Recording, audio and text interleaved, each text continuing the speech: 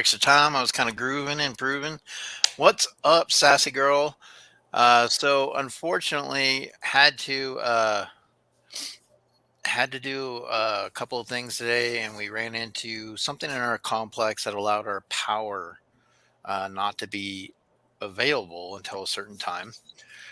So that is our late start. So we apologize for that. If you are looking in at 5:30 and you said, "Hey, popping around the world, where are you?"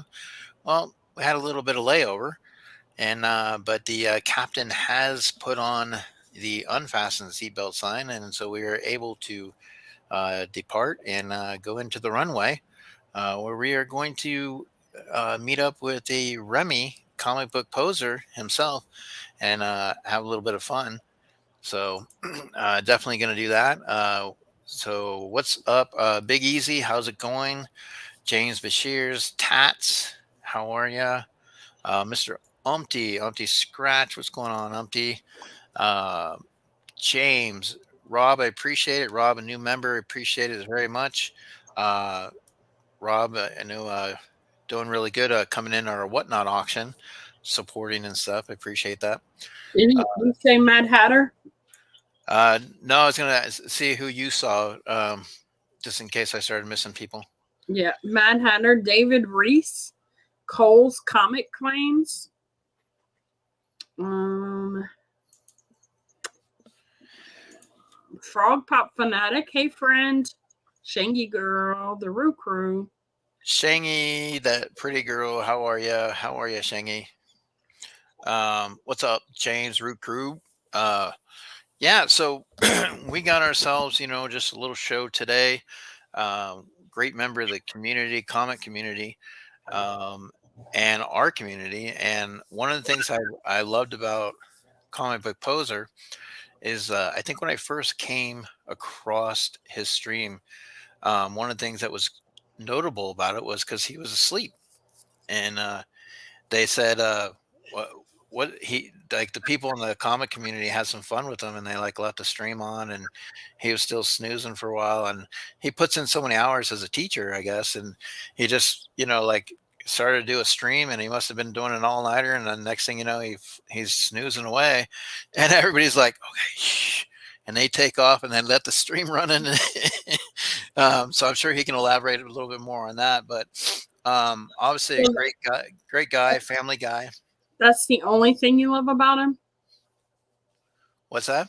You said the thing you love about him, that's the only thing? Oh no, I didn't say the thing I love about him. Oh, okay. Well, Yeah. what I like about him is that he has this voice. He could be talking about nothing that I know of. Like all these, he talks comics. He has these streams, and I'm like, I'm in here supporting you. I don't know what you're saying, what you're talking about, but I go and watch his videos and listen to him just because he has that something about his voice.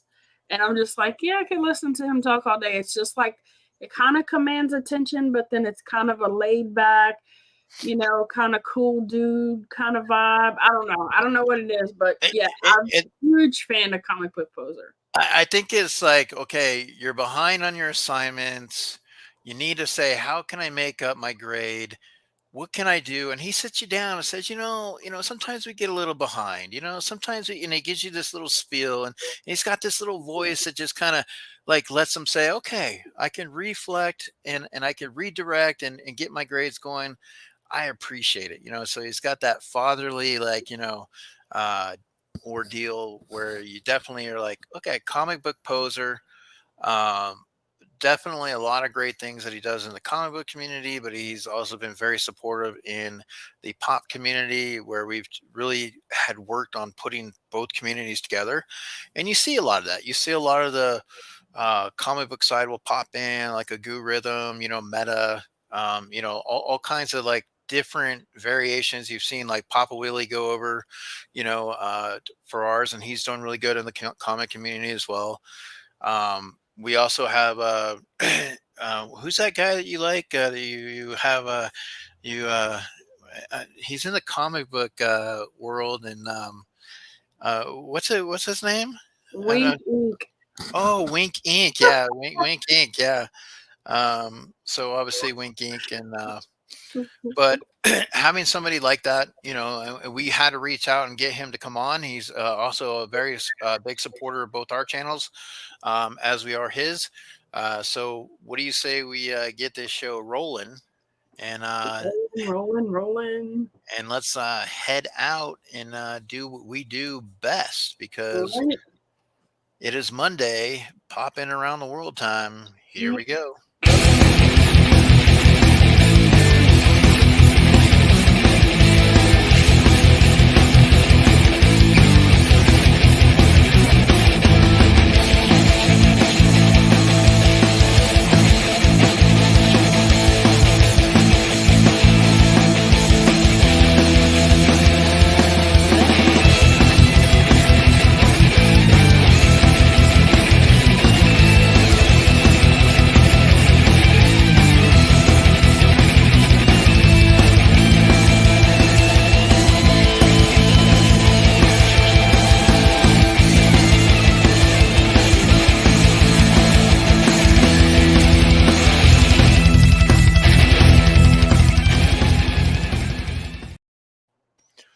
All right. See, what's always good about shows sometimes is being able to do intros, to get it going. Some people do them, some people don't, but I always like doing intros. Sometimes I've given intros and shown, I've done intros for other people. Not everybody uses my intros all the time, but I mean, it gives people an opportunity to say, hey, maybe I could, try doing this myself or whatever. And I like that. I always try to, it's a challenge to try to do something creative for people. So 100%. I do like that when I saw it. And I was like, I want to use this one before somebody else does. But we have Mr. Comic Book Poser. So before we bring him on, let's give him our popping around the world intro like we normally do, our style. And here we go, Sassy.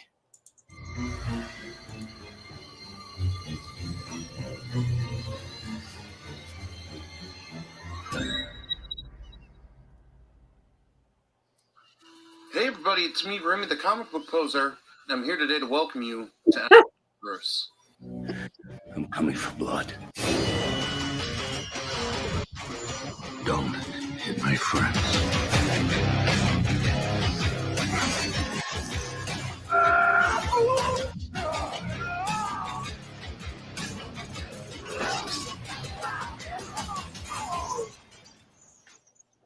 Hey, little girl, did you want to know a secret? All right. So there is the man himself, Mr. Comic Book Poser. Remy, how are you? Oh, it's another cold, lovely Monday in the great state of Kansas. what's what's the type of temperature it gets the most cold down there? Is it like get below? Is it like 0? Does it get like 10 below? The last 2 weeks we were dealing with some snow and ice off and on, and one of the reasons we canceled school because it was 19 below plus wind chill. But to give you a good sense of Kansas weather, when I left to go to work this morning, it was I think 23. When I left to come home, it was 61. So you hear people talk about like March coming in like a lion and out like a lamb. Like that's Kansas weather. My favorite shirt that I've ever seen to describe Kansas as a 7-day weather forecast, and it's like snow, ice, tornado, 115 degrees, like going through all of the seasons in a week, because it's possible that we are the biodome of what will happen when climate change hits full swing. That it's a wild ride here. Yeah, we actually had a little bit of warmth today as well, but we're expected to have more snow come Thursday. March is one of those things. Okay, like what's going to happen because we usually do baseball in April, Mm-hmm. but like I was telling Jacob on the way home today, I said, well, the field is still covered in snow. So if we get any more kind of snow in March, we may not be playing until the end of April, beginning of Yeah. May. Um, it just depends on how that goes. But uh, we have had that. We've had it all January where it just snowed every day. We've had it where it didn't do anything in January and then it hit us in March. I mean, so it's just kind of crazy. But I think that, Sassy, I know that he has his snow days, and I know that there's times he goes to his comic book shop and stuff. But we have a report, that there's been, I think, 9 times that I can't really label it as snow days. I mean, Mr. Rooney, what would you say, Mr. Rooney? Yeah, 9 times. That's right. 9 times we've caught him running to the LCS when he should be, working. And so, we reported him to Mr. Rooney, so he will be going to the principal's office.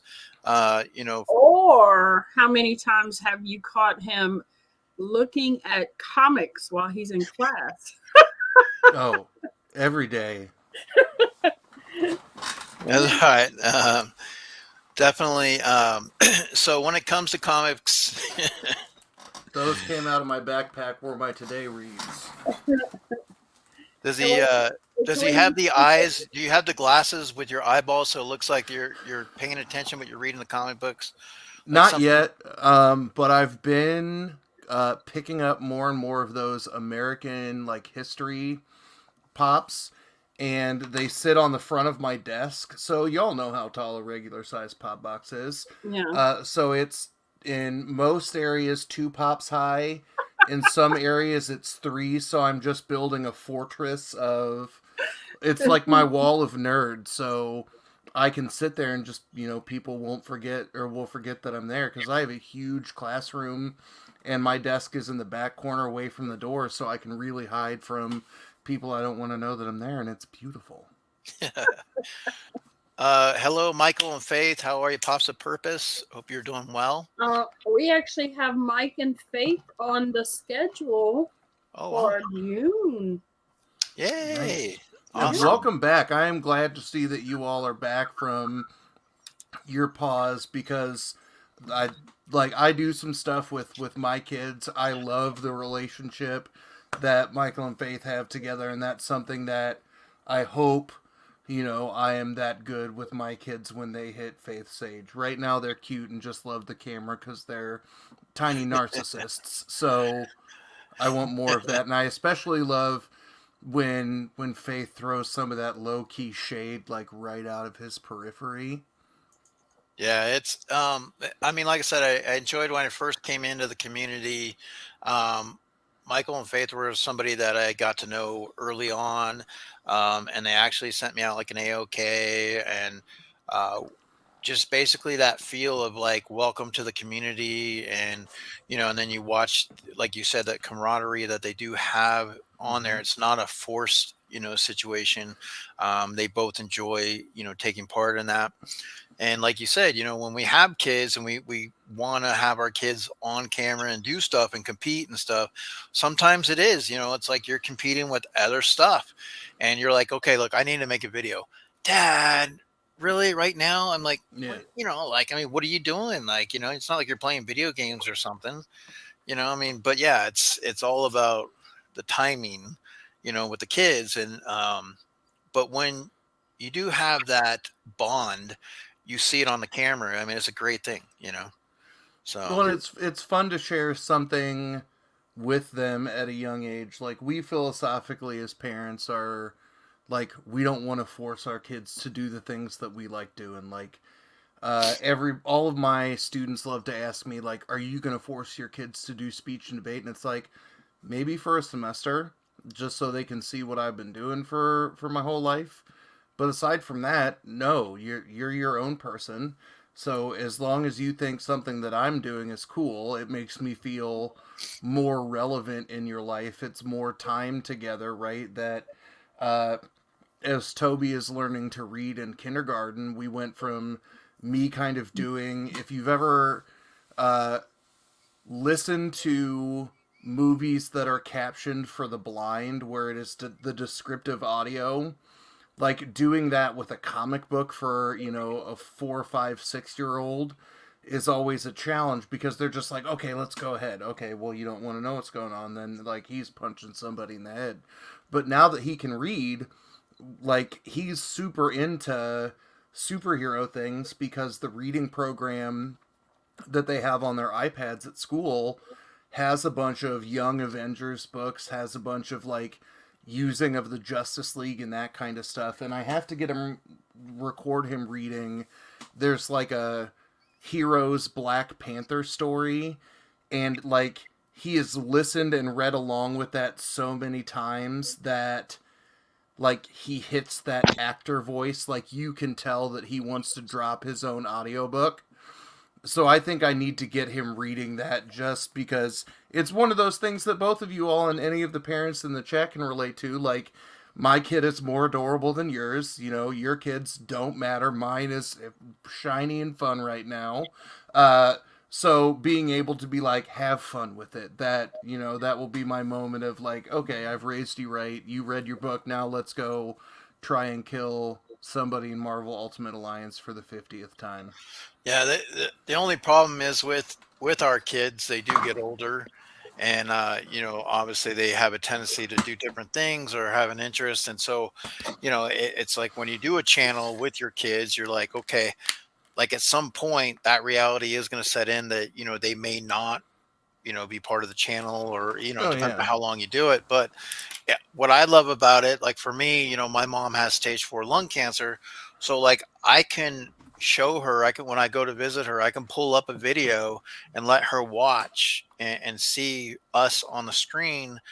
And it gives her an opportunity to see all of her, you know, her son and her grandkids, and just have those moments that are there. And we've even made a video with her from time to time. So that is cemented in time. Yeah. And you know, and that's what I do love about this is these streams that we do.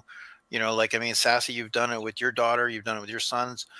You know, having that ability to come on and interact with your family, you know, it means a lot, because, you know, you're not just doing it for you.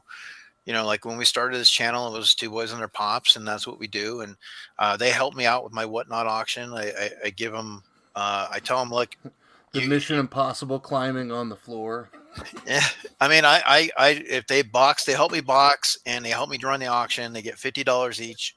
Nice. So there, and Jacob just, I ordered him a debit card, so he's excited about that because it's going to come. And I told him he could put his money on there, and that way, like, hey, you know, you instead of you coming down and say, hey, Dad, can I get this and this? We're like, how much did you earn last week? Sweet, go use your debit card. You know, No, like, I'm gonna come help you with the auctions if I'm gonna get paid $50 an auction. How many we doing this week? Well, Well- it's also fun. Like, one of the things that I'm still mesmerized by from my journey of doing YouTube stuff is just the number of people who will come, you know, blip in every now and then, or the people who, you know, watch content on a regular basis. That I am almost 38 years old, and that is still baffling to me. Like, I can force kids, you know, and, you know, bully them by grade to pay attention to me for 8 hours a day. But the fact that people will do it in other time, right? And I've built relationships that way, has been, you know, very, very fun. So the kids have started recognizing names of people. Like, you better believe that Toby knows who Mama J is, because every time there's a me and Toby video, right, every comment is like, yeah, screw Remy, you know, or screw Poser, right? He's dust. We want Toby to win. That, like, she's got love. Or Ainsley still will run around in a geeky Mama Bear shirt. So the fact that I can tell them the names of channels or the names of people that they've never talked to, or it's been like little interactions when we've gone live, it's neat to kind of help them see that a community of care is bigger than just your parents, your grandparents, and the school. That, you know, once you are part of something, people, you know, love interacting and seeing with you, because the internet is the proof of the new it takes a village, that we all are like, hey, I did that and made that kid do something cool. And it's neat to do that. Another thing that I find is awesome is whenever your friends who have kids get to know you and they see you on stream, or you'll be hanging out, hey, Sassy, or like PDX's daughter she's only 2 and she says sassy. And, I went into Paparazzi Pops' auction the other day and they said, hey, sassy. And then she ran around, sassy, sassy, sassy, like pointing to my stickers. So, I mean, it's amazing how, the kids, you fall in love with them and they fall in love with you just as much as you do with your friends, Well, Yeah. and like I mean, like Annie and Emily from the Root Crew, like they like when they do the lives with them, and when they come in and they know the people in the chat and they acknowledge that. Like I mean, Mhm. you see that with these channels, and I mean that's what you love about that.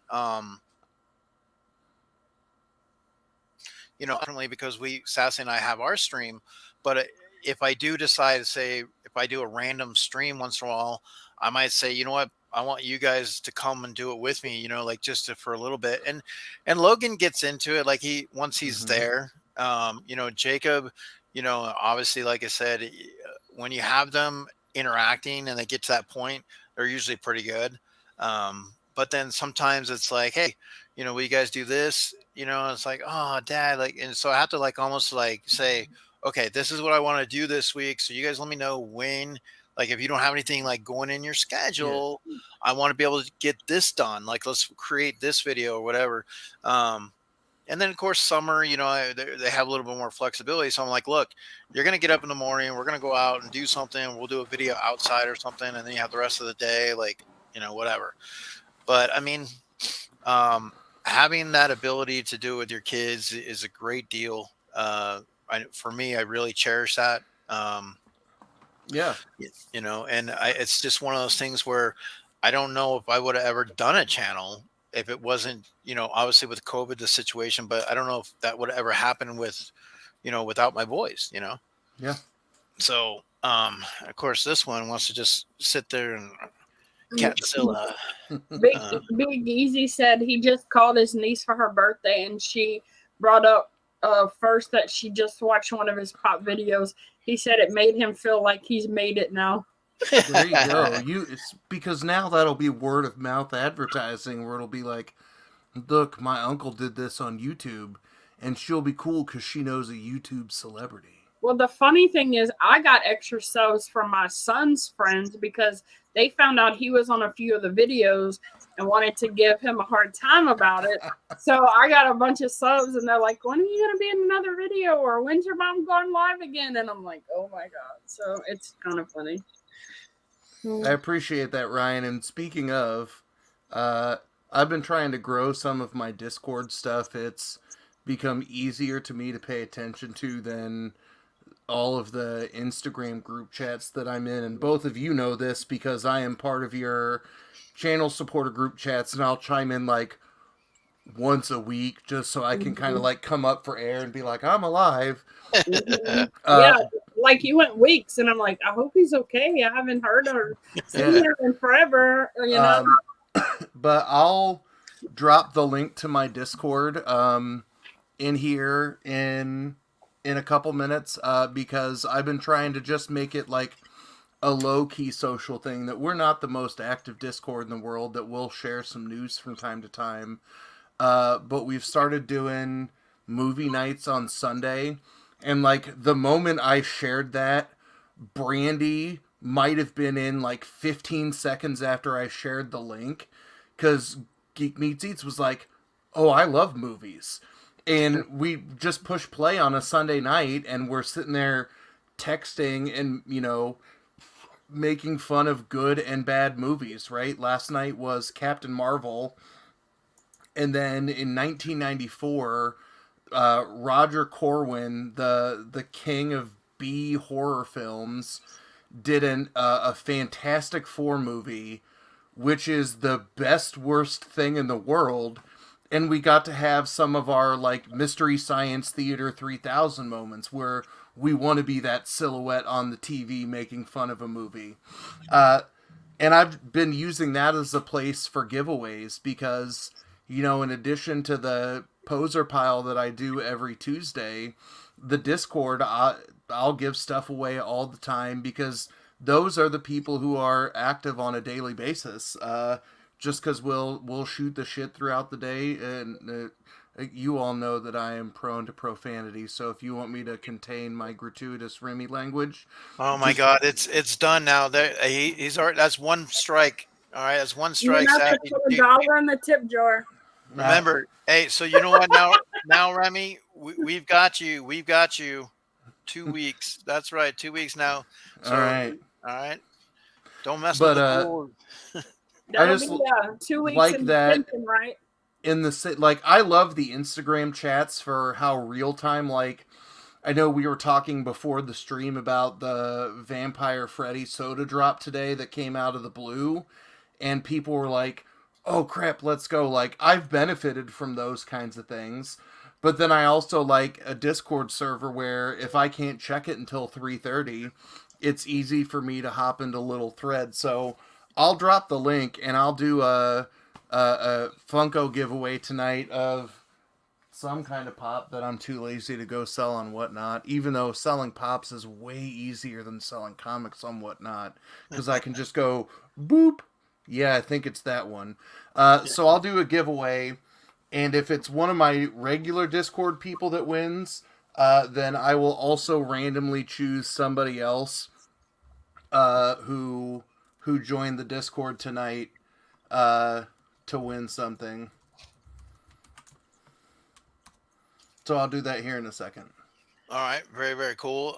In the meantime, I wanted to have an opportunity to, like I said, what I liked at Comic Book Poser was I got in the mail today this envelope, and it's got you on here, the Comic Book Poser, like it's got this little art, and I thought that was pretty snazzy. You know, I like to call that the that new logo was done by Rad Hulk Dad on Instagram, who he is working on creating 3 different slab stands for me, and one of them is based around the logo that he created, and I've seen like the building of pictures. But that fancy little bag is called I've Shipped Enough Stuff, and Sticker Mule had a sale on polybags, and I was like, yeah, I'll do that, because it's cheaper to list a bag than it is to list a random box. So I'll take the cheaper shipping by going, yeah, it's in a bag. nice. All right. So Sassy, how was your weekend? While he's doing it as well, how was your weekend? I feel like I don't know. What did I do Saturday? I didn't really do much of anything this weekend. You did have an auction on. Are you doing that now on Saturday nights? You're going to do your Whatnot auctions on Saturday nights? Yes, and I do have a video that Terrell and I did yesterday. I need to put it. I'll probably put it up tonight. He had a bright idea to take all the boxes, shuffle them up, and there was, I think, 12 total that went out for Saturday night's auction. He closed his eyes, which he wants to get a blindfold next time. But randomly, I think he said once a month, or I don't know. Yeah, once a month. He's gonna randomly slip money in somebody's box. We don't know who it is. He just shuffled them around. He touched the box, and that's who got the money. So this time, some lucky person got a $20 bill.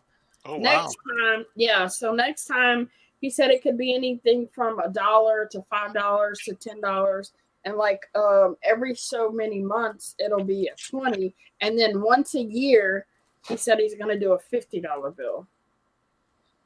But he said you won't know when. He'll just randomly, put them in there. So let's so like I said, Comic Book Poser is putting a link to the Discord in the chat, and then from there, what's up, Mark? Whose house? Mark Hauser's house. Johnny Funko. Comic Book Poser. Are you familiar with Johnny Funko? We've talked a couple of times, and I think we follow each other, and I think I've watched some of his content, but you all both know that I'm really bad about watching other people's content, that I was great about it during COVID because school didn't block things. But when I get Hey, what's up, Slushland? oh, I love Chris. But at school, I can watch videos, but I can't comment on them. So it's hard for me then when I get home where it's like, ah, crap, I got to watch all of these things. So I'm working on getting back into things. So I think I'm familiar with Johnny Funko loosely. Okay. Great. Great people over there. Hey. What's up, Lori? So the bitch is back, everyone. Look at that. That's awesome. Lori, the Nightshade, Ken and Lori, awesome. They're also in Canada. Amazing people. So welcome, welcome. We did miss some people earlier. We had a Kenneth Bird, Sharon, Stephen Hayner, Hayner. Glenn Smith. What's up, Glenn? Slushland. Slushland, yes. Ryan Milky. The Milkster. Hey, Ryan, just so you know, this Sunday is Ian White from Game of Thrones. That's right. The actor from Game of Thrones will be doing a special edition of Popping Around the World with Sassy and I. Ian White from Game of Thrones will be coming on, and we'll be sitting down and talking with him and having some fun. Ryan Milky, who is a huge Game of Thrones fan, will be joining us as kind of I guess an expert, you might say, that we may try to go to in regards. So we have a big television star that will be coming on here. He's huge. He's tall. You know, like 7 Yeah, foot. 7'1", didn't you say? Yeah. So we have Lass David Reese, which is a name I've never seen before. What's up, David is Quick Draw. one of my regular suspects that I've sent him his first slab, and he enjoys movie nights. That he's one of the people all week we're like, is it movie night yet? Is it movie night yet? Is it movie night yet?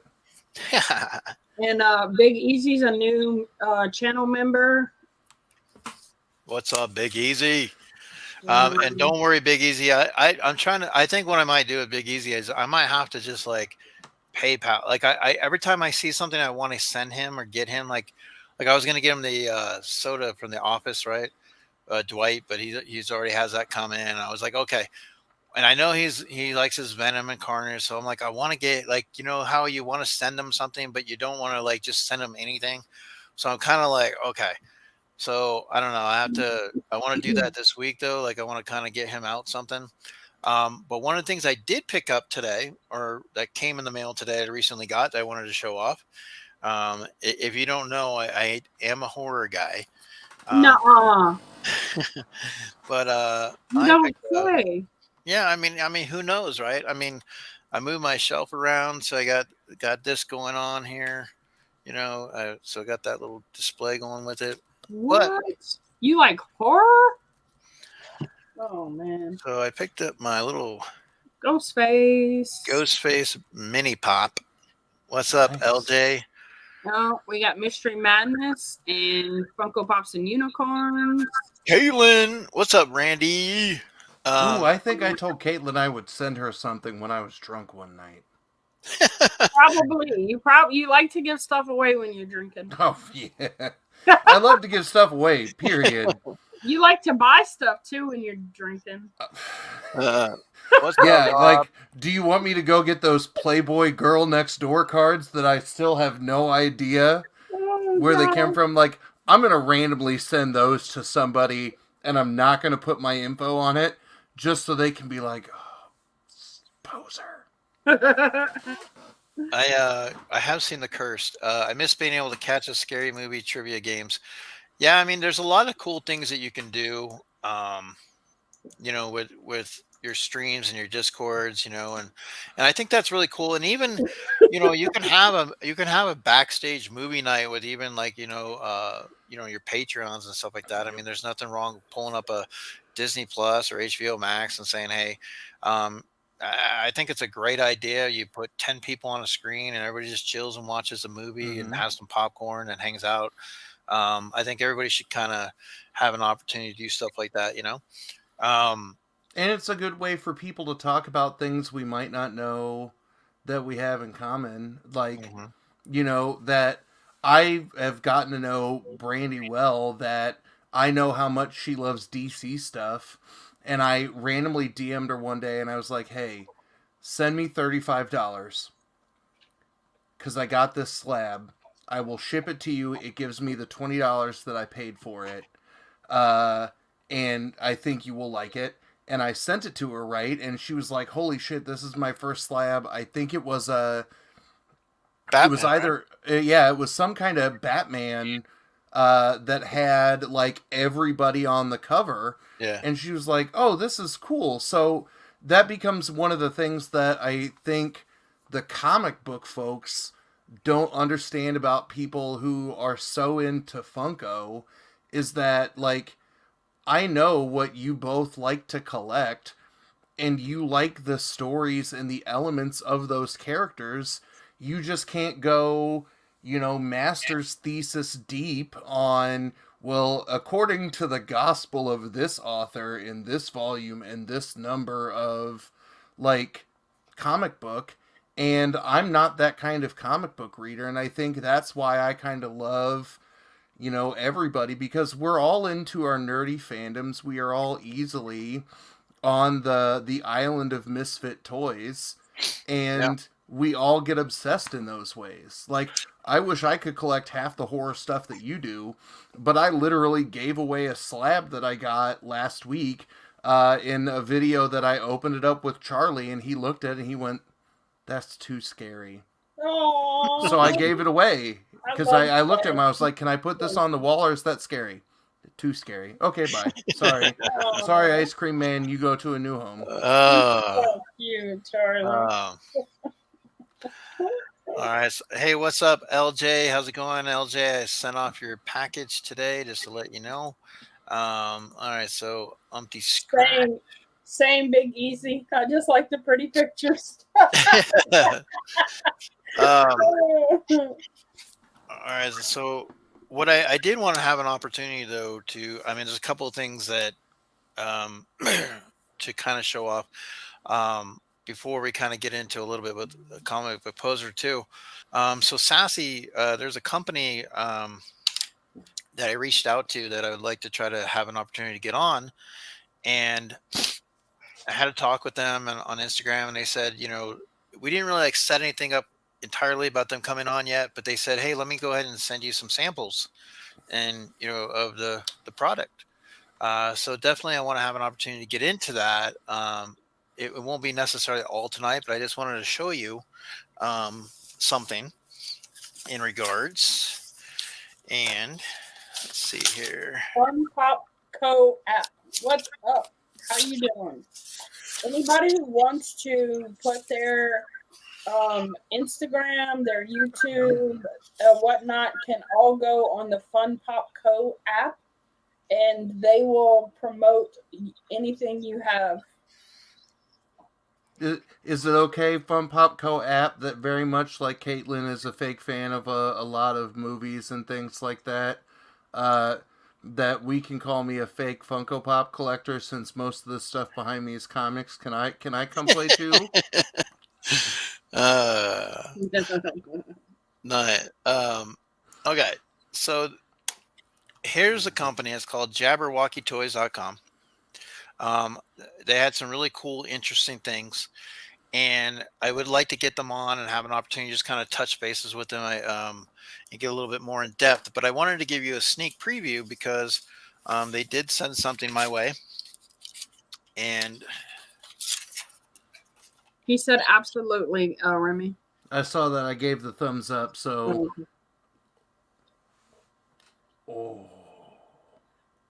so they have these toys. The vinyl, Ghostface, their number 13 blown ups, cool artwork, but 100%. This is a company that definitely want to reach out and get to know a little bit more as well, and have them come on our show. And they sent over some stuff, and we'll definitely go ahead and get into that when we can.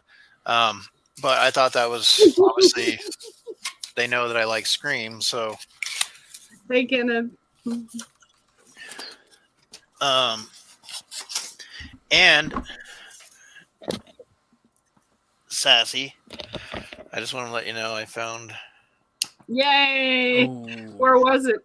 when I was moving my shelf and moving things around, so it was in the bot. It was in a box in the bottom, and so I was finally I opened because what happened was, um, so on the Whatnot auction, my very first Whatnot auction, I had this in a box, and this was one of the prizes that I was, because it could be a chase.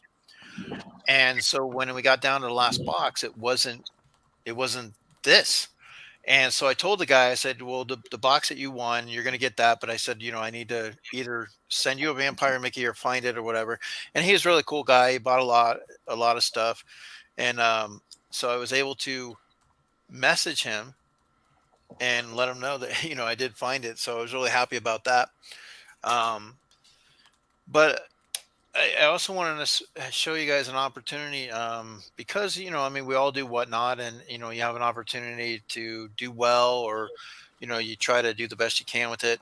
Um, but I was able to take a couple of things, and I don't always buy me something. I always try to put it towards the boys, or I try to. But once in a while, I'm like, you know what? I want to splurge. I want to have an opportunity to invest in something, and thanks to you, Sassy, because you messaged me and you said, "Hey, check this guy out. He's selling some stuff." So something came in the mail. So I'm gonna have that. I'm gonna show that to you right now. But while I'm pulling that up, why don't you guys, anything that you wanna throw out there, a little bit more. Let me ask you this: why don't we go over some questions with him, Sure. and then we'll do that. All right, you ready? So, how hard of a teacher are you? This doesn't pertain to the question, but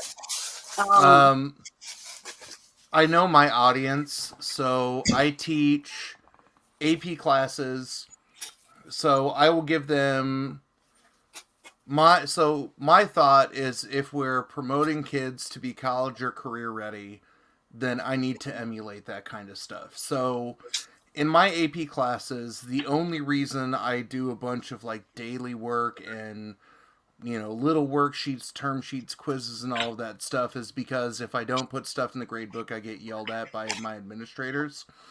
But in terms of like assignments across the board, I don't give a shit when kids turn things in, right? That I think of it from the collegiate model of you're going to have two term papers and 3 tests.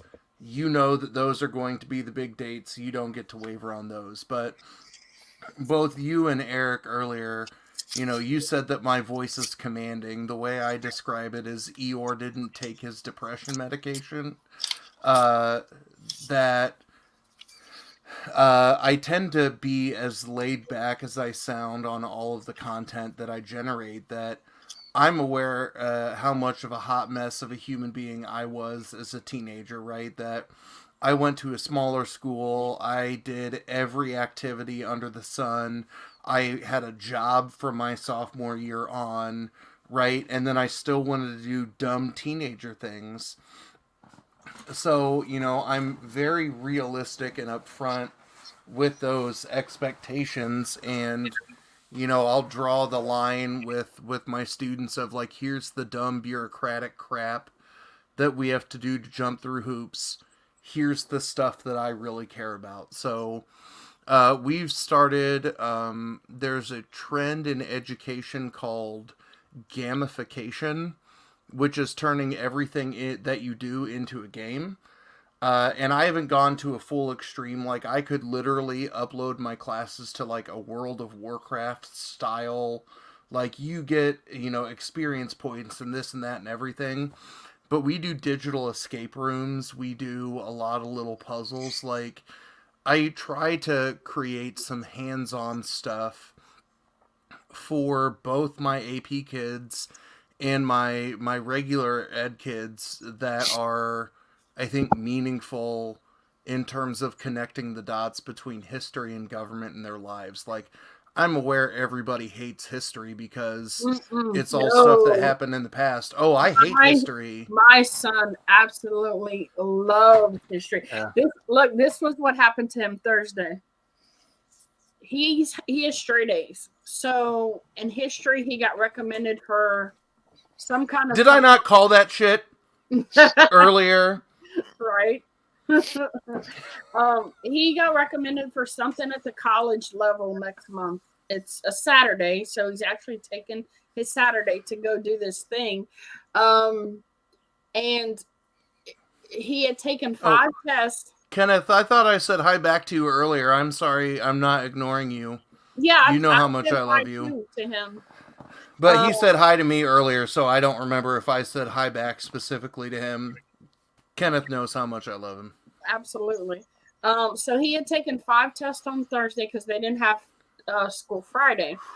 Well, history, they were just watching a video, and the teacher usually says, hey, you take 12 notes on this video, and that'll be the grade. Well, he said he's been doing it all year and never graded them. So Thursday, he decided to take a nap because he was exhausted from all the tests. Well, he took the paper that day and graded it. So dropped his grade down to an 89 point something.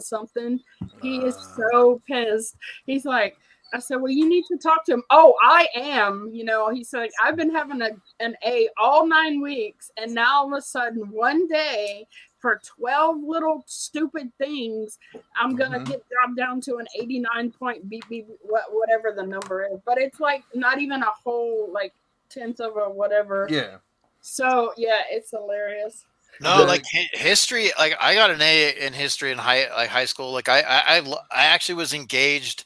Our history teacher actually took us as seniors to go play paintball.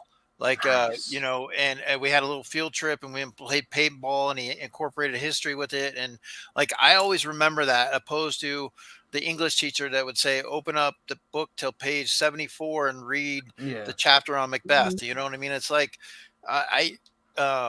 history is engaging. Yes. History has gone through a big shift that instead of like you need to know this date and this person and it happened at this time, that the push is that you need to be able to go through the process that historians go through, right? You uncover evidence, you use evidence from contrarian points of view to make a conclusion on what happened from an event.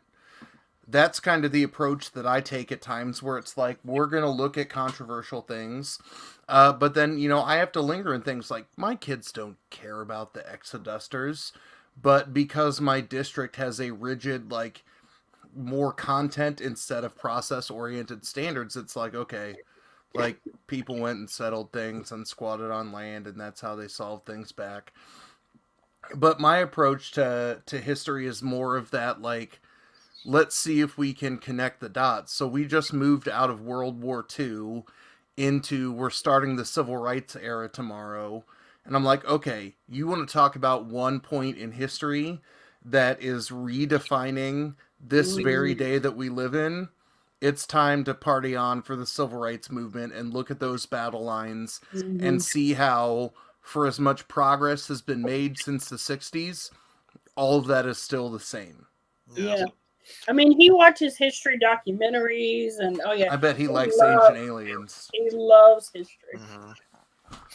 And there's just a lot. There's a lot that you can add to it. I mean, that you can pull away from history. So I would take history like over math. I mean, most of the subjects, were right there. But I mean, I didn't mind science. But I mean, for something about history, especially when the teacher puts it in an engaging situation where you're like, okay, like I can see the point of view, like I understand it. That's what's a great thing about teaching, is we have some great teachers. We really do. And we have some teachers that, I mean, they get the job done, but they don't reach out to their students. Yeah. One, I think you can tell by this item behind me, like, how liberal I am. So there will be moments for, as conservative as the area that I'm in, that I have to be able to suppress some of my biases. Like, my district has not hit the... You mentioned how racism still exists, or you've talked about structural inequality, so we will ride you out on a rail for teaching critical race theory. Uh, but there are days where I have to kind of toe that line and go, okay, let's look at this through an objective set of lenses, and then let's try and justify both sides, and then go, yeah, now you go off the rail. Like, the World War II project that the kids had was to look at documents from Japanese internment camps, and the final product that they had to create was designed to answer the question, should Americans have to give up civil liberties in the name of safety? And it's like, they can talk about police movements today, they can talk about, you know, what airline travel looked like after 9/11, even though none of them were alive by then at this point. Like, Right. we can connect a lot of those dots. So there are some eras where it is very, very hard to connect the dots between the past and the present. But I think the civil rights movement on becomes a good turning point to connect the dots for kids, because you want to talk about, you know, you've got the Ukrainian flag in the background, you want to talk about reclamation of territory. It is what happened in Vietnam and Korea leading up to, you know, those two conflicts during the Cold War. So I like building those parallels, because that's very much how I think about history, that while it is nice to see the things in the glass case and the artifacts of the time, you got to be willing to put in that, like, mental sweat to build and connect the dots between then and now. Oh, You muted yourself. yeah. Actually, so my boys came downstairs because they had a situation that arose. As we all know, being parents, that sometimes things happen. Um, but, and I didn't want to go over that, but I absolutely agree. You know, with how like I sit in a history class with a teacher, and the kids just don't respond, you know, the way that they should. And I think that when you look at the certain approaches that you talk about, and if you can get a kid today to understand that, and say, oh, okay, like they're getting what they're picking up what you're putting down.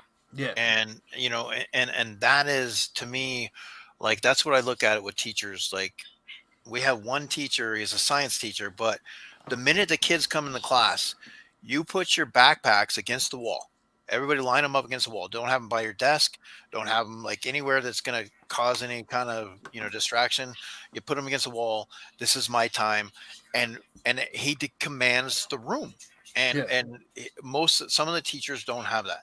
And when you look at history, like a subject like that, it really deserves to have somebody that can really warrant the teaching of it, and say, you know, this is what happened, and this is what we get, and this is the way that you guys should perceive it, or what do you think about it today, what's your spin on it, and get them to really think and engage and open up, you know, I think is a great thing.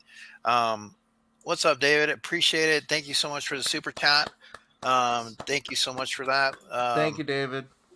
So I have real quick, let me go ahead. Where is the super chat? All right.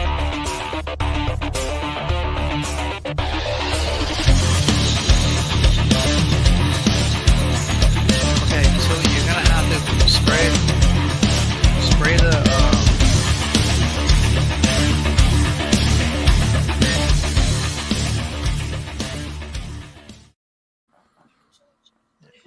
All right, so thank you so much for that super chat. I appreciate it. But just give the boys wanted some advice on something that happened. You know, sometimes we have accidents, because accidents are what? Unforeseen events. Yep. So we did have an accident that had occurred. So I'm giving them some fatherly advice on how to take care of it, and going from there. But I also saw BK Phipps was in the house, and I appreciate Christina 100%. No, I was really Sassy. I know that you already got your sticker, right? Your latest one. I was like, oh, where's mine? And it's like, but California. Sometimes it takes a while to get here. Like Yeah, I'm closer to her than you are. yeah, but I got my BK Phipps goodness there. So Christina, Nice. BK Phipps, absolutely, we love you in the community. Thank you for the. Well, that's like I think I want to say fifth or sixth generation grandfather was the first Baptist minister in our area, but he was actually born in North Carolina to a his mom was an Indian slave and his dad was a plantation owner from England. Mm-hmm. And he wasn't given his birthright, inheritance because he was born a slave. Yep. So the brothers of his dad fought him in court, and he ended up getting some money, but nothing, not the plantation and everything that they here, take this and go, Yeah. kind of thing. So he left there and traveled here and was kicked out of an area because it was predominantly Catholic, because he was a Baptist minister while he fought with the swamp fox. And my son knew who that was, and he got excited. He's like, wait, I had a relative that, the infamous swamp fox, so it's really cool to connect all the dots, and we're still learning about that. And me and my mom are kind of working on like a little documentary to Nice. put a video out for the channel and stuff. So that's been kind of fun, getting to relive some of that. And I want to go to North Carolina one day to see where where his beginnings started and so forth and so on. So that's been fun. Nice. Yeah. Well, and I mean, I think where my disdain for history stuff comes from is I'm still part of that No Child Left Behind generation of, like, you need to know these dates and facts. And I'm teaching this era of U.S. history for the first time ever. And I like being able to now connect the dots to more modern stuff, because world history, Caitlin said that she had an English teacher that thought she was a history teacher at some point in the chat. Very much they are, right? That if you look at those kinds of classes and look at humanities in terms of art, literature, the academic processes, it's very much a study of the human condition at any point in time. And that's why I've started falling in love with a bunch of different kinds of indie comics, especially as they're becoming more telling the stories of the kinds of students that I teach. That people tend to think of Kansas towns as all fairly small, spread out all over the place, and a lot of that is true. But I teach in the state capital, which my population is like 70% free and reduced lunch. We finally surpassed the number of our minority population is greater than our white population. We have a growing Hispanic population, both native English speakers and non-native speakers. And we have a growing population of indigenous students and Asian students. And I like being able to... I like that. Yes. I would love to be on a cabinet and just go, that's a bad idea. But I'm liking the number of comics that are coming from a historical point of view that is raising the visibility of, people of color, of, people identifying across the queer identity spectrum at any given point in time. And I think that's one of the other reasons why I've fallen so hardcore in love with comics, is that I can find the stuff that I read for personal reasons, but then I'm also picking up books because I can hand this book to this kid and they can go, oh shit, that is someone who is writing about me, writing about my life experience. And I like that it's not all, superheroes and the occult. that you've now got a wide variety of things to fall in love with. Yeah. Yeah. Big Easy. It's Blandon County, North Carolina. He had asked what part of North Carolina. So Blandon County. Oh wow. All right, so I wanted to show you that I was able to recently, when you talk about history, I grew up with a history of like old school horror. My dad with, you know, just kind of like the Abbott and Costello and Meet Nice. Frankenstein and just things in that general. So Sassy had messaged me on Instagram about a gentleman that was looking to sell some of his pops, and I messaged you with the Teenage Mutant Ninja Turtles.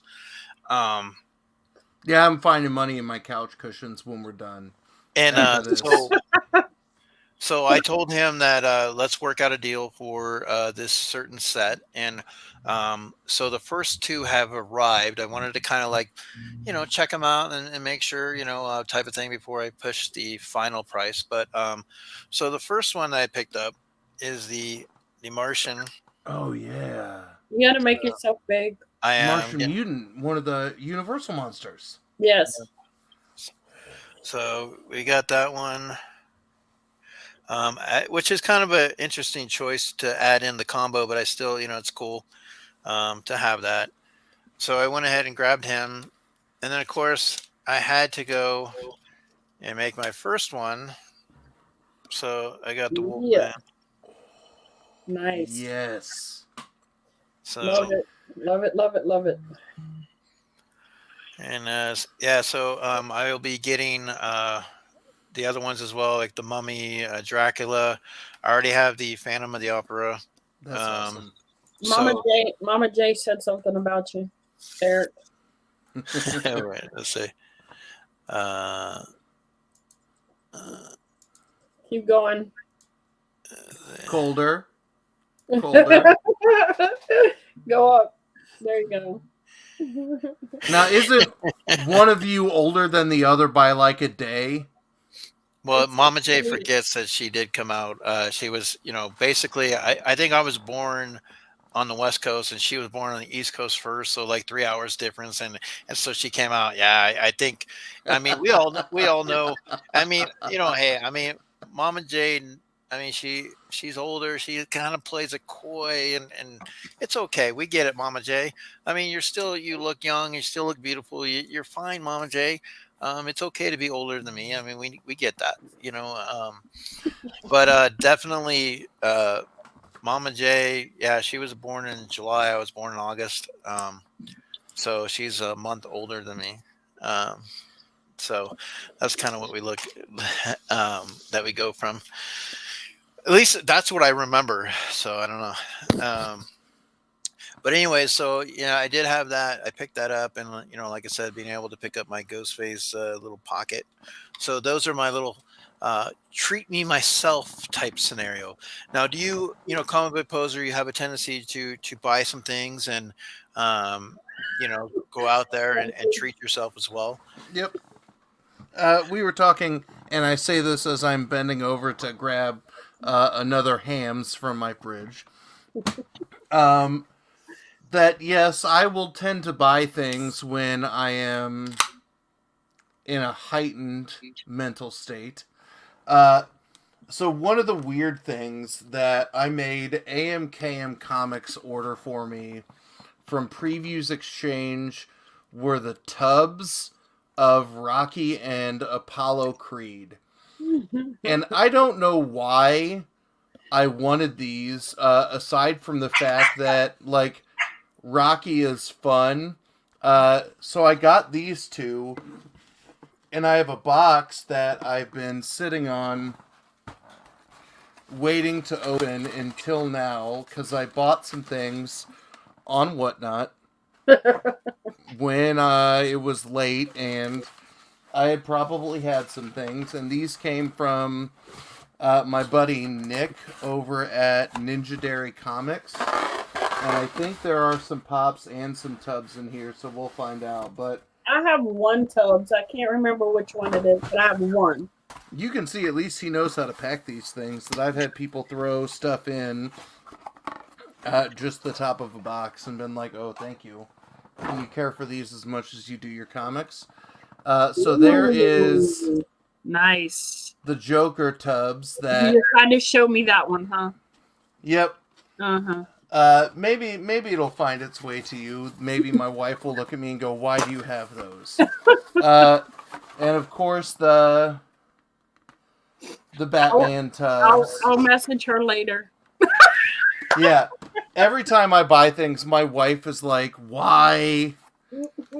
Why do you have all of this crap sprawling out?" So here's my secret reason why I give so much stuff away. As much as I love to give stuff away, when I don't auction and stuff as much, I love to give stuff away because it looks like more things are going out than are coming in. Whoops, and there's the lid. And then I got 2 Baxter Stockman sodas, but I think they were both the commons that he did a blind opening. So if there's anybody who needs an extra Baxter Stockman common, then let me know, and I can send it your way, especially if you enter the Discord giveaway. But yeah, 2 commons, so I don't need 3 Baxter Stockman commons. That's not going to be $1 million pop. So there you go. Dark Child comics. I know that when we get to playing a game that there's going to be some gotcha journalism here in a moment where they're going to go find this cover, and I'm going to go, oh, no, I can't find it. Is Dark Child a publisher, or is it a character? Because the other thing is, I collected comics a lot as a kid, and then I'm recently back into the comic game that I think it's been since the fall of... I gotta do kid math now. Fall of 2019. Oh, yeah. Steve put it in there for me. I think I have a couple of the Dark Child. I saw Dark Child with a Y.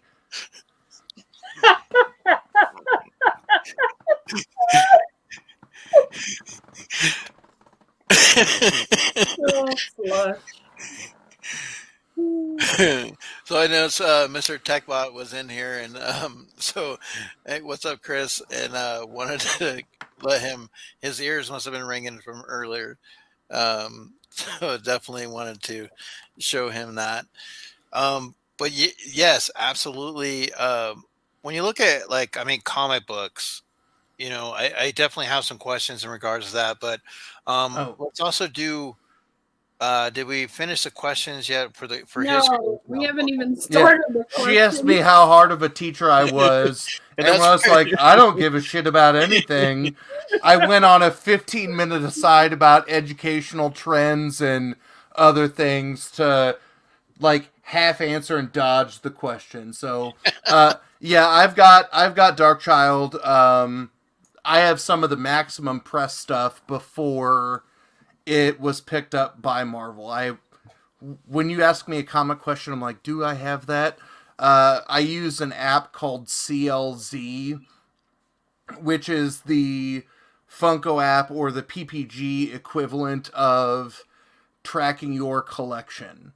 But I will see what I have that I'm willing to get rid of or off, Fun Popco, that if you are interested and want some, everybody who's ever bought a comic book from me knows that there are the couple of books that I'll pick up that I'll be like, oh, I can scumbag my way into that, price tag on eBay.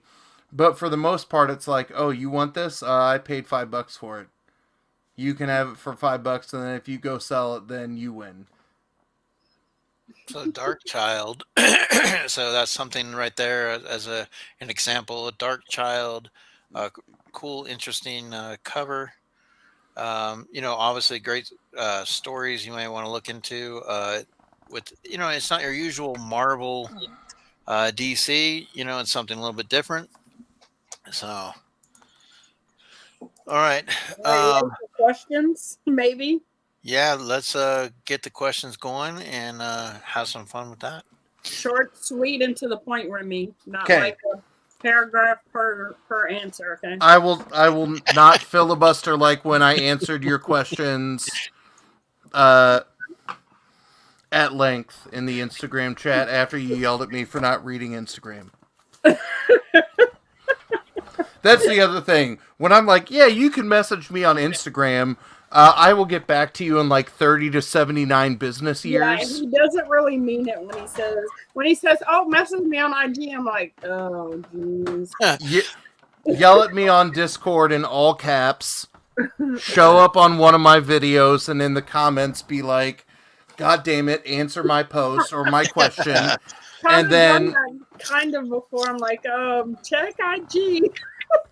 yeah, you're not the only one, and it works where it's like, ooh, because I'm more on my computer than I am on my phone, and we all know how bad Instagram messages are on a computer, where it will just randomly go like, here are the top 3 message groups that you're in from today, and then here's a message somebody sent you on your first day from Instagram.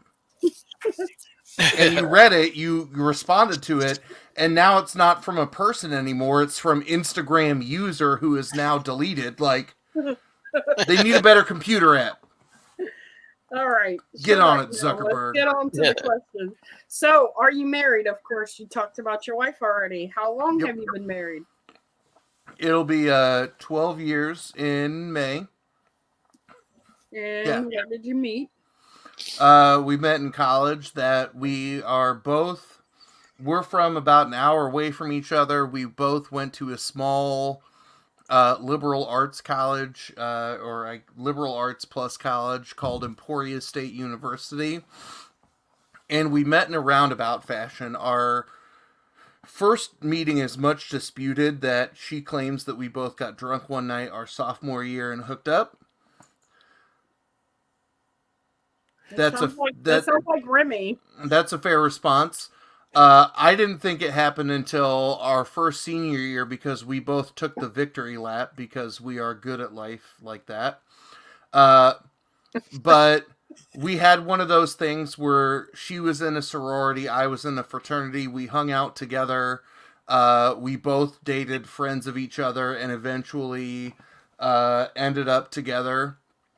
And knew that was the decision we wanted to make. We also had a bunch of comm classes together.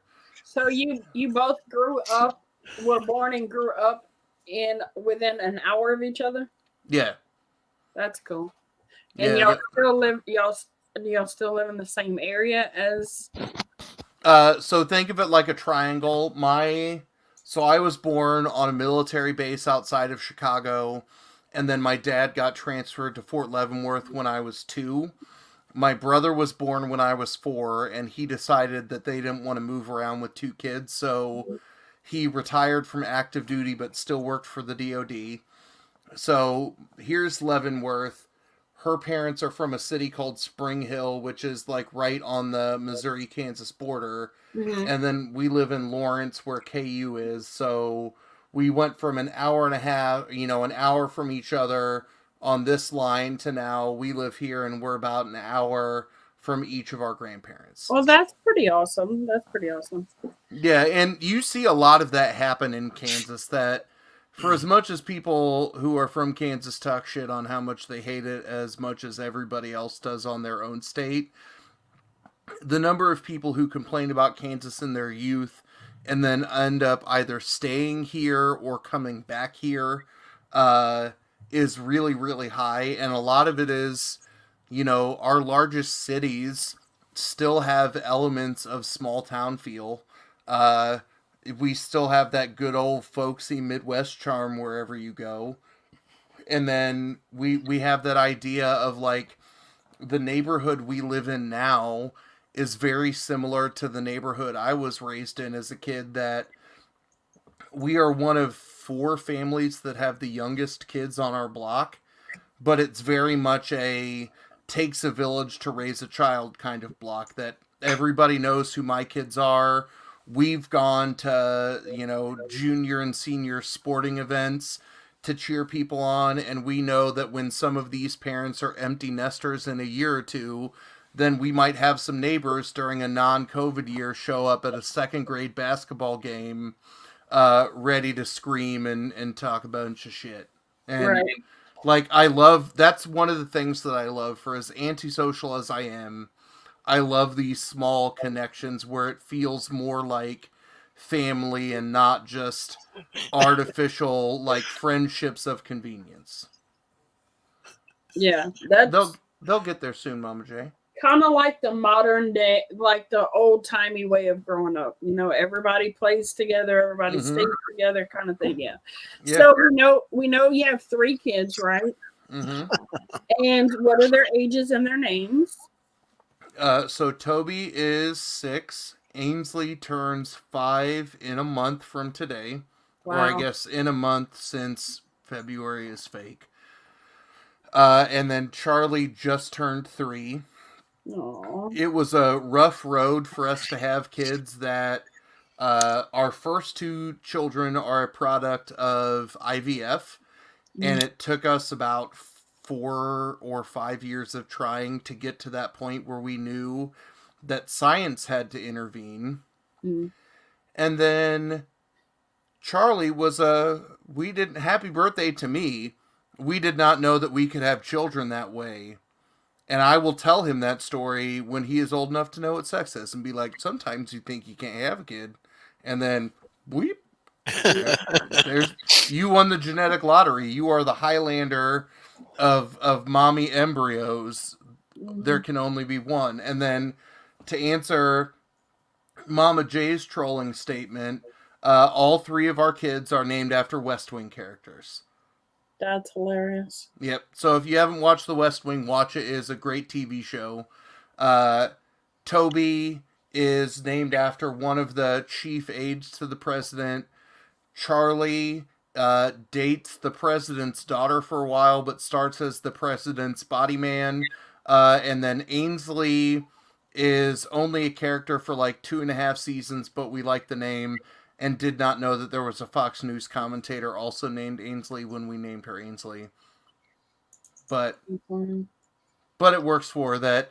Ainsley was like the Republican who worked with the Democrats in the West Wing, but was still kind of firm to her ideals.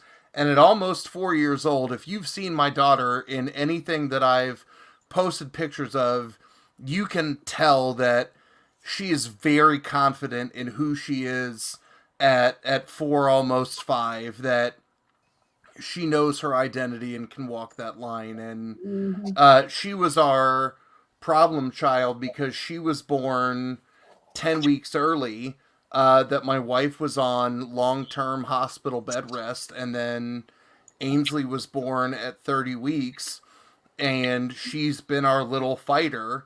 So she's going to continue to be, right, the girl middle child is going to be, heightened middle child syndrome.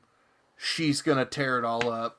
That the things that I see her do and learn so quickly blow me away. Yeah.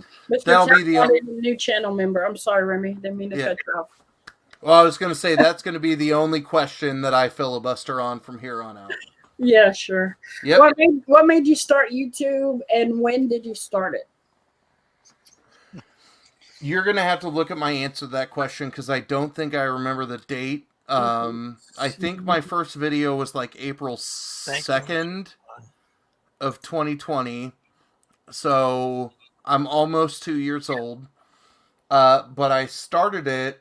So I started reading comics in the fall of 2019 and then started a blog just to write about them. That the original artwork that's on my website is a caricature of me wearing a couple of different like Marvel characters' gear, and the speech bubble is just a man screaming into the void about comics. That I just wanted to talk about the nerdy shit that I was into, and it was from that blog that people connected with me. Hell yeah, X-Men 92.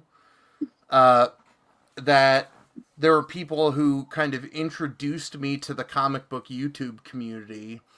And then in, March of 2020, when school went from being a real thing to the way our district handled it was you taught one class a day for an hour, and I was talking at a Zoom room of kids who, once they found out it was optional and their grades could only go up and not down, it was like, I'm talking about things, and like I had one class who still cared to do things, and it was my honors level freshman. And most of those turn into mental health conversations of how we're not murdering our family at this point in time. So I decided to take the jump. You look at my first probably 50 videos. They're filmed from my bedroom closet. The first 20 of them, maybe 30, I don't understand lighting. So it's in like, I'm aware that I look fairly homeless and serial killery on a good day. Like, imagine what I would look like if all the lights went off and I was in shadows. Like, it looks like I'm recording a ransom note while unboxing some comics. Like, yep. It became catharsis for me. And then as I met more and more people, it became friendships. It became my real life social contact when everything was so shut down.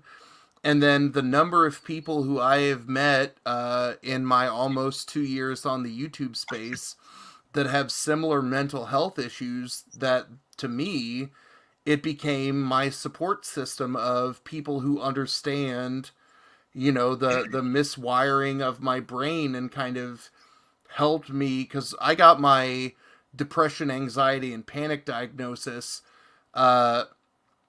6 months before the world shut down. Wow. Right? So that happens, my normalcy is shut down, and I go on a downward spiral.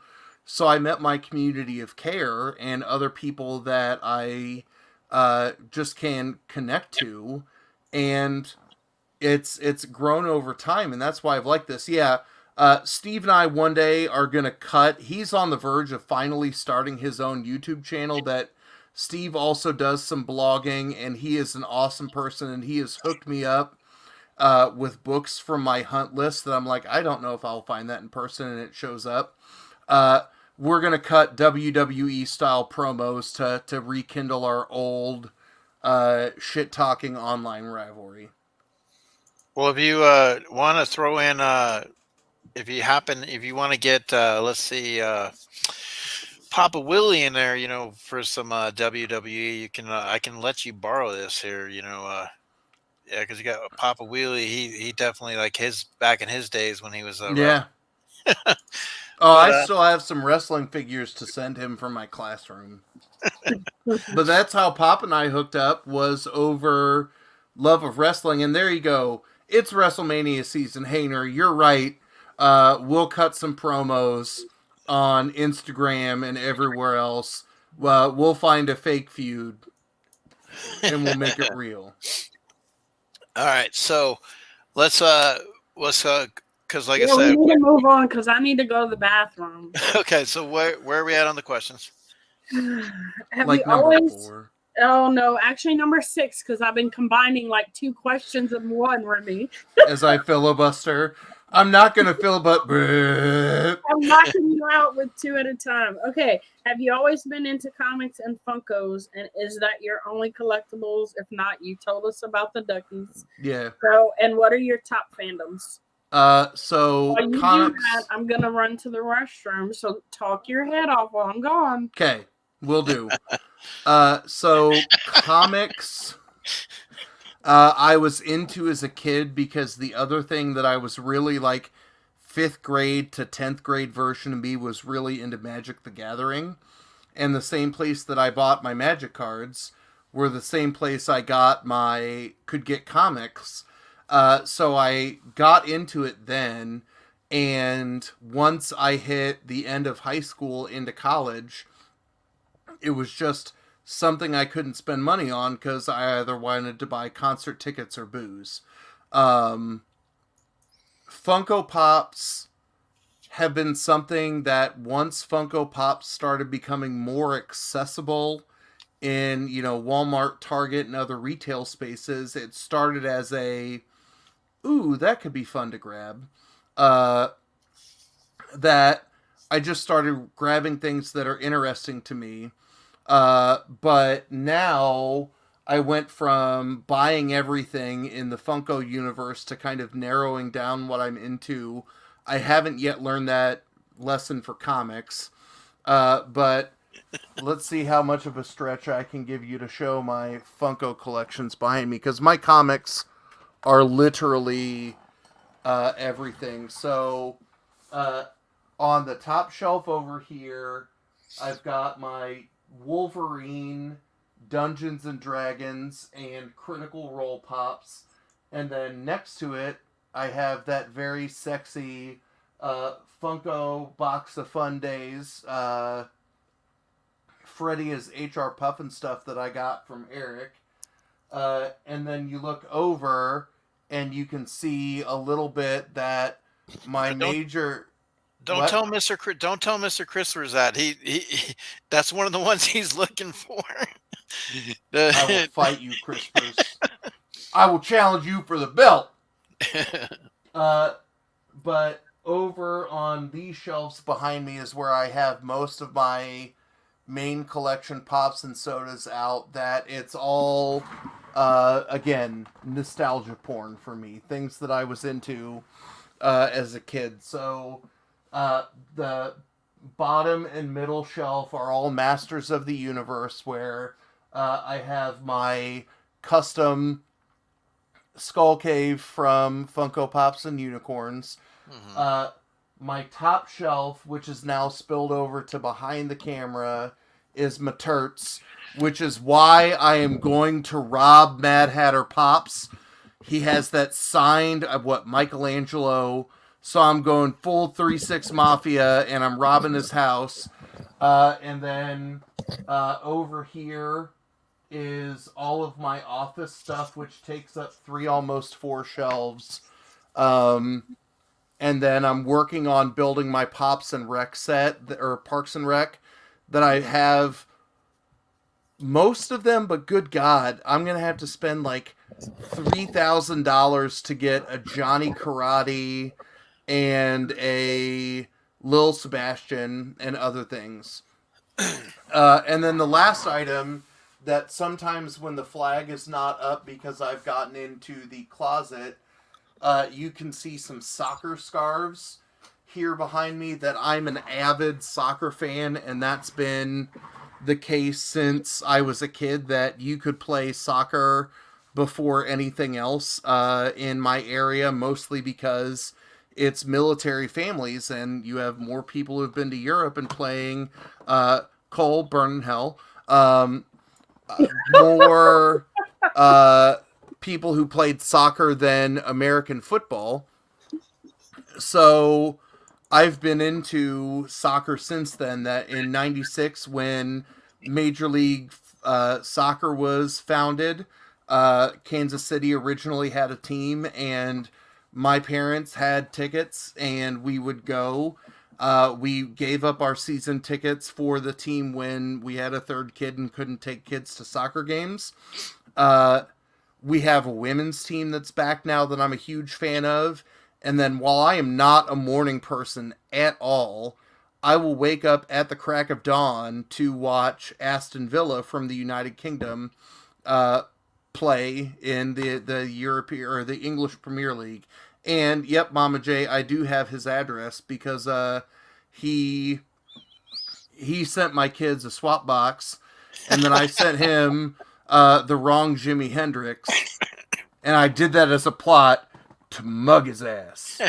I think he's going to soundproof and get security more around his house now. He's look. I may be a large gentleman, but I move like an angel.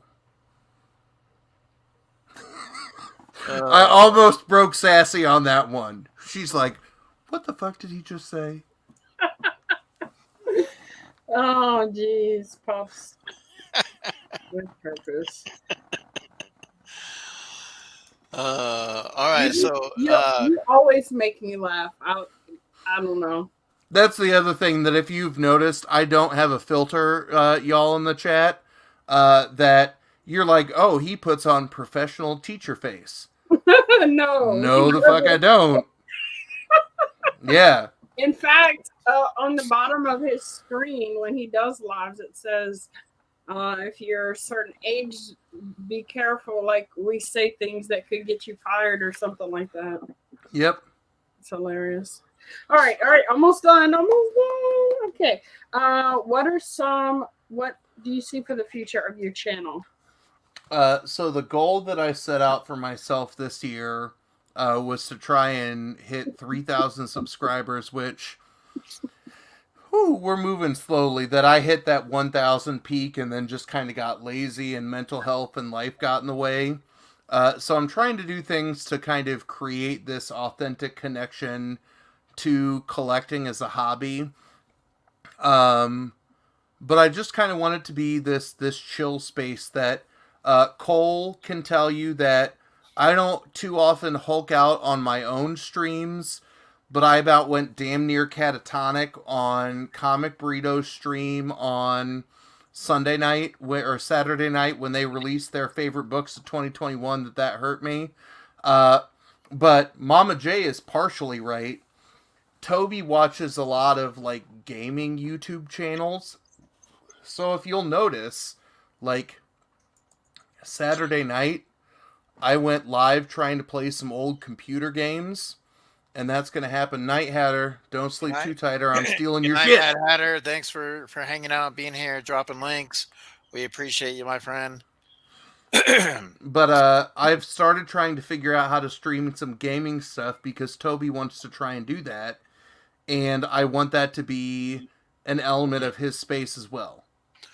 Can you do it through like Twitch? Like, do you have like Twitch or? I do. It's more of a hardware question for me that my Mac is so old that like I run OBS to record a video and it slows down. My computer that I'm streaming on right now is my school computer, so Twitch and other things like that are blocked a little bit. So I have to find like the right capture card and probably upgrade my computer to play the games that Toby's kind of into. Gotcha. Or, you know, could break down, get a new system, new setup, and you know, kind of go from there. I'll sell off all of my wall slabs to buy all that technology for Toby. Yes, because like I said, when it comes to our kids, you know, we like to put them to the forefront. But speaking of Caitlin, because you were talking about with customs, you know, this is one of my favorites in my collection. That was done by Caitlin. So I have, once again, and if you guys don't know, Caitlin Funko Pop and Unicorns, if you guys ever want an idea for customs or reach out to her on Instagram, Funko Pop and Unicorns. She comes up with some great stuff. You can head around and see if she can, you know, put something in your direction. But definitely the custom work that she does, absolutely love it. So Caitlin, Funko Pop and Unicorns, amazing talent. And she does a lot of charity for the Toys for Tots as well. So I don't have a Caitlin yet, but I have a custom Wolverine. You can see that it says CBT on the chest, and then on the back it's got one of my logos that I use. Oh, that's cool. And this was done by Oren from Toy Box Treasure Hunters, and that becomes one of the things that is a reason why, you know, the box swaps and the other things that happens in this community is so cool. That, you know, Eric had me in a box swap once, TechBot had me in a box swap once.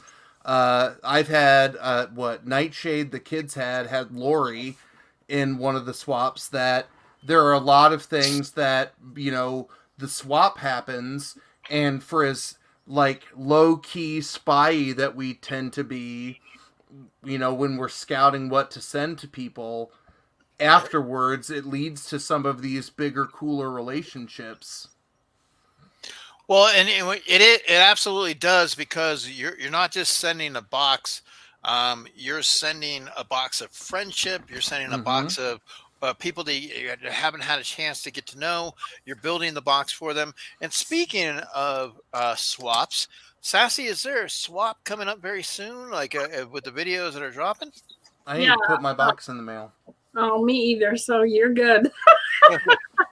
Then I know if Sassy can't yell at me, because she is all like, if the teacher is wrong and you're in the wrong, tie goes to the runner. I'm good for now, and I'm gonna take a Sassy pee break really fast. But yeah, you better do that, because Mama J's in the chat, and Mama J is the one that runs the swaps.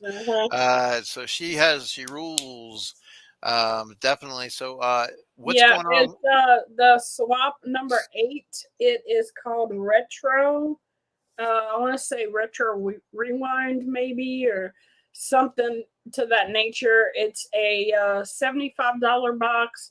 We pack it up not knowing who you have. It's totally what things that you enjoy. You put a snack in there. You can put something from your state or your city. And then we are also this time putting something that reminds us of something from our childhood. Yeah. So like the retro toys. So you You put can like a Stretch Armstrong or a Slinky yeah, or something right. like that. Yeah. That's pretty cool. And like I said, Mama J does a lot of swaps, and generally you're swapping with you. A lot of times you get somebody that you don't know. Sometimes you get people that you do know. But you're not just swapping that box. You're swapping a little bit of you to them, and so on, and you get an opportunity to enjoy putting that box together based on some of the things that they like. And you do your homework, and you say, okay, maybe there's something they need, maybe there's something you have. And I mean, that's what's great. But it's the community that comes together, and it's not just Funko. It's also comic book people that have done it. They do it in Canada, so I mean, it's a great deal. So Johnny Funko, I appreciate it. Have a good night, my Hey, friend. Johnny, Mama J said she hasn't shipped hers yet either. So Oh, you're off the hook, Remy. You're off the hook. I'll give a little tease of what went into mine. So you said things that remind you of your childhood. You obviously have noticed my potty mouth. So there's a combination of 4 things together. Something Ghostbusters, a belt, some hot sauce, and some vinegar. Because, god damn it, was my first swear phrase that I learned from the Ghostbusters. And my parents tried those 4 remedies to solve that problem. And then the other thing that will espouse my middle-class trailer park charm, I may have found a Married with Children action figure. Oh. So I still haven't printed off and looked at who I have yet, but if you see a combination of those things in your box, you're welcome. You've seen the kind of damaged goods that packed this box. yes, Big Easy, I got you. Trust me. Yeah, so Big Easy, like I said, you can definitely get in the boxes. They're a lot of fun. The swaps. This was actually the first one that I was not able to get into. I actually took a little rest backseat type of thing. I'm definitely looking forward to jumping back into the next one. But they are a lot of fun. A lot of effort goes into putting the boxes together. And definitely, Mama J is the one that organizes it, does a great job, has great help with Sassy. I know the Root Crew with Jenny, and Mitchie sometimes has done it. And then who else? Caitlin has done it. And then Brandy's doing the thumbnail this time. Yeah. Okay. Yep. Yeah, I was in all of them, except for this one here. So, yeah. I mean, and, like I said, it was just one of those things where it just kind of didn't fit with my timing and stuff. Yeah. And but it's okay because, like I said, I'll be back and ready to go again. Um, Cole, if you're interested for the next one, just follow me on IG, and Yeah. we're always posting when the next one will be up. It'll be all over everywhere. So just be mindful. Yeah, and Cole, if you forget, you at least know that I do those, and you can yell at me on Discord. We have each other's phone numbers. That of the people in the community that I've met in real life, Cole is one of them. I've met one of the other comic social media folks that lives in my town, but I've gone to Michigan to meet Cole. and Cole, we've never been an hour and 40 in and still have not gotten to the quiz. So this is a record, stream for that, because usually we do the quizzes. So Comic Book Poser has managed. I don't even think we're at number 10 yet. All right, give me the last. I will answer the final questions in less than 10 words apiece. I think there's only one left. Let me see. Oh no, there's two. Hold on. I have to go back to it now. I had gotten another message. Okay.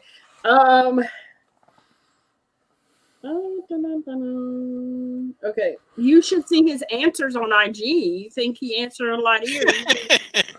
I'm like, gee whiz. Mama J, it's bedtime. You live in California. Top 3 things on your bucket list. Tell us something no one knows about you, and how long have you been teaching? Bucket list. Go to England. What was my number 2? Oh, I have to go back and look. Hold on, let's see. I don't know, maybe a certain Comic-Con. Oh yeah. Go to SDCC, although my fear of people will haunt that. And then, how long have I been teaching? 14 years. Wow, okay. Maybe 15. Yeah, I wouldn't imagine you being in an SDCC. Like, that's the mecca. Like, I think Emerald City and C2E2 are probably the sizes of cons that I would get to, and C2E2 is definitely close to me. But I think SDCC is that go for the experience, for the trailers, for spending sacrilegious amounts of money. Your third thing on here was I'll think of a third one by the time. I'm too present in the moment to think long term. That's why I set my money on fire with all of the collectible shit I buy. Yeah. So I guess my final answer is make sure I live until my kids get married and maybe they have a grandkid. Like, you've seen the amount of booze that I consume. Like, survive without liver transplant. And I think that gets me to 11 based on those. Mama J is apparently the ombudsman of my words. All right, so there is joinmyquiz.com. We're going to play a little quiz. We're going to take the top four. We'll go on this wheel. Generally is how we'll do it. And then next Monday, do we pick from the wheel? Yes, because I think we were supposed to do it this week, but we didn't. So okay, so we will definitely maybe we'll pick 2 winners or something. We'll have something like that. So joinmyquiz.com. So you want to be able to go ahead. The link is in the chat, and then you can enter that code. Once you've done that, we will start. So while we're waiting for that, let me ask you a couple questions, Comic Book Poser. So basically, so I obviously want to get you thinking in the right direction with questions. What is the color of Rogue's eyes? What is the color of Rogue's eyes? Because you obviously, when you read comic books, I'm sure that you pay attention in a lot of great detail in regards, and you're a big X-Men fan. So I wanted to kind of just throw a few things in your direction. Are they brown? I don't know. Yeah. All right. That's and that's the other thing that I'll say. Like, I'm not I'll tell you a million things about a comic. That's where the poser idea came from. Big Easy says, Don't have permission. Give me a second, Big Easy.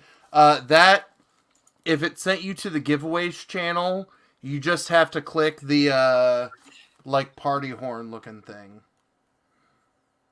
Let me see what channel I shared from. Oh, yeah, that one you can't comment on. I might have done the wrong channel because I'm bad at technology. Okay. So we're still waiting for that to fill up real quick. Let me ask you, so who has better comics, DC or Marvel? DC. Sassy. Anybody else, but I pick Marvel over DC. We Okay. know. Why do people like to read comics? I'll give two answers. I think the first is a sense of escape. Okay. Well, yeah. I saw Caitlin's comment and got distracted. She said they're big and black. That was the first thing that I looked at. And I was like, shit. But I think the other reason is we don't have modern day mythology. So I think we like that idea of mythos, of things that are impossible. I already offered. Well, here you go. So tomorrow is my poser pile giveaway video, my weekly poll to comment on. Wednesday, Foxy has just started doing a subscription box for comics. And I did a price analysis of what I invested versus my return. And holy shit, did Foxy take me to school on how to build a mystery box. That's what I'll say without spoiling it. That it was good. You want to get in on your next subscription, even at the $27 level, I'm going to guess you get a hell of a box from him. All right. Yes, Foxy knows his boxes. Definitely, he does quite a bit of them. So, I mean, he is well rehearsed in his boxes. And he's also well rehearsed, I think, in what Caitlin says, like the big and black. If you know, on some of his IG, you'll see that as well. Yeah. So definitely, but we are doing a quiz here. See what Caitlin said. Don't hush, Sassy. She's only speaking the truth. But obviously, Fox Crown, he's paid advertisement. We definitely love our Fox Crown, 100%. And if Foxy rewinds some of the things that I showed off as my weird collectible, some of those are going to him. Oh. And that makes sense if you know what Foxy's into. And I'm not going to say anything else in chat. Goddamn, you don't either. Because you're going to force Foxy to rewind and watch YouTube content. Or you can unsub Fox Crown.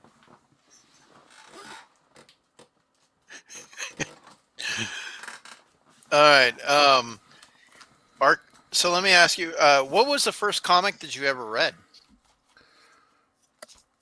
Like, as far as that you remember coming into, like, that really, like, kind of, you're like, man, this is something I want to do more of, you know? Like, was there a comic that really grabbed your imagination? It's gonna be the 90s run of the X-Men. Hey, Jelly! That's one of the things that I have coherent memories of reading, right? That hard reset of X-Men in their own story. That what would have drawn me to that would have been remembering seeing the cartoon and its reruns. Because that came out in the X-Men run in the 90s started in 1991. The cartoon came out in 92, and I probably would have watched it then because I would have been 80. Or 80. Shit. I would have been... Drink another one, Remy. I would have been 8. So that makes sense for me to have seen it. And then, for the most part, it was some of the other like early 90s stuff that was starting up. So like Prophet, Wildcats, a little bit of Spawn, even though that's something that I'm not super into now. Yeah, you're welcome for that.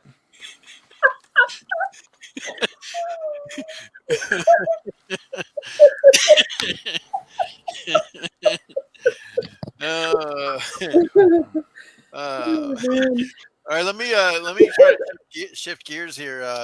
When we're so let me ask you, because you read a lot of different indie, read a lot of different stuff. Do violent comics make people think more about violence?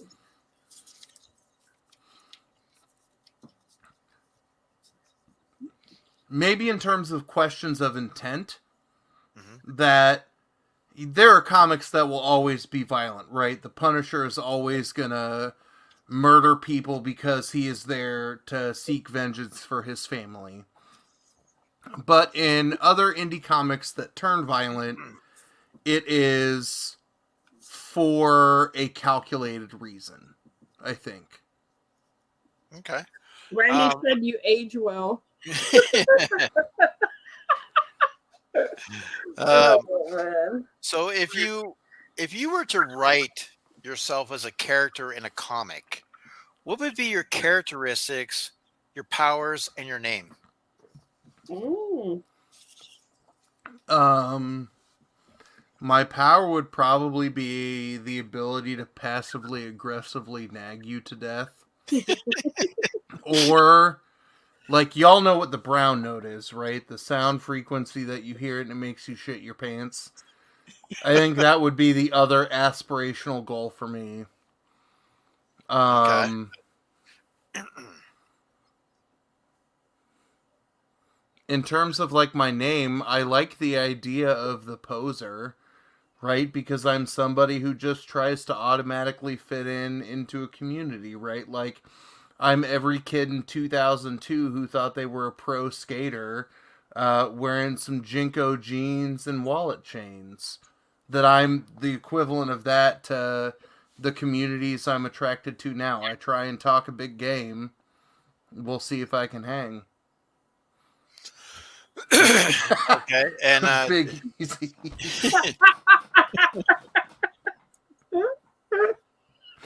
Big easy, we need to hang out more because apparently you and I are the same goddamn person. Oh, So Big Easy gets along with everybody. You should have seen him and I on Sassy Sunday 2 weeks ago. We laughed the whole time. It was hilarious.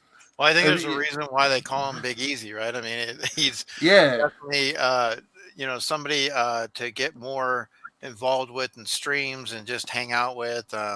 Obviously a great guy. Looks a little bit like Opie from Sons of Anarchy. You got that. I actually kind of remind me of the gentleman that we had on from Ghost Hunters a little bit too. Yes. Um, so, okay, so let's see if we can get this quiz in order, Sassy.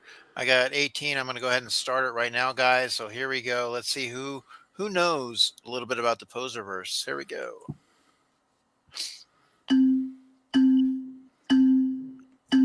I love Opie.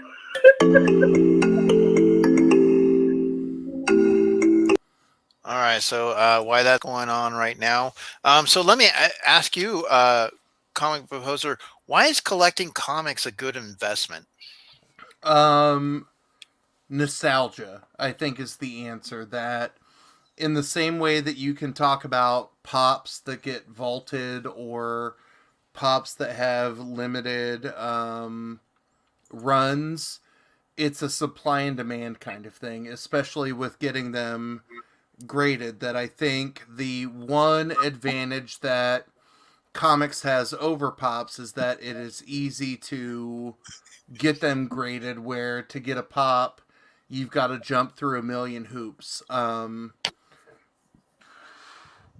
I also think pops with smaller release notes see the same kind of boost from like speculation from movies and TV appearances that I think comics see that in a more radical way. That you get into a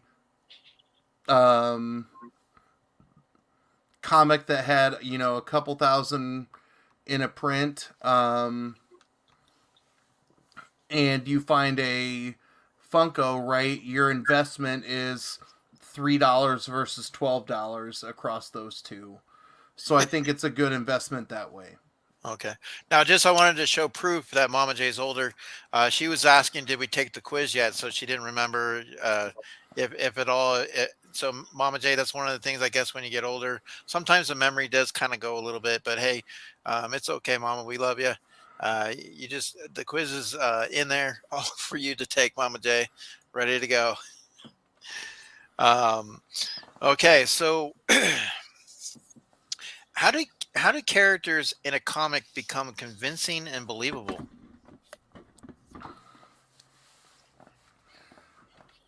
In the same way I think of any other media, right? Either you believe that they are virtuous in the cause that they are fighting for, regardless of if they are a hero or a villain, or they're someone that you can relate to.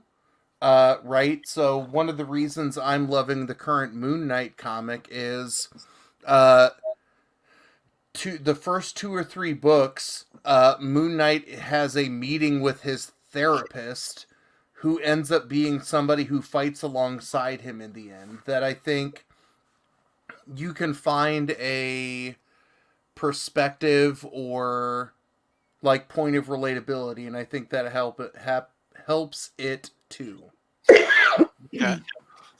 And you know, speaking of, like I said, I wanted to point out, you know, with Comic Book Poser, he is also on Whatnot, and sometimes I luck out, I get to go into his auctions, and I was able to pick up this Stray Dogs copy here, which is really cool. It reminds me of the Creep Show, obviously. Yep. So Stray Dogs, which is really, really cool. And then Comic Book Poser also sent me over this one right here.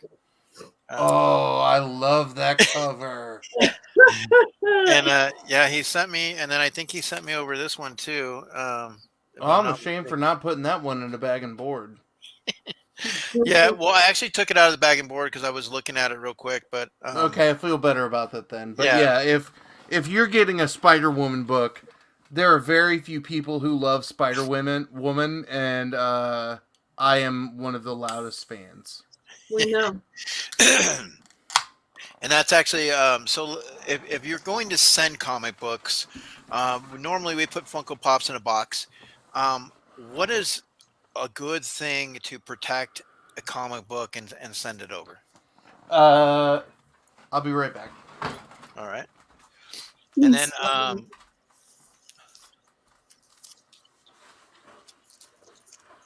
one of the other ones that's really cool too, I picked up from him, is the Maw. Oh, I love that book. Yeah, I got the Maw. And then of course gotta love me some Spider-Gwen Stacy. Now these are, you know, Comic Book Poser doesn't just send out any books when you win. You know, he hooks you up. You know, he's obviously gives you some goodness right there. We got some New Burn. That's a great series if you like crime. Yep. And so obviously we got some Spider-Man. A little bit of Spider-Man action. And who doesn't like a good ride? We ride Titans. So obviously we ride Titans. Very, very cool. And not talking Magnums. So and then of course you have Newburn. Once again, so awesome. Oh shit, did I not give you a number 1? I have a number 2. So you have 2 and 3, because I forgot to send you. You won the super chat on the night of our interview with Travis, right? Right. So I will put a New Burn number 1 in with the What's up, Kickstarter Nancy? books. All right. I appreciate that. Okay, so here we go. We got our winners. Let's see who knows comic book poser. So we have Glenn Sassy. So Glenn came in first, and we have Farts McGee, You might Oh, want to skip over Farts McGee.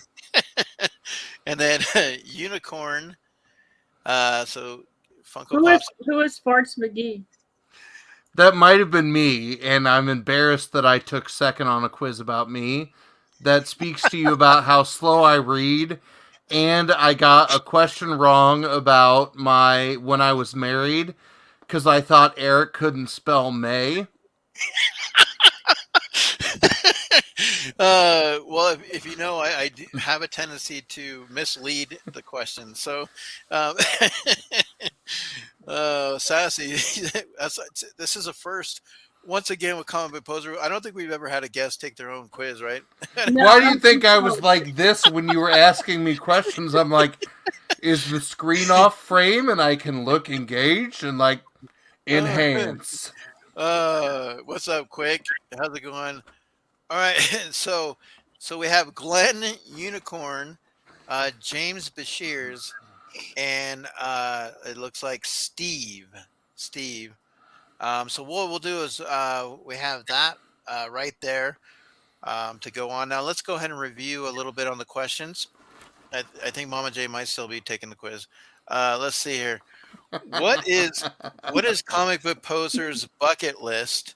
Wants to run with the Bulls in Spain. Nope. To roller skate with the Holy Rollers skate team. That'd be dope. Wants to go to the San Diego Comic Con one day, or You're once wanted to work a pit crew at the Indy 500. too goddamn loud. So obviously the San Diego Comic Con, which would be really cool, definitely obviously to go to. Okay, so how old is Remy's kids? Toby 6, Ainsley 5, and Charlie is 3. Toby 4, Ainsley 5, and Charlie is 3. Toby is 6, Ainsley is 5, and Charlie is 3. Toby is 4, and Charlie is 3, and Ainsley is 7. Those of you who got it wrong, I understand because I get that confused all the time. So if you look at, I know I spelled Charlie different, so Charlie is actually spelled C-A. I see what you did there. All right, what made comic book posers start YouTube? When Stan Lee called him to do an interview, he had aspirations of cosplaying at San Diego Comic-Con. He saw lots of videos of challenges and said, I'm in. Or COVID was shutting down the world and wanted to share his opinions and needed a place. So 14 picked that one. Although somebody did say that Stan Lee called you to do an interview. So obviously Yeah. from there. The one person who picked cosplay, I want you to think of like what fat, bearded, midlife crisis gentleman could I cosplay as? And if you give me that, I'll do it. How about the whole YouTube community? No, I'm joking. Yeah, go for it. I'll take it. Anybody, if you want to name my cosplay, done. Good night. How about the dude? You can have what's that? yeah. Thor? I've done that before. We had retirement day at school one day for Spirit Week, and they're like, "What are you?" And I was like, "The dude."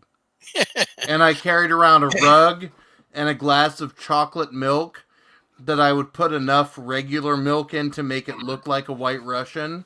What about the overweight Thor? I could do that. Cole You get- says Cartman. Cartman. I got to buy the clothes. Big Easy says you could cosplay him. I need to see a picture of Big Easy. So we got Fat Thor, All right, I'll pull up. Let's see if I can find Big Easy real quick. Cartman.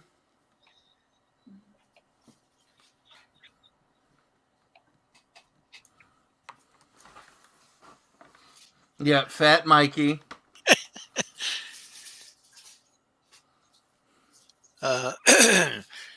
So while she's doing that, so obviously, when did Comic Book Poser start his channel?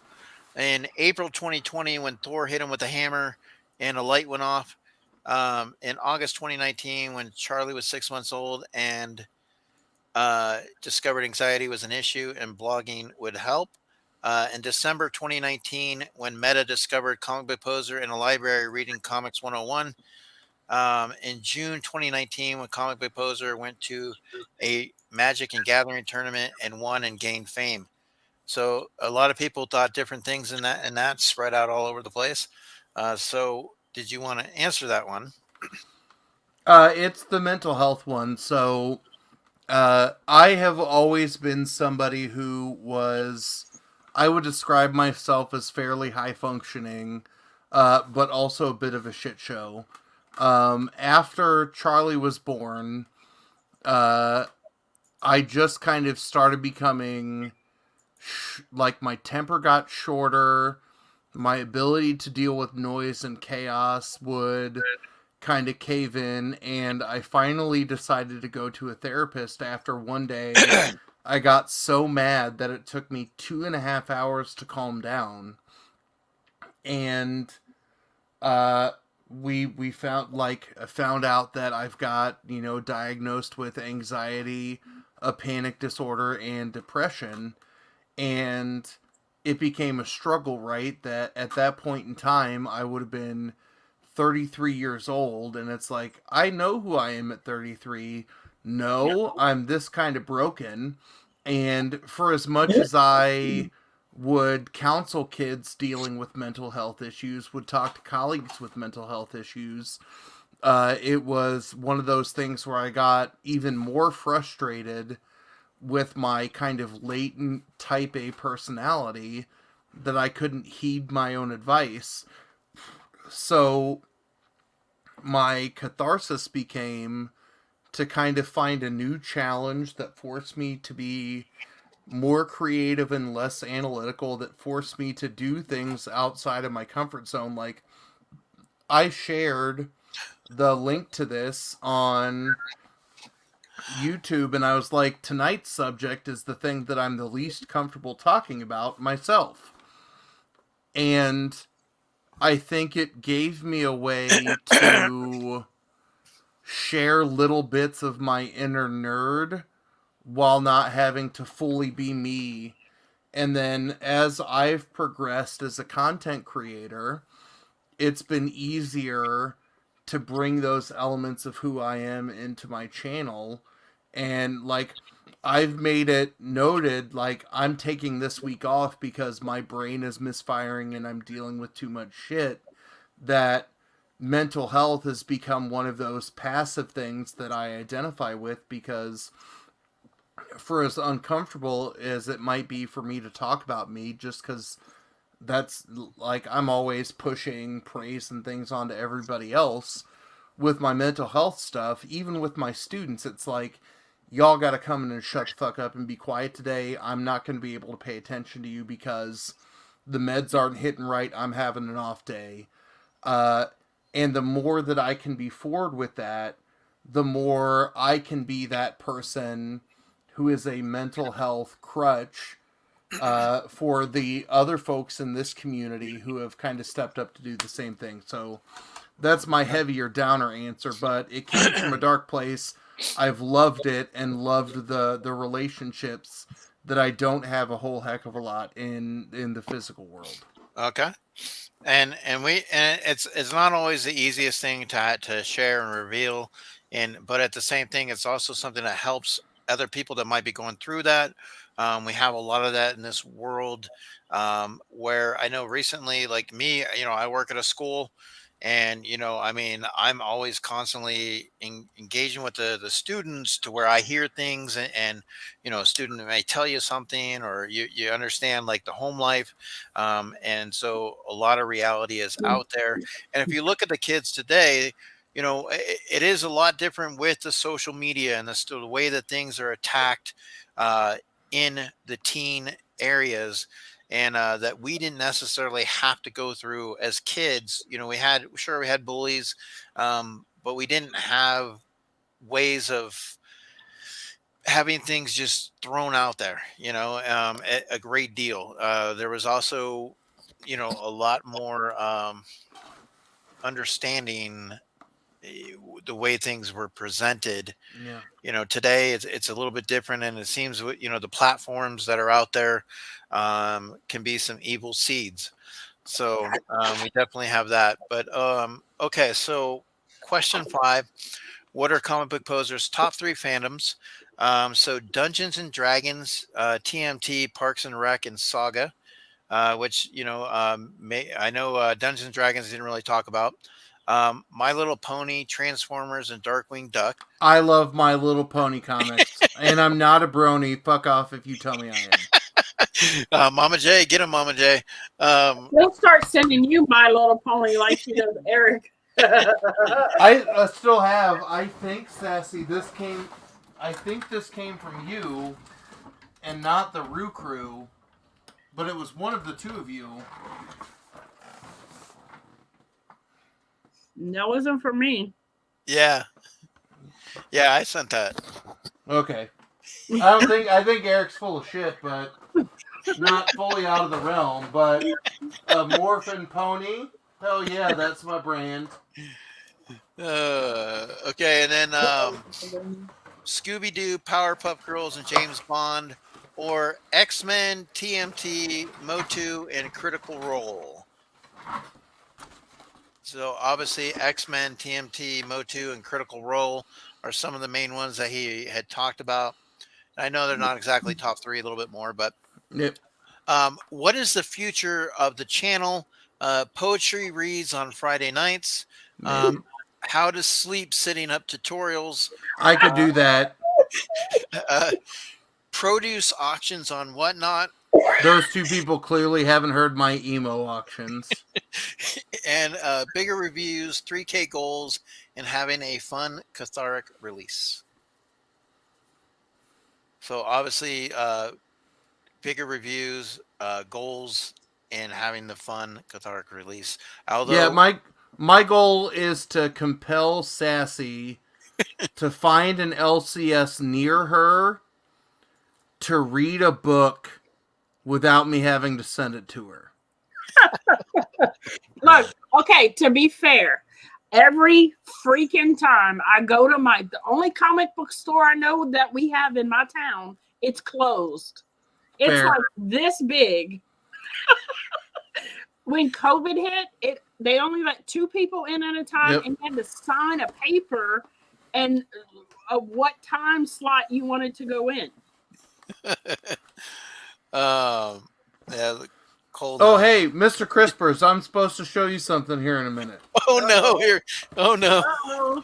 You keep going through answers. I'll be right back. Okay. Where is a location Remy would love to go to?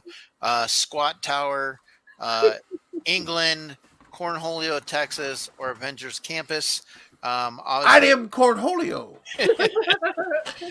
Obviously, England is a place that is on his list that he'd love to go to. What does he have a massive collection of? TMT socks. Now, 7 players actually thought that you do have a massive collection of TMT socks. I have one pair that I got from a loot crate. Saga underwear. I want those. Show tunes CDs. I have a theater degree. Or soccer scarves. So soccer scarves is his main massive collection, correct? I have more than 200. There you see. There you go. What? Gee whiz. How did Remy and his wife meet? At a TMT convention, underwater scuba diving class. Remy spilled a chocolate shake on her by accident in an ice cream shop, or a one-night stand that never ended since 2006.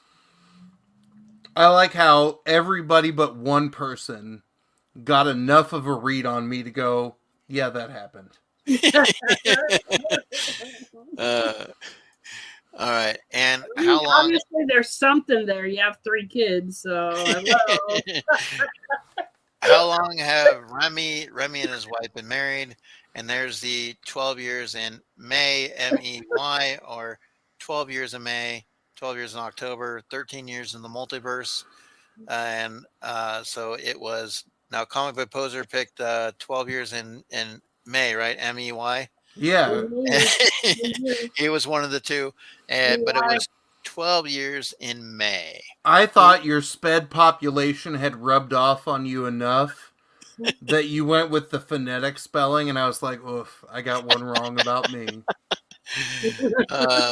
But yeah, we definitely like to. So, Sassy, do you have the winners written down? Yes. Okay. I do have a thing. I do have Big Easy's last video up if you want to show Remy what he looks like. Okay. And speaking of Big Easy, he hasn't reacted to it yet. Big Easy also looks like the guy that does whiskey pours on Instagram that I'm obsessed with. Well, he dressed up as that guy Jamie from the from Mythbusters. Yes, he did a commercial for. I can see that. For this car dealership he used to work for. Nice. Let me tell you, it was amazing. So, but my Discord that. I was going to say real quick. Yeah. My Discord bot did its giveaway. Our first winner was Weiwei's Comics, who I love to send stuff to him because it's hard for him to get to shops because he's dealing with a son with special needs. So I'm glad that he won. He hasn't won anything yet. And then I did a random generator of our new members on the Discord for tonight. And apparently my doppelganger, Big Easy, is the winner of a Funko box box. So DM me on Discord to give me your address and tell me what you hate the least that I may be able to send your way, or you're getting like a busted popple. And or he might send some whiskey Ranger. porn. He might send over some whiskey porn. You never know. That whiskey porn is dope. Like that guy he just sits there and he's like, can do it without looking. And I'm like, I'm gonna make a video like that and respond to him with a hams and be like, fuck your $120 whiskey. Here's my $1 can of beer from a 30 pack that cost me $8. That math doesn't line up, but that's also why I don't teach math. Yeah, I was about to say, good thing you aren't a math teacher. Wait, you won one of them, brother. He does like whiskey and porn, Big Easy said. I'll see what I can do. Now, James, yeah, Fox has left the building. So we're I think sometimes James a little bit with the internet connection sometimes is a little bit off. But definitely so that right there is really cool. Now, you guys in the comics, we're gonna go ahead and test what I meant. Oh, David, go to hell. Contact Poser on IG. He should get right back to you. Oh, man. Okay, so Mr. Christopher's was asking, what were you were going to show? Oh, yeah. So, Mr. Crispers, I think you can tell by looking at me that I did a lot of drugs in college because there's a time and place for bad life decisions. And it's called that 3 to 5 years that you spend in college to get a degree to say you can teach the youth of America. And one of my favorite fandoms is a fucking acid cartoon from what, the 80s? Oh, no. So I'm supposed to show that to you because I picked that one up from Eric. Like the moment he posted it, I was like, I'll sell you a kid, a toe, a Vampirella slab, and my most functional kidney. Most functional kidney. So I'm still looking for more. That I have a glow in the dark HR Funkin' Stuff. Jesus Christ. 80-year-old me has an HR Puffin' Stuff glow in the dark bobblehead on my desk at school. And when kids are like, what's that? I look at them and go, dear child, you must Google Sid and Marty Krofft. And then you will understand and have more insight to me than you ever needed to know. No, Mr. Christopher, that wasn't me. That was a different Eric. I don't know which one that he's referring to. I got it from Eric Andre, the guy that shot Hannibal Buress. That one. And then You I got, recently you got it from the Eric Ghostface lover. yeah, I picked up my Ghostface Pocket Pop, so I want to show Mr. Christopher that. I'll show you the answer while it's sitting on my lap to the question you asked me like an hour ago of the best way to ship comics. So I'm going to show you the least to most preferred. If you are going to ship a comic and you're going to put it in like a bubble wrap envelope with 2 pieces of cardboard, I hope you are sterile. And like the Funko Pop equivalent is just sending you a Funko Pop like Hot Topic does, or even worse, shipping like pop in a box. So, for comic books, there are boxes like this. This is a box, Tiro's box. You can bubble wrap comics and then safely put about 8 or 9 in there that will bubble wrap without the box bowing, and they won't get damaged on the spine or corners. Here's the bougie alternative to that. This is Comic Shield. I think they make the best box to send slabs, but I'm too poor to buy that shit. So the gold standard, the Comic Tom fancy folder, is really a branded version of what is called a Gemini 2 mailer.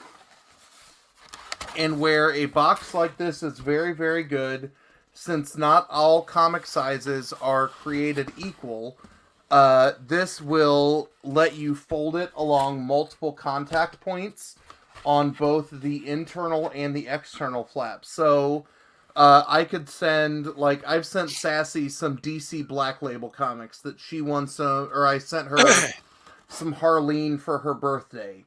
Those things were magazine sized, and I could send it in a box like this and fold the internal pieces where it would not squish the pages, and then I can fold the external pieces where it won't squish.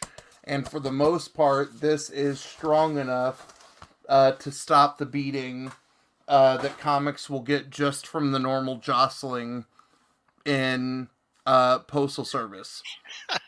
The 2 main currencies that comic book people trade in beyond that are the $15 medium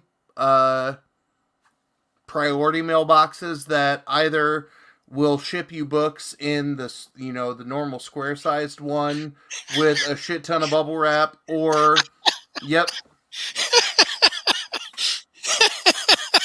No, you should be sterile if you're like, I'm going to put this comic book in a flimsy manila mailer. Yeah, Cole's right. Like, we've all bought like $30, $40, $50 books off of eBay, and then some dickhead puts it in an envelope that just gets crushed by machines and like ultimate frisbeed around offices that it's terrible.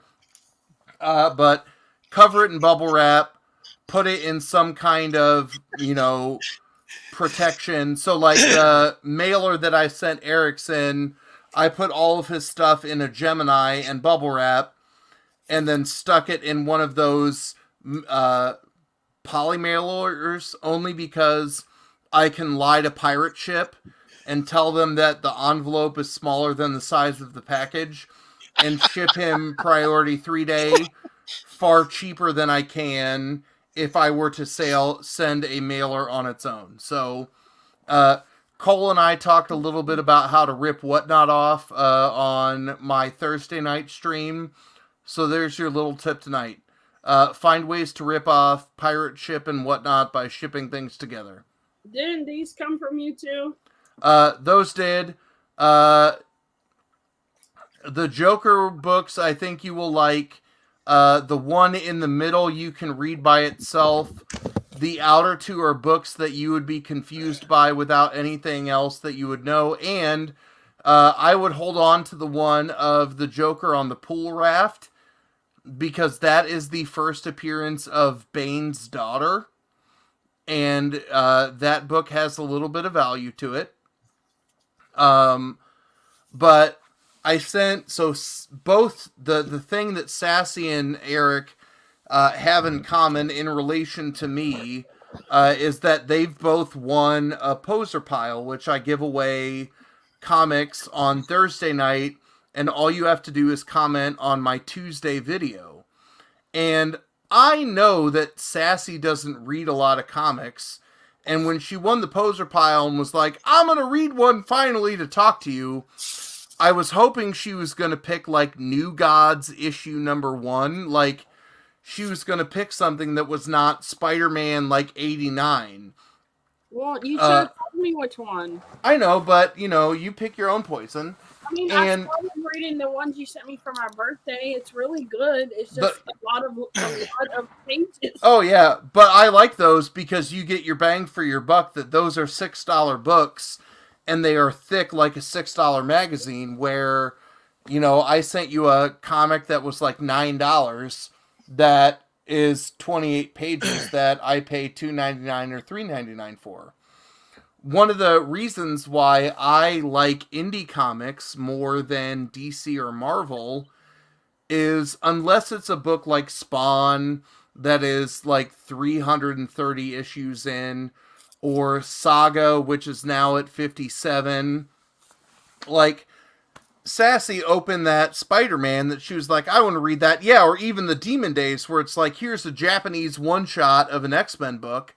Like, Sassy opened a book that had 88 previous issues of all kinds of drama and baggage in it, and was like, I want to read that. That's a problem that I have with a lot of comics, is this gatekeeping notion, right? One of the reasons why it's harder for me to get into some characters rather than others is if I don't feel like I understand how somebody has evolved over the last 30 years, I'm not going to read that book, right? And that's why I like some of the more independent comics, where it's like, you have to understand 6 issues. You can find those 6 issues for $3 a piece or less. And they're stories that are more enjoyable, easier to get into, and you can remember more of them. Because the other thing that made me laugh is Sassy commented on one of my pull list videos, like, you all have heard how both long-winded and stupid I am. And my average pull list video is about 25 minutes long. Tomorrow's video is less than 9 minutes before we get to the Patreon giveaway. Wow. And Sassy was like, how do you keep track of all of those things? And I was like, I don't know. It's easier for me to keep track of a bunch of smaller stories than to know what's happened to Batman across the last 30 issues. Well, the reason I picked Spider-Man, or attempted to pick Spider-Man, is because I know you like Spider-Man. And I wanted to connect our brother-sister connection even more by, like, me liking Spider-Man and knowing something about Spider-Man. Yeah. And so I get that. My attempt at being a great sister, but it didn't. It failed because I still didn't read it. But that's not a problem with you. That's more than a problem with the story. Like, you're not going to pick up a book for the first time and go, I'm going to start this at chapter number 28, right? You're going to pick up a book that people maybe have been talking about for 2 or 3 months and pick it up and start reading at chapter 1. And I think that's why comics have an accessibility problem for some folks, because there are a lot of people who, when you're like, I want to ask a question about a comic book, and they're like, oh, you should read all of these goddamn blah, blah, blah, blah, blah, blah, blah, blah. Like, no, I'm not that person. Like, I'll get mad at comic things. I will celebrate comic things. But I'll be the first one to go, this happened. It seems significant. I don't remember it happening. Whoops. Like, and there's too much gatekeeping in comics that happen with that. And I don't think that happens in other collectibles, right? Where you're like, oh, you have this Funko Pop, but you don't have the 2013 version that only 2 people have. Like, that level of trolling doesn't happen Some at people all. it does. Yeah, but it's probably smaller than the number of like the damaging like comic book fanboy bro. Oh, absolutely. Because I've been in several comic streams, just listening, looking at covers. Because that's my thing is the art. I love artwork. And oh, well, you don't have this issue. Well, how Yeah. come don't you have this issue? Oh, well, let me go look it up and get it. You know what I'm saying? It's kind of like a, I have it and you don't. Ha ha ha. Yeah. Of thing. Well, and part of that is fun, right? Like the I have it and you don't is the equivalent of me waving this in Christopher's face, where it's like, haha, there are 1,000 of this, and I have one, and you aren't in the 999. But like part of that is like the I want to find it. But it's still like that's the competitiveness of wanting something versus gatekeeping because you don't know something. Yeah. And something that Umpty said, and then Big Easy and Mama J have said about liking the pretty pictures, like there are two other things that I think are becoming increasingly true about people who want to collect comics. You have people who are collecting comics literally just for the covers. That's pretty much what because it's like. Yeah. I mean, you say don't get rid of this and don't I wasn't going to anyway because they were sent by you, but yeah. I have no clue what worth or ticks on the spine mean and pressing them and all this and that. But this came from my brother. Yeah. And that means more to me. And the artwork and the picture on the front than whatever else, people are in it for. Well, that's why you buy a reader's copy, and then you also buy copies that may possibly you're going to slab, because once you slab, you're not going to read it. I mean, now I wanted to ask you, I picked up a couple of things. I wanted to get your opinion. If I did good, because sometimes when you go into comic book shops, there's just not somebody already beat you to it. But all right, I'm gonna make you full screen and ignore the chat. So this second Silk Arc, that's an In-Huck Lee cover. He is somebody who does beautiful artwork and is lusted after. This is the second recent volume from this same creative team.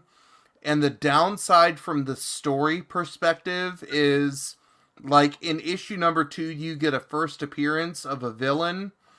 I don't know if it's going to be somebody that matters in the long run. Okay. So that'll stay at its $5 unless that villain, or $4 unless that villain blows up. Okay. That's a cool cover. Yeah. So I can't see the SIG on who did that variant. But where I think these it's Lee Innick. Oh, it's another In-Huck Lee? Yeah. Oh, yep. So where this Lives and Deaths arc is very interesting with Wolverine right now is the thing that brought me back into comics in 2019 was my series that I loved from my childhood was hitting a hard reset with the House of X and Powers of 10. In the last 2 years, we've seen a lot of things happen in X-Men, and I literally have 2.5 short boxes full of comics, and if you don't know what a short box holds, that's almost 300 comics in 2 years from one series alone. Yikes. This event is setting up the next phase of the X-Men in terms of what things look like. So I think that has a little bit more staying power, especially in this one where we find the name out of the Wolverine from the future that is absolutely killing everything. Okay. And then I was able to pick this one up. Ooh, Turts 100. So that's the end of City at War. So you've got your camera in reverse. What's that say below 100? Is that a retailer incentive? Let's see, below. Does that say like RI-A? Let's see, we got issue 100, cover A, IDW. Okay, so it's the A cover, but TMNT 100, that settled the end of the first 100 issue arc at IDW. That's 5 issues in after the first appearance of Jenica. I think Splinter either died in the issue before or in that one. So that's a pretty decent pickup because I know that I bought a second printing of 100 for at least $25, and I've picked up a slab incentive of 100 for almost $200. Wow. Nice. And then Ooh. That's nice. it's a nice little. Now I have a comic book of this same here. I was going to say, is that an art print or is that a Last Ronin because it's magazine sized? Well, it's an art print, but I have the comic book of this, and it's signed by Kevin Eastman. Oh, so the art prints are hard to price because sometimes with prints it's hard to track the number. Kevin Eastman's signature fee is, I think, around $60. That I'm trying to think of. I've got a couple of Eastman signatures. I sold my TMNT Adventures #1, but I've got a Last Ronin #1 in a 9.4, and Hayner was right on that comment that milestones are a good one. But the grading and signature fees for that Last Ronin were $90 alone.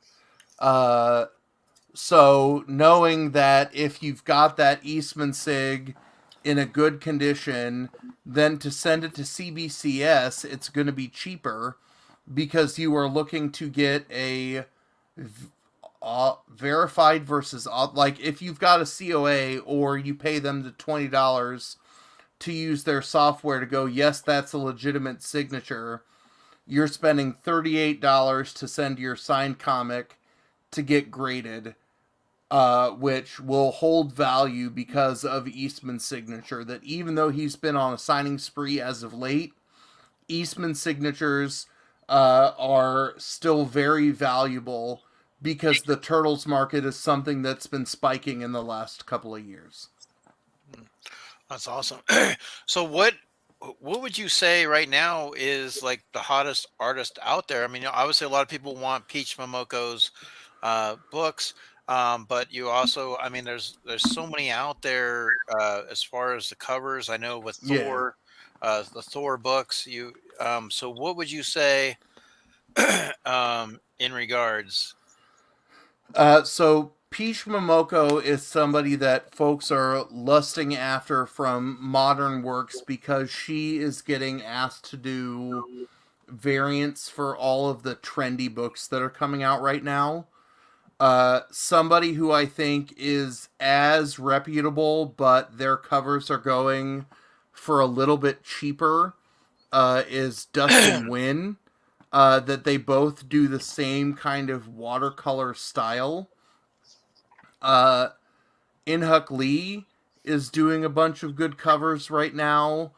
David Nakayama, who signs his covers as DNA with a DNA strand, is really good.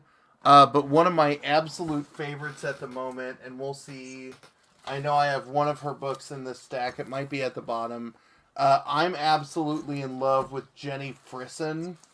So I know I've got her Catwoman book. There's the Silk that you had a second ago. Where's my Catwoman? One of my favorite comic book artists is not famous. He's on Instagram and his name is Squatchy. Oh yeah, Squatchy, who does the Squatchy boxes. Yes. Oh my gosh. And I tried to get him to come on here, but he said that he doesn't like to show his face and stuff. So. And that I get too. I don't know where I put my Frisson Catwoman. They're somewhere. But she does a lot of art. But that's the other cool thing. In the same way that the Funko Pop community has people who do customs and can create their own art. It's kind of limited for people who do custom pops because you have to get an existing pop to do it, or you have to have a 3D printer to do all of that mess and create your own custom pop, which the level of accessibility is just so hard. I've got some work done by Soul Twice, who I have covers coming my way that I don't have them yet. He does like that chibi style of art. I think I've heard that name before. But here's something that I've shown off. It's been in my backgrounds on a bunch of auctions, and I posted it on IG. Oh, what? This is by Helvetica, who's out of California. He picked up some books for me in an auction. I was like, hey, I'm gonna send you some covers. If you find something that is moving to you, then let me know what your commission fee is, and I will pay it to you. And he knows that I'm a Thanos fan, and I like Betty White's comedy. So to get Betty White yielding the Infinity Gauntlet, I'm currently on the hunt for a Rose Pop. Which I told you that we were working out, like we were going to try to figure out. That I'm trying to get a Rose to get the Infinity Gauntlet on, because one of the things that I have on a shelf over here off the camera is Hulk, 271, which is the first appearance of Rocket Raccoon, that I have it paired with a rocket. Like, I want to put that comic from an artist in the community that I think is dope with a custom pop from somebody who can meld things together and do their art stuff. Because, I remember taking my G.I. Joes and other action figures when I was a kid. Yeah, you tell me how much to pay and I'll do that. And I know here's the problem with telling you that phrase, Eric. Look, he's like, the last time I said, tell me how much to pay you, I got this box that I did a video on where I got my Artist Series Raphael and other dope things from Eric.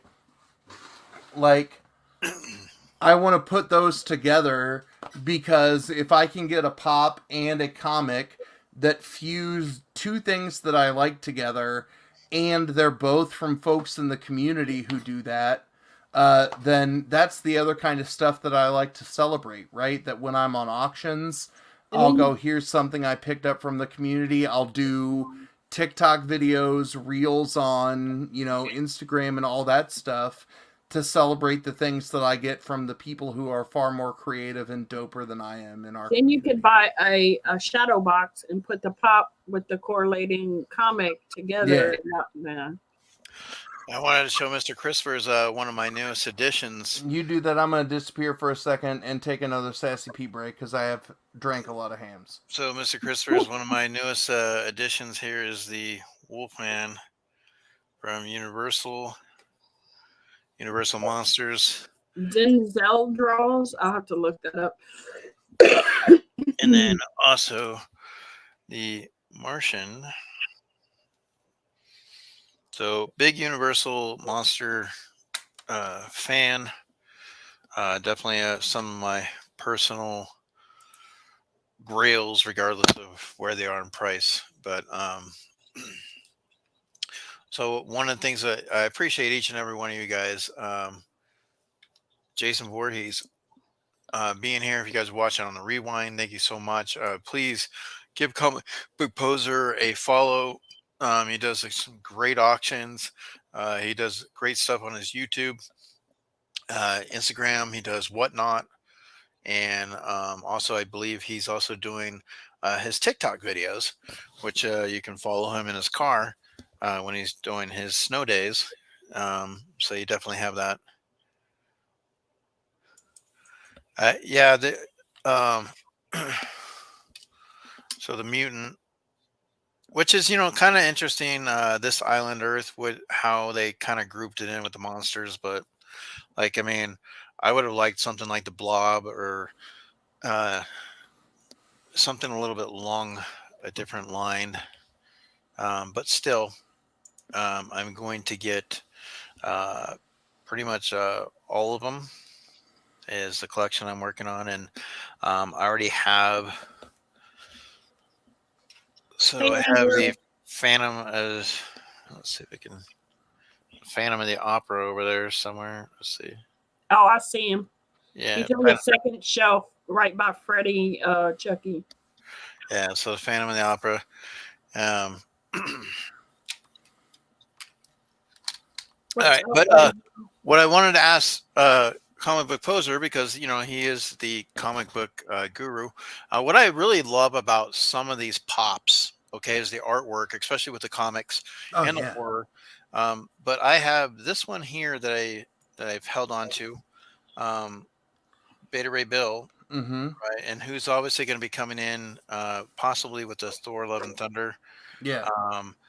So a great looking pop. What is it with the comic books and the stories that they're now bringing to the MCU? There seems to be like so many comic books movies, and don't get me wrong, we like the comic book movies, but to bring these characters, how do you feel about that? Like, for example, now we're going to get, Moon Knight, who's also some Werewolf by Night. Yep. So how do you feel about, the way that things are playing out now with, and I knew the new Batman's coming on Friday.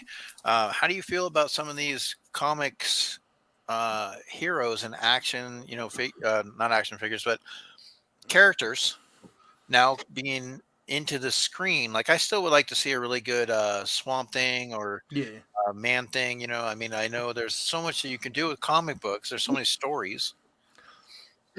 I honestly love it because if it's anything that gets more folks to dig in to the fandom, then it's a win. That, like, my biggest beef with the first, 3 phases of the MCU, like, the only thing that I really got mad at with their storytelling is it's hard to tell the story of Thanos acquiring the stones for the Infinity Gauntlet without mentioning Adam Warlock, who is a cosmic being that is a big part of that story, right? And, like, there are things like that I'll get kind of frustrated at, or... but now he's going to be in Guardians of the Galaxy 3, like there is going to be Adam Warlock with that. And it makes sense there, so but here becomes the problem. Like, the second area where Adam Warlock becomes relevant is the leader of the Infinity Watch, where the stones are now all protected by 6 individuals. If the MCU now, in their second massive wave, becomes Captain America put the stones back at their appropriate time, and now the Infinity Watch has them, now you've got your second major arc focusing on the exact same MacGuffin as the first one. And I think that's more of a, like, I'd get mad at that as a movie fan and not as a comic fan. Right. But I think it will be questions of, like, when things are introduced. Like, the character that I'm the biggest fan of is Namor. That, like, I don't acknowledge the existence of Aquaman. I think most Aquaman books should be burnt because he is a cheap replica of Namor the Submariner. Yep, I'm sorry that this hurts, sis, but so does the truth. This is your Aquaman intervention. So, like, there have been talks of when we see Namor, where, like, some folks were like, you might see him in the end credits of the Eternals, which would make no goddamn sense. Like, they say it's gonna be in the Black Panther movie. And that makes the most sense because you hear Okoye mention the earthquake in the ocean in Endgame. And that would make sense to establish him as somebody who relates to the Fantastic Four, because for as much as you have Namor in Avengers stories or the Invaders, where he fought alongside, like, Captain America and Tony Stark in World War II, he's got more tie-ins on the Avengers side. So I think, like, when these people get deployed would kind of be frustrating to me. But I all around love it. That I'll look at the films more as whether or not the film tells a good story that gets me excited about the comic. Because I don't know, we all get caught up in this, age-old debate of, is the movie better than the book? And that's comparing apples to oranges. Like, the last movie I saw in theaters before the world shut down was the Bloodshot movie, which, by movie standards, was terrible. It was real bad. That was with Vin Diesel, right? Yeah. Yeah. But I liked it because it took one of my favorite Valiant characters from the 90s that the general public does not know anything about and told an interesting human story of a vet who was turned into a machine that had to fight against his programming. But then, everybody who's commenting, like, have you seen this? Do you like this? Blah, blah, blah, blah. Oh, Aquaman fucks a fish in Peacemaker, Andrew. I'm going to watch that tomorrow at school. But, I love to watch movies and then also make fun of them for what they're worth. So, one of the reasons why I've loved doing the movie night on Discord the last 2 weeks was week one, after we finished watching the first Captain America movie, we watched Toxic Avenger, which Toxic Avenger is an interesting character, but the film is Porky level of 80s campy, sexy, awful. Well, they're But remaking good. it. They're remaking it. So. Yeah. And we watched the 1990, like I said earlier, the 94 Roger Corman Toxic Avenger, or not Toxic Avenger, good God, Fantastic Four, which was also terrible, but cool to watch in its moment. So one of the things that I really like is, even if a franchise is terrible at times, Warner Brothers and now, Marvel Studios is not stubborn enough to go yeah, this is a hard fail. The answer is now we've got the CGI to tell these stories and we get hooked to them. I don't give a shit about Shazam. Probably one of my favorite Shazam movies, or favorite DC movies, is Shazam. For as much as I hate Aquaman, that big beautiful bastard Jason Momoa put out a good Aquaman, right? He is. Yes, Jason Momoa, Sassy, is a good dude. But and he's recently single, so. Well, I'm sorry, no. Mr. Cajun. No. He said that they're going to give it another go. That they're talking about giving it another go. Well, during the talk, I can't break in because Remy just tell me to shut the fuck up, Sassy. Just be like, shut up, and I'll go. Somebody say Moon Knight, right? Ooh. Oh yeah. I have the Marvel Zombie Moon Knight. I have the SDCC exclusive release that looked like somebody punted it on the back, and I was like, it still presents good from the front. It's 2017. And what's up, Andrew Weeble? How's it going, buddy? Appreciate it. Mama J just likes it when Wolverine and Aquaman take their shirts off. Me too, girl. Me too. That's how I look with my shirt off too. I'll take it off if you want me to. Now, I think it would be pretty cool if they did a deceased movie, they did something along those lines, brought a little horror aspect in there. Well, and I love that they're competing, Marvel and DC on the film front are almost now competing on equal fronts, because it used to be that, Marvel, once they started cranking out films through Marvel Studios and not Sony, put out far superior products than DC did. But you talk about the television game, the Marvel shows were trash. Mm-hmm. And as much as I'll make fun of a CW show, those DC shows are really good. Mm-hmm. And the best thing to help with this competition is now Disney Plus rising up to create all of this content to fold in. And now we know, post Snyder's Justice League, right, we're getting multiverse versions of those characters from the CW.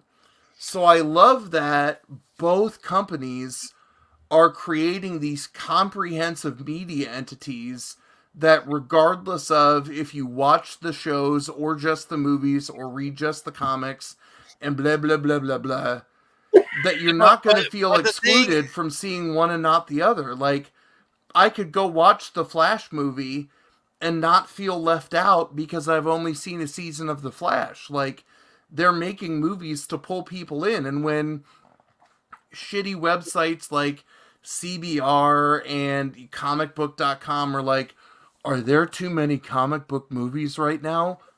No.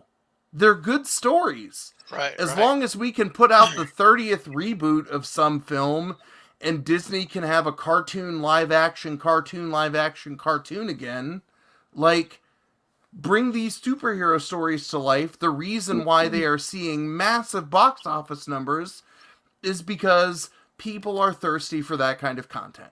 But I think that DC, like, I know they're putting a lot of eggs in the basket with the Batman movie coming up, but the problem is they're regurgitating the same characters. Like, Marvel is introducing new characters, and I mean, instead of bringing in, like, a current Poison Ivy, or a character that Batman has a rogues gallery. Yeah. Instead of keep going after the Joker and keep going after the Riddler and the Penguin, throw in some people that obviously you would love to see on the big screen present Yeah. to that DC side. Have the CW, maybe writers, the people that do the DC properties justice on the TV shows, and maybe get them into the mix with the movies, because you are looking at a lot of scenarios where I've seen this one before, but with Marvel, how many characters are they now introducing? Like, you got like, Too Yelena, goddamn many. I mean, it's like, even through the TV shows, Moon Knight, you got like Kingpin, you got all these guys Yeah. that are coming When I through. can buy a goddamn pizza dog Funko Pop, you know that Marvel is casting a wide net in a good way. Night, Rob.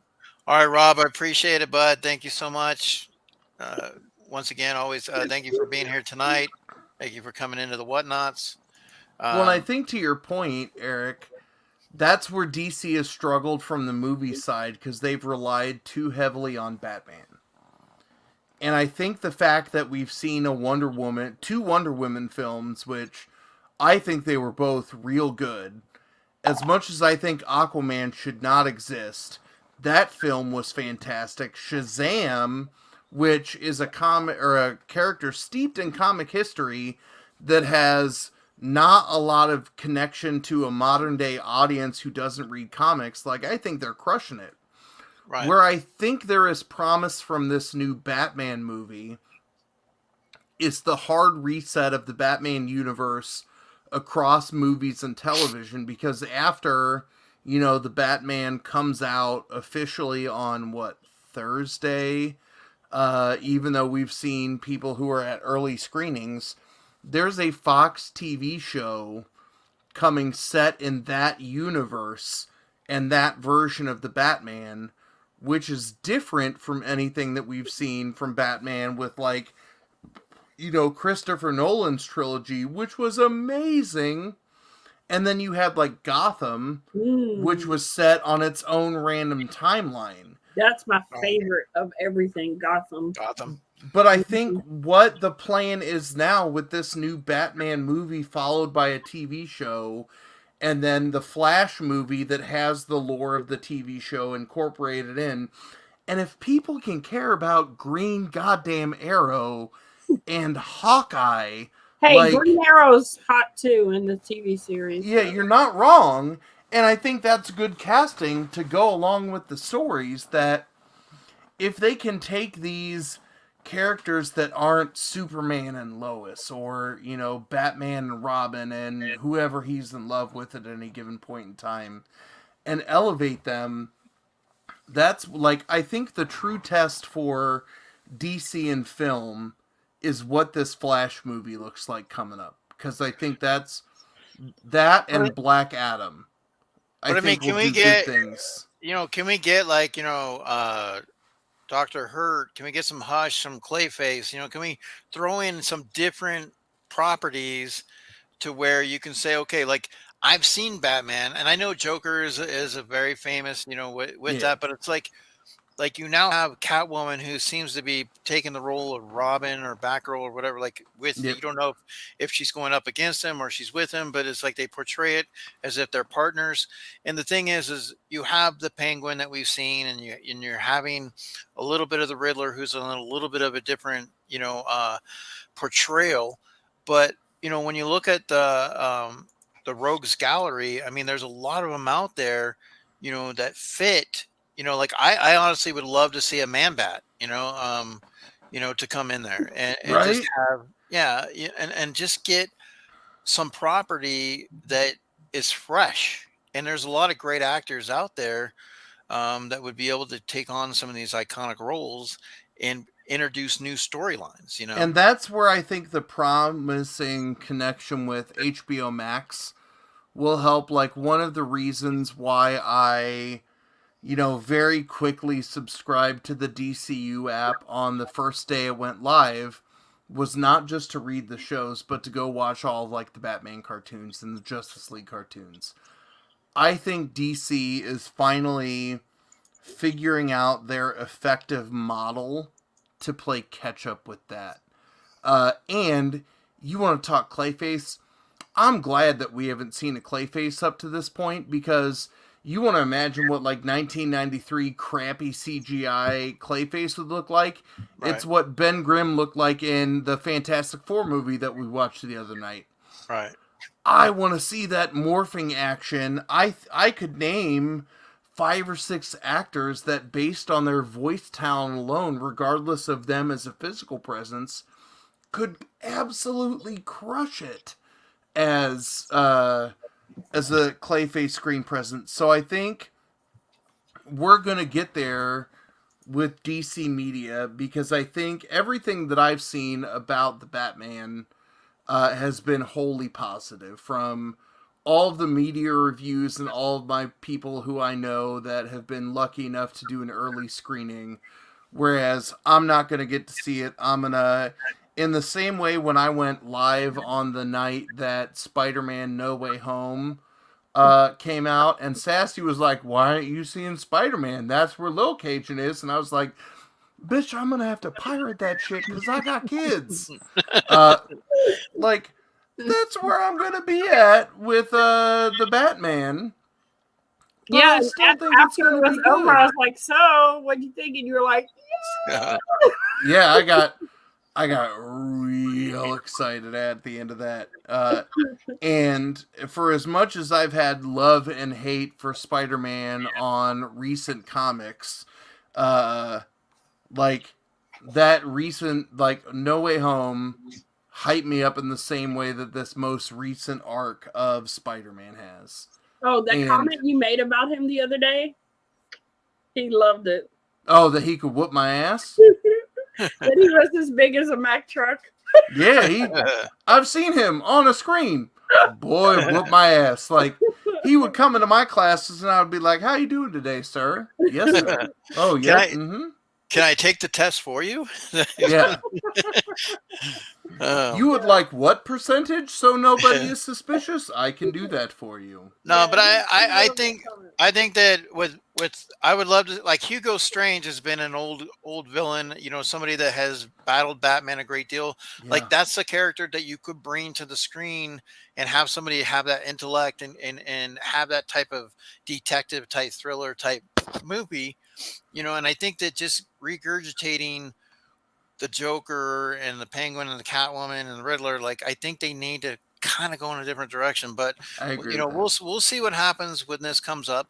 But I do want, because we're gonna get ready to wrap this up. But before we do, I wanted to have just a little bit of fun now with these two right here. We're gonna see. Now, Sassy, she's no stranger to this, and she does a really good job. And you guys in the chat get to decide who wins. And in this right here, because we're about to play a little bit of. William Albright said, "What's up, poser?" Yeah, Big Will. So we're gonna play some poser gories, and we're gonna have a little poser gories here, and just a little bit of, what they're gonna need to do is show us their best interpretation, their best idea of the category from a comic book that you want to make sure you get a comic book if you can. And we'll kind of go from there. So let me give you an idea of what we have. So we have Teenage Mutant Ninja Turtle A covers. We have X-Men crossovers, Batman villains, Saga, Back to the Future, Ooh. Blast from the Past, Chat Choice, Sick Indies, and Horror Icons. Okay, so generally whatever comes up, we'll do best out of 3 here since it's a shorter time, and we'll see who comes out of this. So basically, what you're going to need to do is, and Poser, since you're the guest, you'll go first. What do? You run to get his stuff ready? I think he's about to fart. Because farts are funny. No, I want to give something else away. But Okay. I had to bend over to open my closet because that's where some of my weird shit is. All right. Farts are funny. So let's see real quick what the category is going to be. Coming through the room, turn the bass out. Y'all been sleeping on me, better wake up. Put your fly gear on, do your makeup, drop it real low, and pick it back up. Excellent, bustin' with the best of them, simply impressive, no worry and stressing out. I'm getting mine right now, put your shades on. Okay, so now Sassy, you might not be familiar with this or not, I'm not sure, but so Saga is going to be the category. So whatever you want to pull from a saga, a comic book, or something that presents Saga, you want to do that. And generally, you're going to have about 30 seconds to do that. So my cat. So let me go ahead and put a timer on there. And it's stopwatch. So we're going to do 30 seconds. Now, Sassy, you have an opportunity. Comic Poser's already gone, so you have an opportunity to beat him. You know what I'm saying? Like, so you're going to look for Saga. You want your best cover, and the chat's going to decide. What's up, Hojo? How's it going? What And up, Hojo? So Comic Book Poser is he's giving away some comics tonight. So we'll run a comment here, but go to this video and comment. Farts are funny. So let's see. When we're done, I'll have Eric run a comment. So a comment picker. Sassy, you're good at that. The comment. Oh, we can actually remember we can do that with YouTube. Like, have you done? Yeah, I've done it once. Yeah, maybe we can do that. You go to StreamYard.com /giveaway. Okay. Simba, come on. I gotta get you some food. So what's up, Hojo? How are you, Hojo? Always good to see you. And Hojo will be making an appearance on Pop In Around the World soon. Yes. So we're looking forward to that. Yep. And then did you now, like I said, if you do want to be on Pop In Around the World, you guys like to come on and hang out. We are filling the pages and booking the dates, but definitely Sassy is the one who takes care of that, and she puts it down from pen to paper. So Remy, you're gonna have 30 seconds. You know, you have to. I'm done. Oh, you're already done. Okay. So Sassy, are you with yours? Yep. Okay. So I'll put him first. All right. All right, so I'm going to go top 3. Oh, Number no. 3. We're not doing top 3. We're just doing one. Number 3, you'll see that in a video tomorrow. Oh, geez. Saga 55, signed by Fox Crown. Oh. Number 2, Saga 49, The Death of Prince Robot, with 2 different Prince Robot pops. We didn't say all that, Remy. But my absolute favorite, Saga number 3, the first appearance of Isabel, and it is paired with an Isabel custom winterized Funko Pop by Oren from Toy Box Treasure Hunters. Oh, shit. Oh, You Sassy, got me cussing.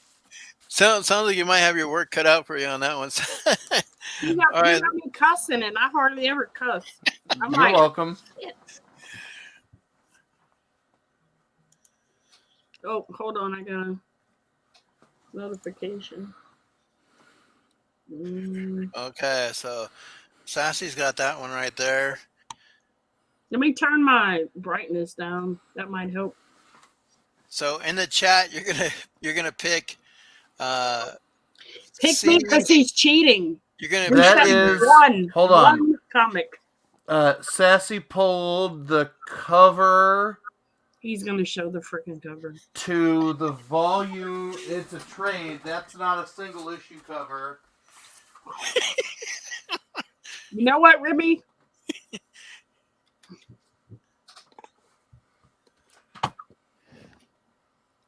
Oh, I think I gave that cover away to somebody. Oh. But I think that's volume 2. The cover to the second trade paperback. Yes, it's volume 2, Remy. I love that. Marco's a good father figure. All right. So if you think that Remy won, put C. If you think Sassy won, put S. I wanted to show you. Do you have this one, Remy? Because it came in, and I mean, I'm not a Saga collector or anything, but I don't know if you have it. Lion Cat, yeah. Okay, you do have that one. That's the regular Lion Cat. I've got I'm Yeah. missing one. I have If the I had Bloody all Lion those to Cat. show off, I mean, I would win too. Who is? All right. Well, let's see if let's see what the next poser category will be. So here we go. So Sassy, you have an opportunity. You have an opportunity. Oh, he has a gold one. Gold Oh, Lion wow. Cat, Bloody Lion Cat from previews. And then the one you just showed, I don't have it in box. I have it out of box. Oh. Show off. Well, well, maybe I can send that one to you. You can have it out inbox. I won't say no. I won't say no, he said. All right. So let's see what the next category is going to be. I'm gonna go to the store after this. Coming through the room, turn the bass out. Y'all been sleeping on me, better wake up. Put your fly gear on, do your makeup, drop it real low, and pick it back up. Excellent, busting with the best of them, simply impressive. No great. worry, Now ain't he's stressing out. I'm getting mine right now. Put your shades on. Okay, so this actually would be considered like a chat's choice. So what we'll do is I'm going to go ahead and pick, how about Big Easy? Big Easy, why don't you give us a choice of anything that you want for them to pull a cover. You can use any character. You can use any type of, but we'll give you the chat's choice type of scenarios. So we'll actually, since it's chat's choice, so why don't we just give you guys the chat? Just give us suggestions. How about that? Chat gives us suggestions. And then that way, can you put that back over there? Okay, so a crossover. So he's saying a crossover. So we do have, and we do have a X-Men crossover is what we have. So he's saying crossover. All right, so let's see what Harley. You might lose to Sassy on Harley there, Remy.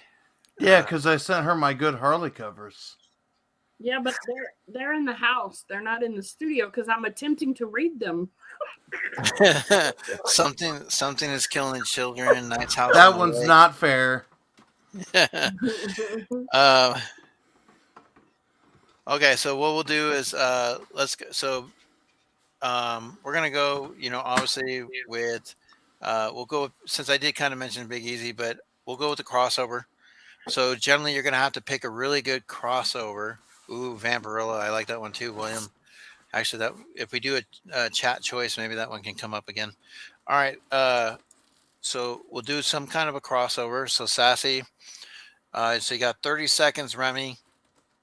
Just waiting for my. And you only need one. You don't need a handful. Thank you. One comic book. What?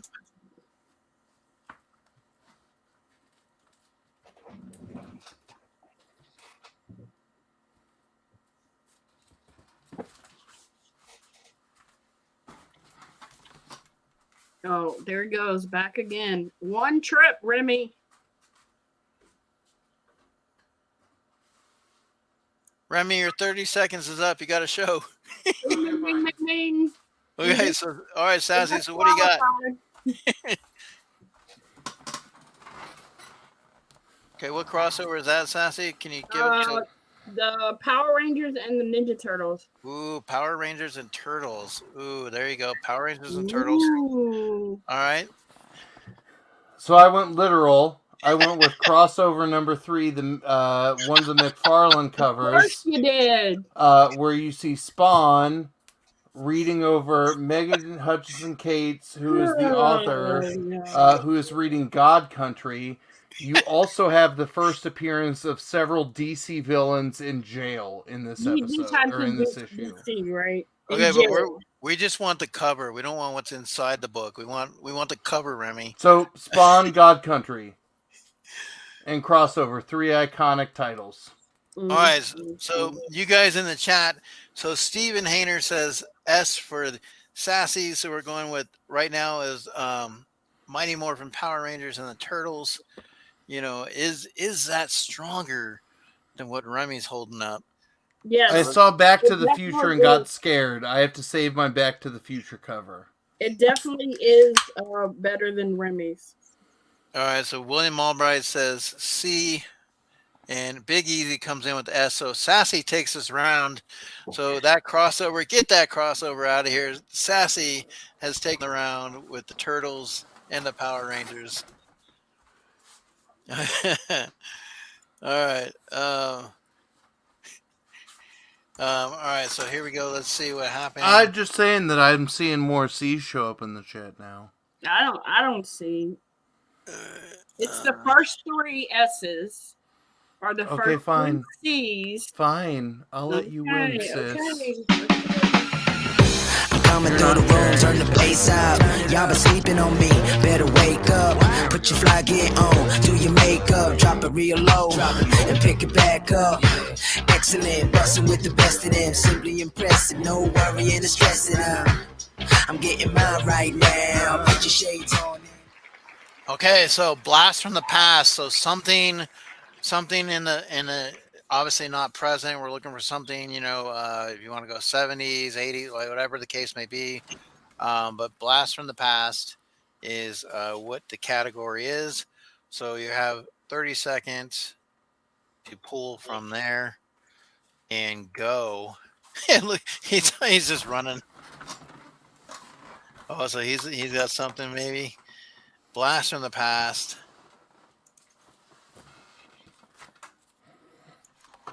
Big Easy digging the vibes, the music. And that's the thing when you do these wheels, you can customize the music. That's what's cool about it. Yeah. All right, so here we go. We're gonna comic book poser is gonna be first. Oh, geez, pulling out a slab. Yeah. Oh my god. Went to the wall You're for this such a one. cheater. Oh! So I have Secret Wars number 8, the origin of the alien symbiote that becomes Venom from 1984. Triple signed by Mike Zeck, John Beatty, and who's the third one? There's a third. Jim Shooter also signed it, but he's not listed on the label. Blah, blah, blah, blah. So Way wants to know if you're giving that away tonight. No, I might give this away if I hit 3,000 by December. I was tied with that and the second appearance of Sabretooth, but went with the black suit Spidey. All right. So Sassy, my dear, what are we gonna battle with? Show off. Just cheater, straight up cheater. All right, so you got a Batman. It's 2 cents, so you know it's old as hell. It may be as old as Remy since he's 80, you know. But it's Batman feature extra mystery of Madcap Island featuring the alien boss of Gotham City. So it's got Batman, Robin on it, and an alien dude. All right, well, I think it's old. Yeah, I think for the most part, Yeah, CCC. So it looks like comic book poser. He went straight for the juggler on that one. So Sassy, you'll have one chance here. Basically, so you had the chance. I'm going to give you one chance, Sassy. So this is a winner take all. So if you can win this round, Sassy, you're going to take it. But if not, comic book poser will remain the king. So let's see what category here, because this is the poserverse. Anything can happen. So here we go. Coming through the room, turn the bass out. Y'all been sleeping on me, better wake up. Put your fly gear on, do your makeup, drop it real low, and pick it back up. Excellent, bustin' with the best of them, simply impressive, no worrying or stressing. I'm getting mine right now, put your shades on. All right, so Masters of the Universe. There he goes. See ya. All right, so Masters of the Universe cover Poser Kings. It will, all right, so we're gonna run a comment at that. Where did he put the video? All right. So he has. Okay.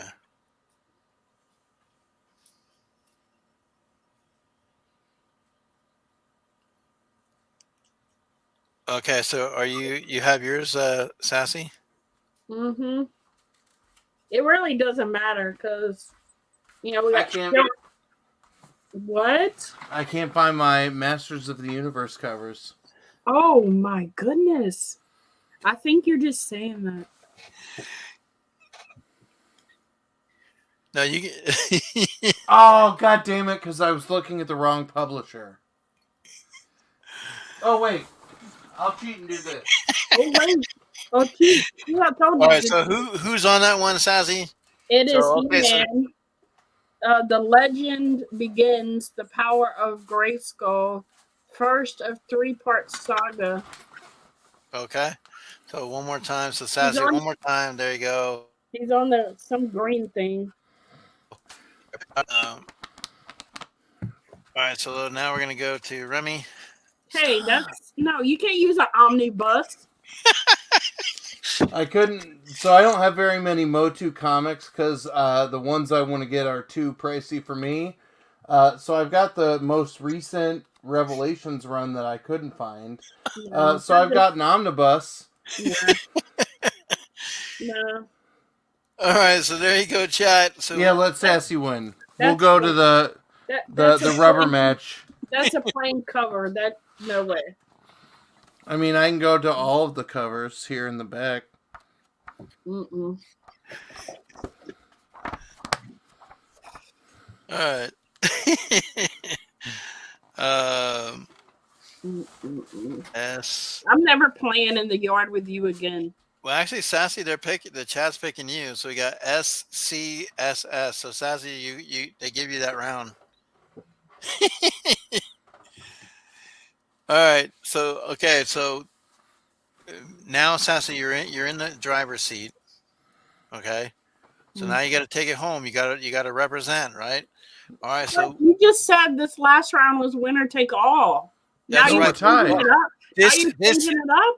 This is the poserverse. This is I exactly what happened. You're on Remy's side now. You're supposed to be on my side. We're co-hosts, not. This is a poserverse. I'm building you up. You need to be able to slay this. You have some confidence. You got this. All right, here we go. Coming through the room, turn the bass out. Y'all been sleeping on me, better wake up. Put your fly gear on, do your makeup, drop it real low, and pick it back up. Excellent, bustin' with the best of them, simply impressive, no worrying or stressing. I'm getting mine right now, put your shades on. X-Men crossovers. Remy wins. You want to re-roll, Sassy? Because I don't have very many good crossover covers. I couldn't collect. Okay, Uncanny. well, let's go with it. Huh? Okay, you want to redo that one? I'm coming through the room, turn the bass out. Y'all been sleeping on me, better wake up. Put your fly gear on, do your makeup, drop it real low, and pick it back up. Excellent, bustin' with the best of them, simply impressive. No worrying or stressing out. I'm getting mine right now. Put your shades on. Now, Sassy, do you know what an indie comic is? I mean, you're familiar with any of the indie comics? Nope. Okay, so let's go ahead and remove that one. Ah! I was gonna say not Marvel or DC as I pick up my slab box and everything else falls down. We're in the Poserverse here, so anything can happen. Coming through the room, turn the bass out. Y'all been sleeping on me, better wake up. Put your fly gear on, do your makeup, drop it real low, and pick it back up. Excellent, bustin' with the best of them, simply impressive. No worrying or stressing out. I'm getting mine right now. Put your shades on. And Back to the Future. I know you Here we collect are. that shit between you and Mr. Cajun. I don't have any comics of them. I'll let you pick. Is this the hill you want to die on, or do you want to re-roll and go? Shut up, Remy. Just be quiet. Just shut the hell up and show your cover. Okay? All right, so her path is chosen. Here we go. The Poserverse of madness, and he's off and running.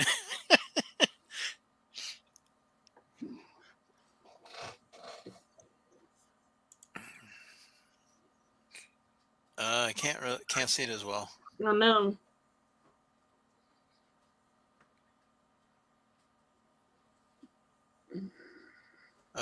You want to try a different one because for some reason the coloring of that comic is like. Yeah, because it's black and white. It's him in the suit and it's signed. Let me see. Can you find it on the computer and share it? Maybe so. Yeah, let me try it that way. Okay. So we're on the edge of the seat here, as Hojo says, and so we're gonna go back to Remy here while she's pulling that out, and his reveal for Back to the Future. Let me see. What is it? It must. Oh my God! One. My favorite contemporary crossover series that I did not pull because I was afraid that this would show up from 2021. Back to the Future and Transformers. 1, 2, 3, 4. You're welcome. Oh yeah. Now I can't find the one I had a while ago. That sucks. They're ones that she has on the internet, William, because they don't teach you how to read in Louisiana.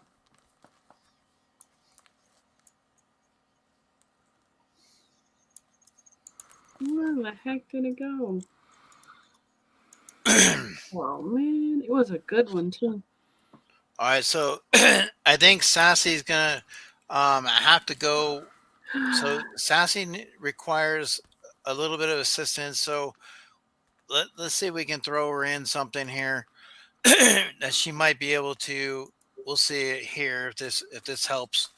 And you tell me, Sassy, if you want to take this one in as competition here. So Beavis and Butthead. That's funny. So you got a Beavis and Butthead, Back to the Future. So if you have anything that you can throw out there, because I'm Cornholio. I need DP4 to my bunghole. My bunghole goes blah blah blah blah. Oh yeah, I see that one too.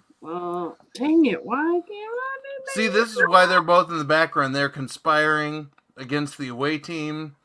I would like the NFL to check on the level of inflation of their balls. Hey, I'm no Tom Brady. Don't you dare do that to me. Don't you dare. No. All Because right. we got 1.21 gigawatts robots in disguise. Okay, All right, go ahead. That one, so Eric. they're they're going with, it looks like comic book poser. That's right. Wayways is right. We invading. But The Poserverse Sassy's taking gonna over pull- this shit. But hold on, Oh, Sassy's that's pulling a good one. Sassy's pulling one out. She's pulling one out of Eric's Googling skills. How you make it bigger? That's what she said. I just did full screen layout. Oh man. Oh yeah, okay. But so There that we one go. right there. So a little Back to the Future with some that's the dinosaur Jurassic Park? Is that what that is? I would assume so, but my assumptions aren't always good. Cause you make an ass out of you and me, sis. That's All right, so there's my point. Sassy's. So what do we like, chat? Do you still like the Back to the Future and the Transformers, or Back to the Future and Jurassic Park? Oh, here we go. There we go. That's it right there. Oh yeah, 9-8, like quadruple signed by the creators and the cast. It's late entry here. Here we go. I mean, I wasn't going to have to run away for the sick indies category, because there's one. The Decision. There's one. All right. I tried. Okay, so Wayway said decision stand. well, there's a reason why we call it the Poser Gories, because it is the Poserverse, and he finds his ways to win. But in the Poserverse, you guys in the chat have an opportunity to win as well. So he's going to give something away. There's a link in the chat, and if you go to the I'll post the it link again. and you put hashtag farts are funny, you will have an opportunity to win the book. That or link whatever is to he's- my very first YouTube video that has 22 views and 0 comments.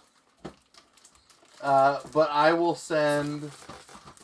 So what I posted on Instagram before I left school today is that I've had good conversations with people like me who are afraid to get into comics.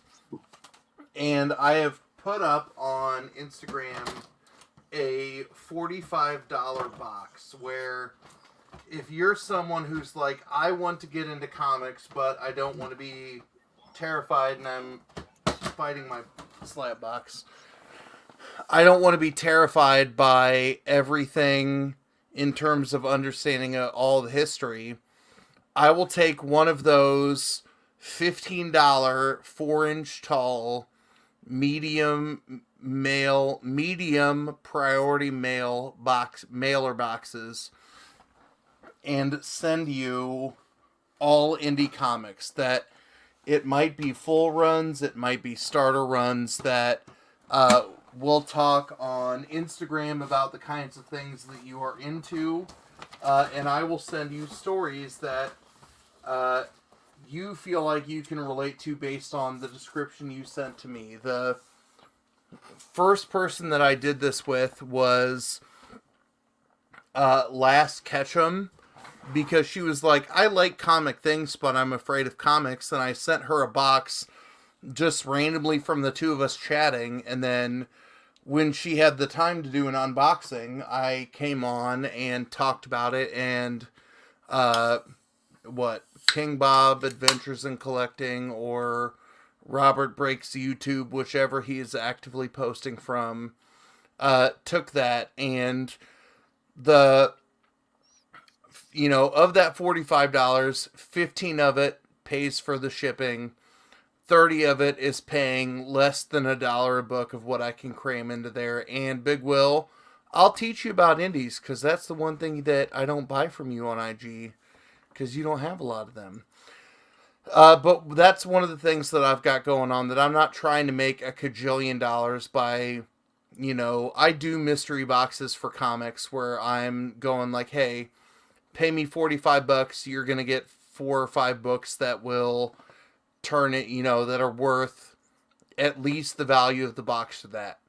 I've got things that I've got extras of. I've got things that I like, but I don't think I'm going to read more than once. And I've got singles that I've read in trade, and I'll keep the trade because it takes up less space. So if it's something that you want, or it's a story that you're interested in, I'll sell it your way, and I'll give you a good deal because you're freeing up box space.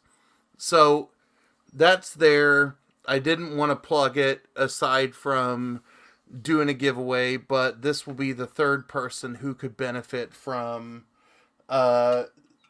getting an exciting series of indies. So whoever wins this, we'll make sure we chat on IG or somewhere else that I'll initiate the conversation tonight, or you can, because I suck at following up. And I'll figure out what kind of stories that you're into, so I can send you things that I'm pretty sure that you will like, and then I will build a bridge to things that I think you might like based off of your other interests. Okay, so we have 10 comments so far. We have 10 comments. I know we got 14 in the chat, or at least 14 watching. If you want an opportunity to win some comics, you would go to the link that's in the chat, and you're going to put hashtag farts are funny. So I dropped it for the last time. I'll give you a quick second to do that, and then we will go ahead and run it from there. Ooh, somebody's drinking a Seagram's. Yeah, I'm a sore loser, so I had to go get me something to soothe my ego. I need to buy a wine cooler. Like, maybe that's what I'll do on my stream this Thursday night. That it'll be the wine cooler stream. Oh, jeez. So I could see Remy doing a Bruce Willis with the Seagram's golden wine cooler. Done. All right. So let's see here. We're talking about bringing some craziness back to Sassy Sundays, and I think you would be a good candidate, Poser. Just let me know, because Sunday is Family Fun Day Sunday. Okay, well, then. But you let me know when, and my wife has become more flexible as she's seen how this has become my social interaction. So as long as it's not, yeah, I'll get some B&J. Hayner, I know you'll be there on Thursday. Hey, speaking of Hayner, have you gotten your box yet? All right. I'm going to go ahead, and so we have 11 comments. It's been from there, so we only added one more. I think we're talking about doing maybe another nugget challenge or some stupid something. All right, yeah, I'm the human embodiment of Jackass, so I'll take it on. So here we go. Good luck.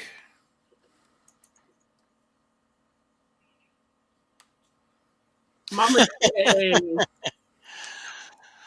Well, I think Mama J has a way with the YouTube comment picker. Like, she does. They don't want to go against the mama. Run a duck wheel. Oh, Mama J won. 10 out of 10. So we'll see if Mama J's in here and celebrates. If she doesn't, she made the comment, farts are funny unless locked in with a stinker. That is true.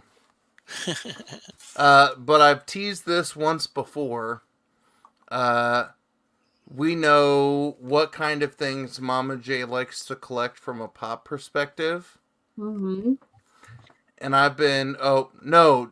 Okay, then Mama J, if you say pick again, you want to see what I've been waiting to send to you, I'll make that deal. You say pick again, then you have to let me show you what my gift to you is. Well, she doesn't see very well at night, so make sure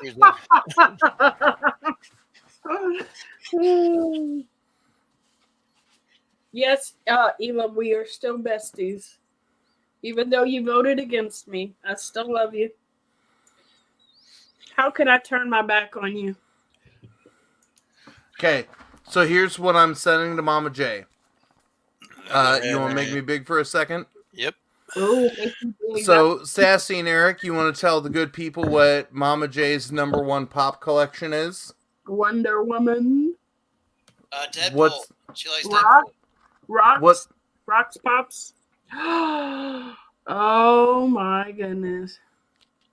Look at that. This is the first appearance of Alice Cooper in comics. Wow. That I was waiting to see if I could find some kind of crappy $3 Alice Cooper pop to send to you, or a massive hot dog, because he owns a restaurant in Arizona with Randy Johnson, and they sell a massive hot dog called Randy Johnson's Big Unit.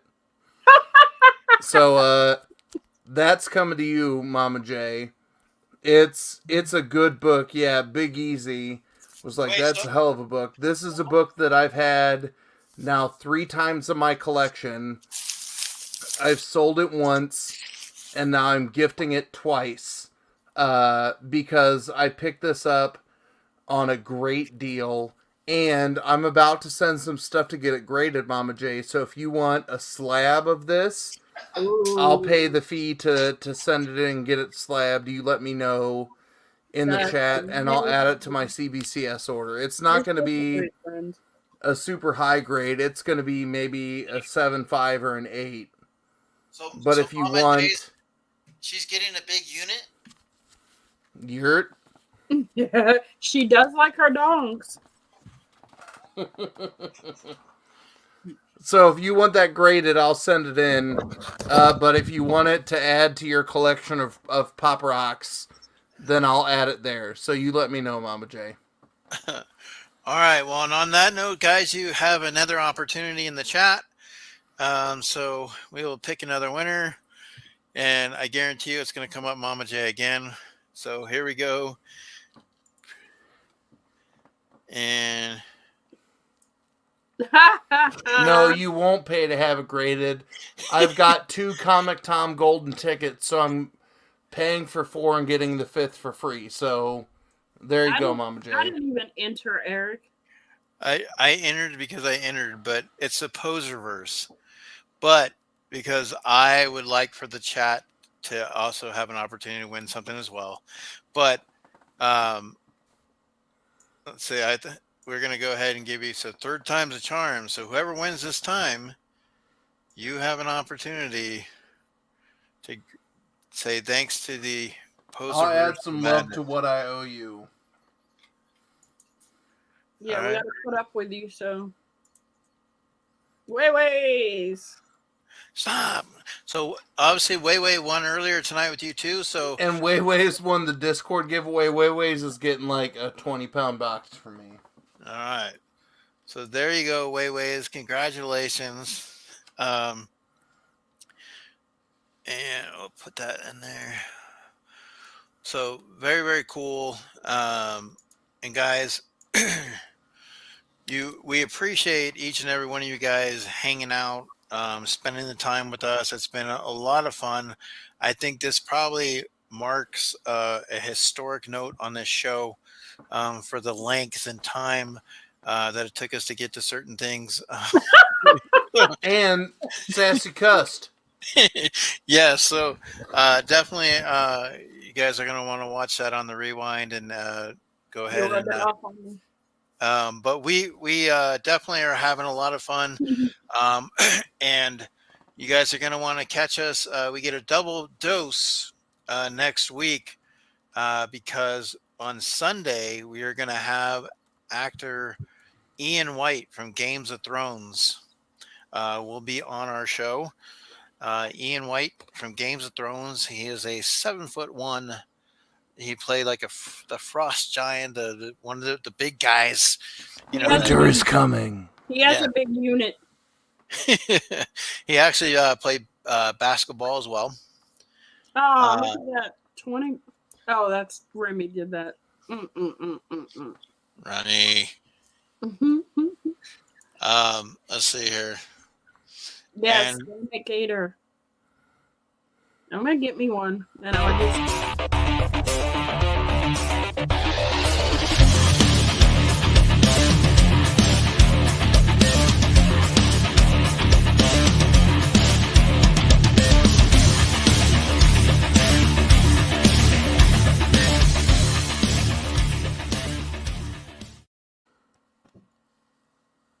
Aww. You do love me. you're supposed to stroke the tail, not the head. Well, some Um, people like the head. Yes, Humpty was also in Predator. Appreciate it, Glenn, David. Thank you guys. But yes, on Sunday we're going to be doing a special edition of Popping Around the World, because sometimes we do, sometimes we have to adjust to our guest. So we'll have Ian White from Games of Thrones, and then on Monday we'll be right back at you again, and we are going to be bringing on Sassy Comic Tom. Comic Tom. And so we're going back to back comics, and so we're going to have a little bit of fun with that as well. And definitely, we are having some people come on, some guests that are coming on. And so we've had new people all this season. It's been a lot of fun. And we are continuing to explore that avenue. And we appreciate you guys being here and supporting. And if you do get a chance, like I said, Mama J recommended Sassy earlier that maybe you need some Depends. So if people want to send Depends, they can do that. But Sassy's getting closer to her watch hours, right? You should be really, really right on the cusp. 380, right around 380, 75, 380, yeah. Either tomorrow or Wednesday, I've been building a Sassy playlist that you can A, watch, B, on double speed, and it still counts for the full watch hours. So, if you have multiple YouTube accounts that you can log into from multiple IP addresses, like school, your home, and your phone, then you can stream quite a lot of Sassy in super double speed and just comment, farts are funny, Poser's the best member of the Cajun family. And, you'll get her to that 4,000. And if y'all don't do it, I will. It'll just take longer. So I'll share it out tomorrow. And I'll tell you this. Whoever comments hashtag farts are funny or Poser's the best family member of the Cajun whatever you just said, and when I get to 4K we will do a giveaway. Oh, I'm gonna comment that on every one of your videos tomorrow. I already have stuff for you anyway. I've been stockpiling. Let's see here. House Pops. All right, so and Big Easy's House of Pops, great channel as well. Want to check him out? He is on the road to 200. You can catch his latest opening a Templar Pops mystery box, and definitely want to go ahead and check that out. And once again, too, congratulations to Mama J. Not too long ago, hitting her 2K. So appreciate that. And then myself, we are actually getting inching closer to 1,800. So we are on the road for that. So definitely, guys, show some support, show some love. And And I'm 33 away from 1250, which is my next big channel giveaway. The featured item is a Spider-Man Blacklight Pop Tea combo. And then I'm giving away other Spider-Man comic and pop related stuff. So if you haven't subbed up, I'm very close to that margin. So that's one of my giveaways where I'm trying to give things away to both sets of people who may love any kind of nerddom. yeah, so definitely, guys, you want to make sure you get in on that. Don't miss out on that. And you guys are watching the rewinds. Definitely hit that up. So Or If you're don't really watching the know- rewind and you're in it 3 hours and 51 minutes, then you deserve a goddamn Nobel medal. and And there if will you be really there will don't know be what some. the hell comic book posers always saying, you're just there for the support, which is me 99% of the time. I'm like, hey bro, I'm here. Don't know what's going on, but I'm here. I just show up to see if he's gonna fall asleep. If we can catch him sleeping on the stream. He'll I'm not going to never, fall asleep, but I'll do this for you. Uh-oh. There you go, Mama J. right now YouTube's gonna take us. So Mama J did say she likes having the shirts off. So That's right. but Fuck now you, Jason Momoa, and 12-foot tall Game of Thrones actor. Can you look this big, this good?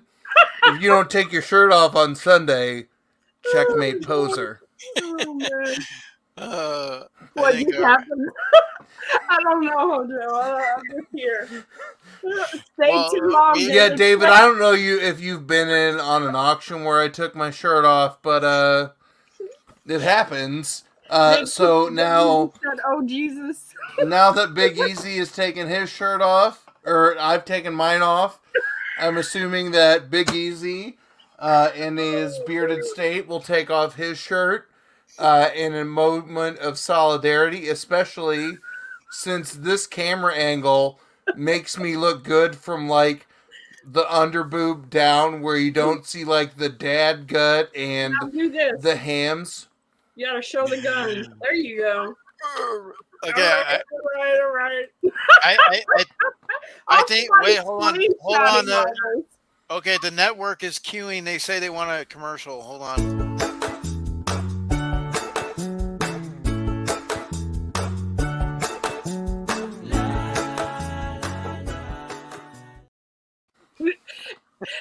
Oh, just said, geez, bro, turn the high beams down. Get some heat on. I don't know. What are you talking about? I got some good tan going on here, like on the side beard, and maybe around the under rat tail. Just got weird. So wait. That's one of the things you actually. He's gonna sign that shirt and he's gonna put that in the box for you.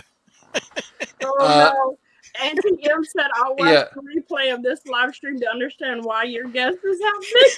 Auntie M, multiple scientists, psychologists, and sociologists are studying that question, and nobody has come up with an answer. So, if you get it, then welcome to the chaos of the Poserverse. Like, when other people were running auctions on my channel, I would randomly be like, I need to go downstairs and say hi on the auction.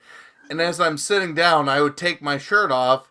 And Andrew was right. Like, you don't see what the under region of my shirt looks like until it's summer and I'm maybe in a pool and get sunburnt. So, you're welcome. I enhanced your corneas. Big Easy said you'd see a bunch of unseen tats if he came on right now because he's been shirtless the whole time. Let's And go. then Andrew Weeble said that he just went blind. Let's go. No balls, Big Easy. We're going to go for the record. We've already passed that. My goal for everybody in this collector swap video that Mama J and Sassy doesn't know is to beat the last Ketchum record for filibustering an unboxing video. So, if I'm attempting to filibuster popping around the world, and I've already established the record, why not go for gold or gold, baby? Look, Biggie said, I ain't scared. Send me the link.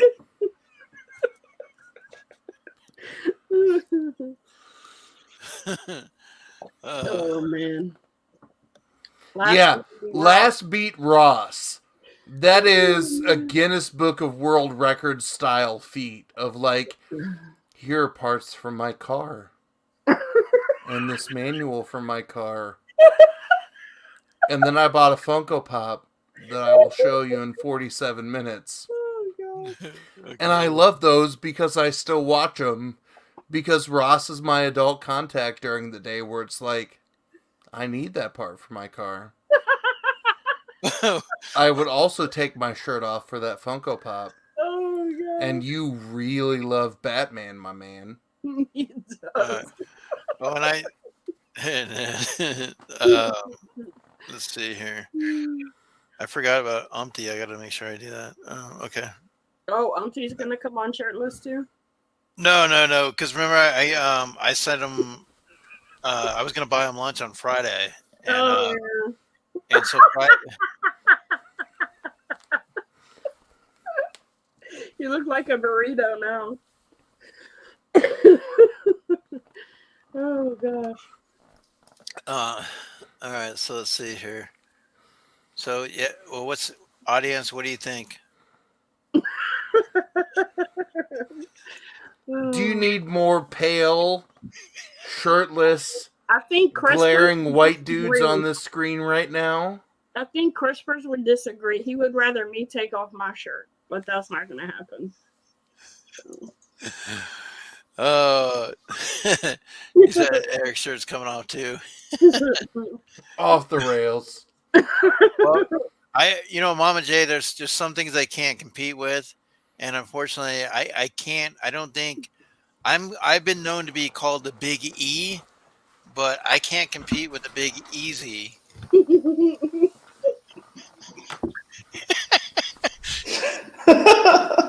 Brothers don't shake hands. Brothers hug. with the beanie on too. Look, I am responsible for derailing many streams in my 2 short years. I am proud that I have kept my shirt on and my booze in, aside from me being 80 years old. Did you say your for this long? Yeah, this is the first time I've taken my shirt off on YouTube. I will say that looking at my fellow bearded brother, it looks like he's wearing a hairy burqa at this moment. It's my natural shirt.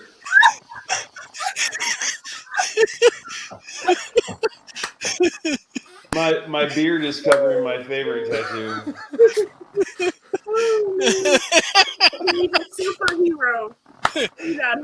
I finally made it on Pop It Around the World. Look what David you said. Just couldn't wait to come on, huh? You just had to. David, I thought you were going to bed like 4 hours ago. I thought I could behave when you were gone. I don't think there anywhere else. Oh, Jesus. All right, we have raised the bar for future Popping Around the World guests. Welcome to Topless Around the World with Comic Book Poser and Big Easy's House of Pops on this side. I don't know who these two fully clothed fools are below us. Well, I think y'all now y'all need to take off your shirts. Hojo is going to be coming around pretty soon. Yeah. Sassy, you should like this one here. Yeah, that's the first one I saw when he came on. Oh, there you go. And I get shit for a little bit. I got a bunch of them. Yeah, you win. I'm less of a tattooed man than you, Big Easy. Oh, wait, you have a fleur-de-lis too? What? Yeah, I got it in New Orleans. No, not you, him. No, that's an Eagle Scout. Oh, darn. Think of the women and the children. Look, Hojo, free the nipple. You need to click not Free made for the children nipple. real quick. Oh, man. Yeah, Umpty, the next time you're on in like a year and a half, you're going to have to do like full frontal and hold like a custom Chuck Pop in front of your dong. Big Wookie House of Pops. Damn right. Damn right. Oh, man. So there you go. Welcome to the Poserverse of Madness, where you get a more and less bearded poser, shirtless. Wait, Sassy is using the why cuss are my words. subscribers leaving? Yeah. Why are my subscribers going down? Sassy's using the swear words and drinking wine coolers, and weirdly, we can't see Eric's left hand.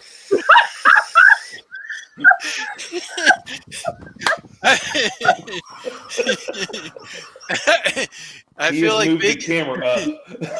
I feel like Big Easy's in a hot tub or something. It puts the lotion in the basket.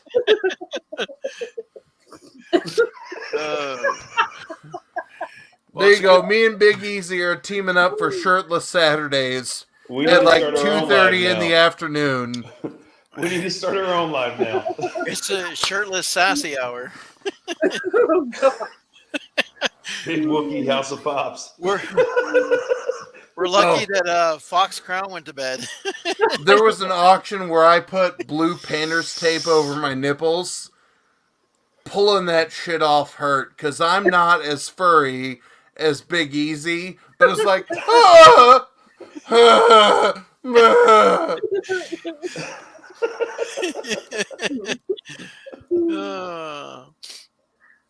Wait, Yeah. what's scary? Don't you ever challenge me to anything. I ain't scared of nothing. Yeah, how are those parakeets doing? Hey, Oh, they're great. Like can't 20 see more comic hats book today. poser's hand either. I mean, I'm flattered that you think this hand indicates length or girth.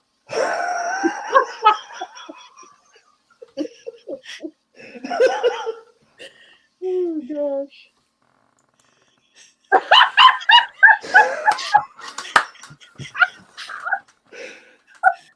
Thanks, Eric.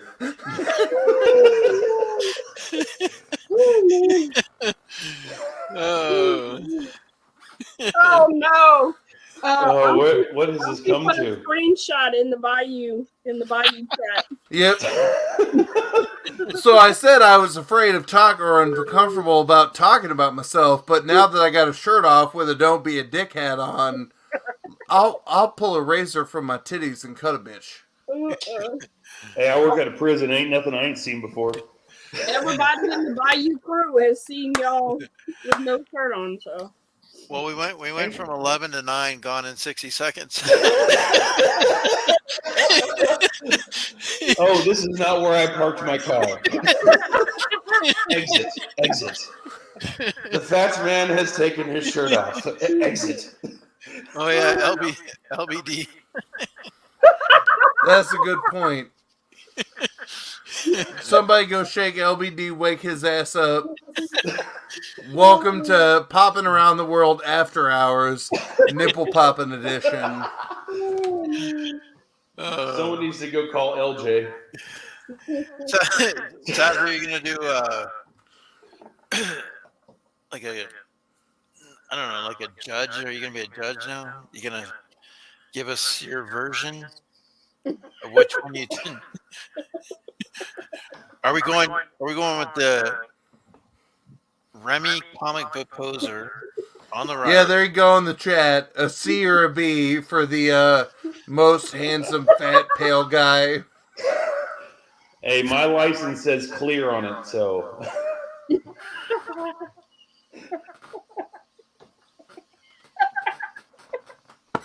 I'm in tanning mode right now for Florida, so it's either burnt or clear.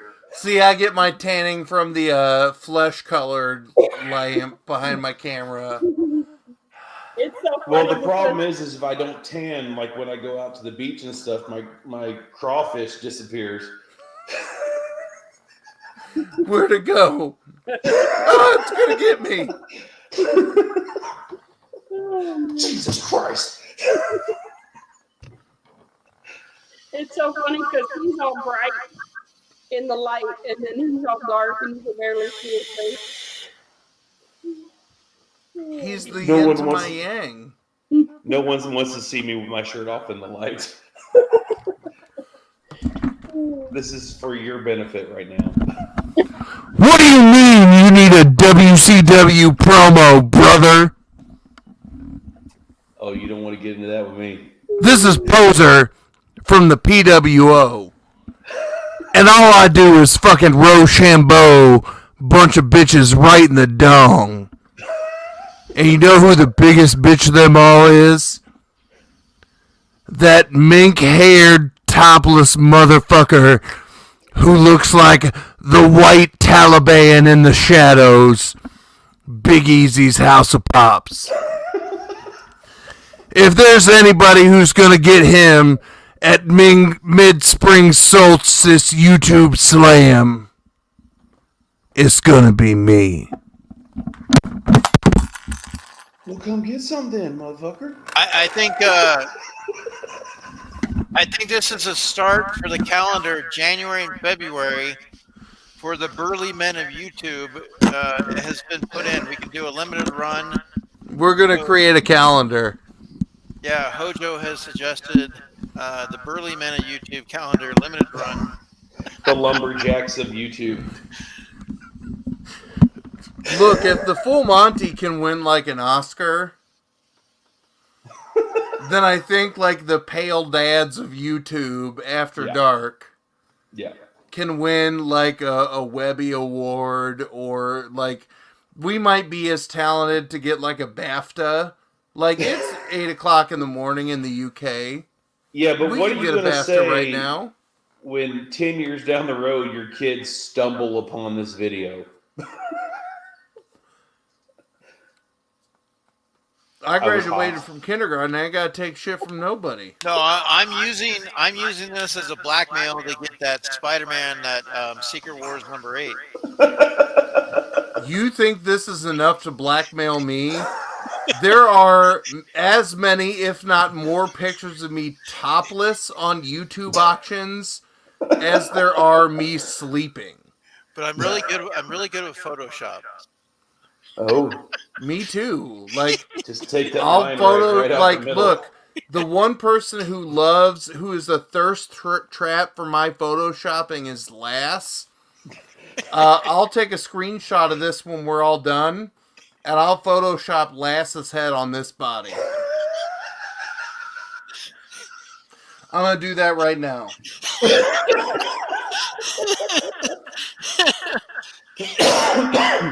Just go look in the Bayou chat. It's already in there. There's already a screenshot. I gotta go find Lass's head real fast, and I'll share it with Eric. Time for a quick commercial.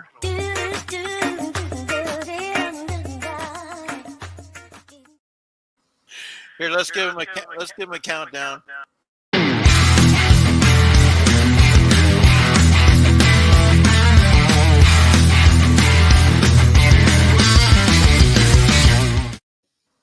I'm not standing up though because I've not been wearing pants this whole time either.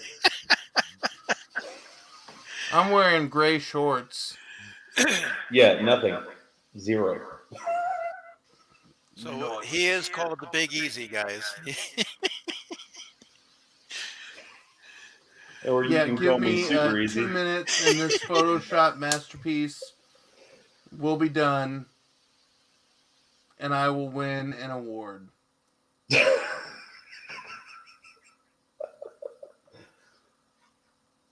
Oh Lord, I never thought this evening would come to this. You're welcome. Yes. It's about to get a whole lot weirder. Yes. We may have to, Sassy, we may have to call this a scream stream tonight, right now. I don't know, like, what do you think, Roger L. Jackson? What do you think? Hello. Do you like scary streams? Who's your favorite horror team? Now listen to me. Be sure to check out Scream Stream. And maybe for you there will be a bonus round. But for poor Logan and Jacob, I'm afraid they won't make the team. They've been cut. So what are we doing for the bonus round? So this concludes Popping Around the World. We are continuing now to the Scream Stream. Welcome, everybody. You get. Not only do you get me and Sassy, but you get the bulls. Oh. Where did my last picture save? Oh no.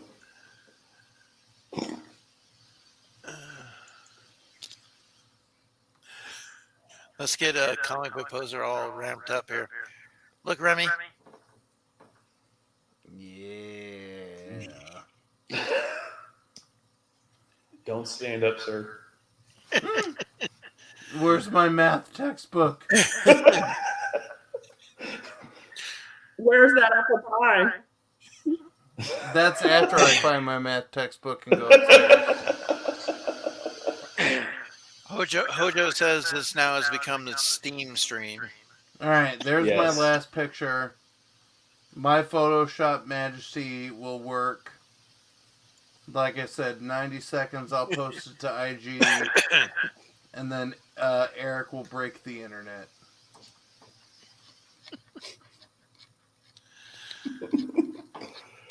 Oh, good Lord. What have we done?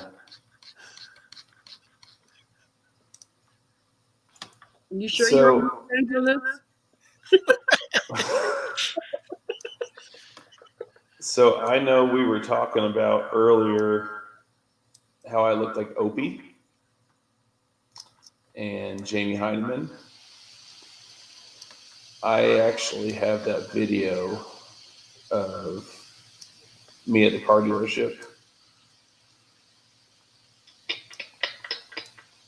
Somewhere. There it is. I could share it if you want. Okay. Do you have, just by chance, do you have the stream up as well? Because I hear Yeah, it. I have it up. Or, no, I have it muted. Yeah, I have it muted on the stream.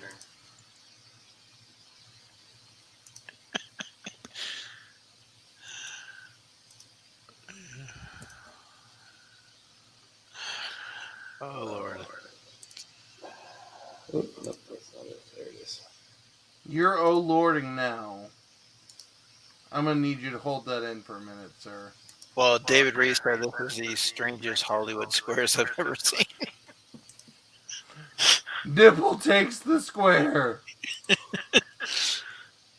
All right, y'all see that? I don't see it. You haven't shared it yet. Well, what am I doing wrong? Did you click You gotta audio? click share. So you See click the share, bottom? then share screen, and then go to Chrome tab. There. All right. First, there were all these negatives, all these bad things. Oh, well, they rob you, the prices are too high, and everything's expensive. Service there is too expensive and everything. You know, they're never. In This is my best first interest. time All on they're trying YouTube. to do is just rob you of all of your money. You know, but I want to see if these things are true, and I want to take you along with me to do this. You know, all these bad things, you could even call them myths, if you will. And I think what we should do is try to prove those or bust them. But if we're going to bust myths, we got to have the gear to do the job.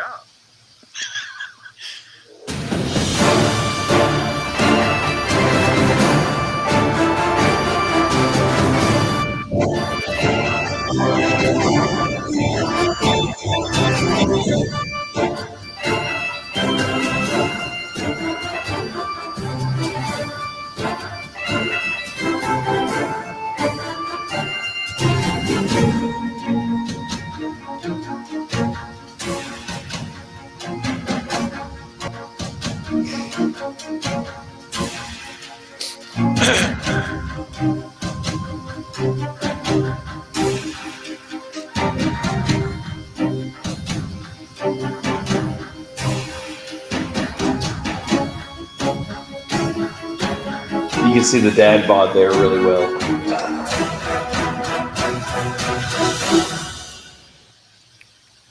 Well, that's better.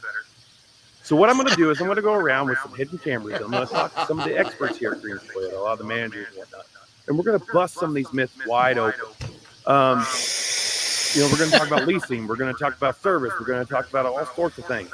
And I'm going to bring you with me. We're going to have them on here, and you and I are going to bust these myths together. And that way you can be more confident the next time you come purchase a vehicle from me here at Green's Toyota. But if we're going to do this right, we're going to need a snazzy video, too, to get things started.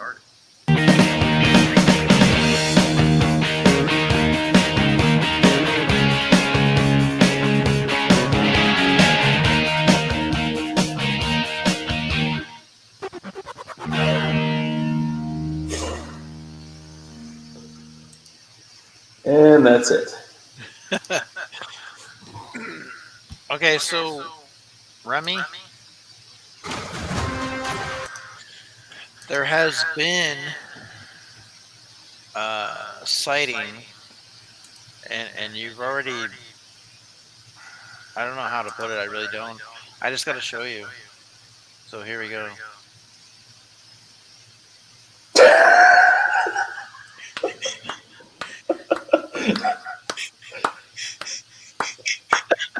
I don't want to laugh too hard. I jiggle. That is courtesy of Mr. Umpty Scratch. All I can say is that this angle is not flattering for my crunched side boob and rolls. But I'm gonna click post, and Eric, you should see the post that's gonna happen, and you can screen share, and then I'm gonna go to the bathroom. I'm on my third Sassy pee break, maybe fourth. Alright, so are you sending it to your... It went out on Instagram. Oh, on Instagram. Okay. I can send you the link, but I also really have to pee. Hojo, right. Hojo, I don't know you, but I will fight you. Stop fat shaming me. You absolutely love Hojo.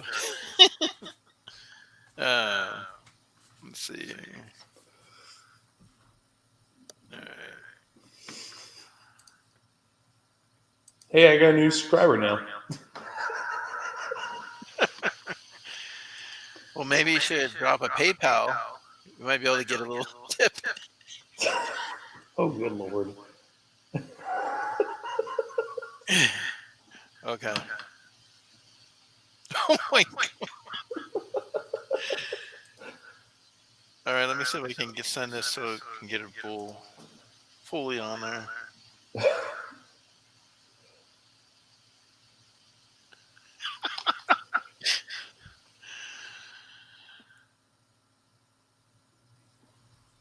I will say one thing about Remy is he holds no punches, and I appreciate that. And just so you know, Lass, I can't claim this as my own.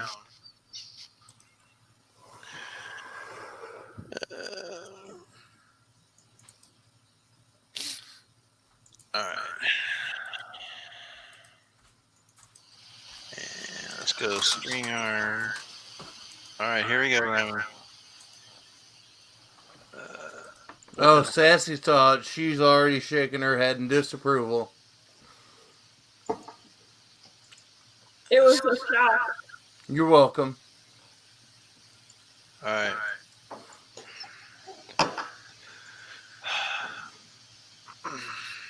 Just waiting for it to upload.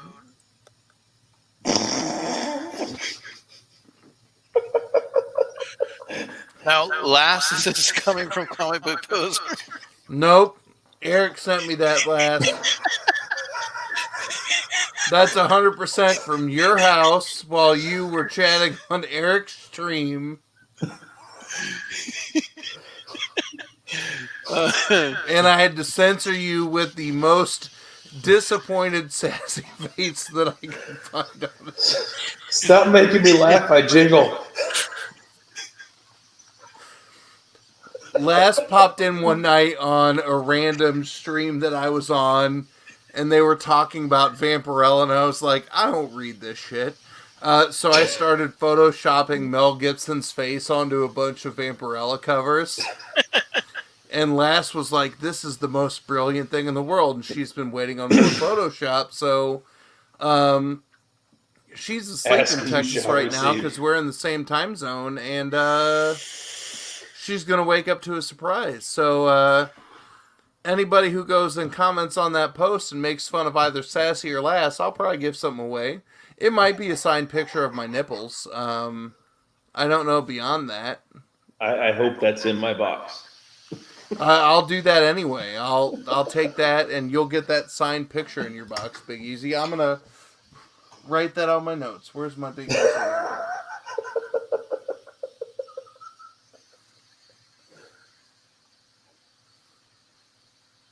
Sassy, you look so disapproved right now. If my face wouldn't be in her boobs, then maybe. I like at least how you own that her boobs. David, I'm glad that I found a new way to break your brain. It's really good Photoshop, Remy. You should have got a picture of me doing this. I will now, because you want to know what the delay is like on this stream? Oh, Here it comes. Oh, I gotta back it up a little bit and then wait for the. Oh, I don't want to go back 4 minutes. David said, "Thanks for all the laughs. Going to bed now if I can sleep." This is gonna be my new channel header. Good night, David.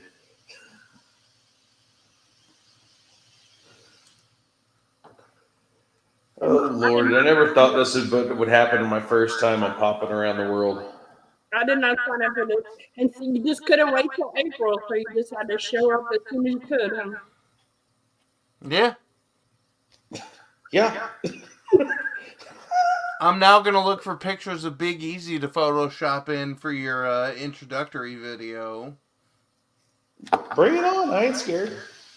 I know. That's why we are birds of a feather, my topless brother. I got 37 parakeets over here in a cage if you want one. As much as I would love that, my wife is allergic to birds. Well, then don't put your return address on the box. Done. Or we'll have a parakeet in my freezer like my dad did. They are delicious deep fried.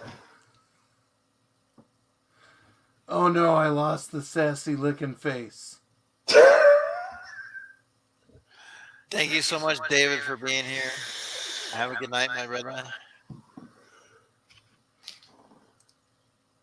See, I like how the people that we've scared away, aside from Hojo, a lot of them were like Steve and Cole and David, who are like, yeah, this motherfucker's probably watching this movie with no shirt on, or it's the beginning of the auction and he's already taken his shirt off. What's happening? Like, they're used to it, so yeah. Well, there's still 10 people watching. You're definitely Hey, 10 people. I'm like 37 subscribers away from 1,250. Come like these nips and this dad gut to get a Blacklight Spider-Man Pop Tea combo and other Spider-Man shit. This is the Comic Book Poser A cover.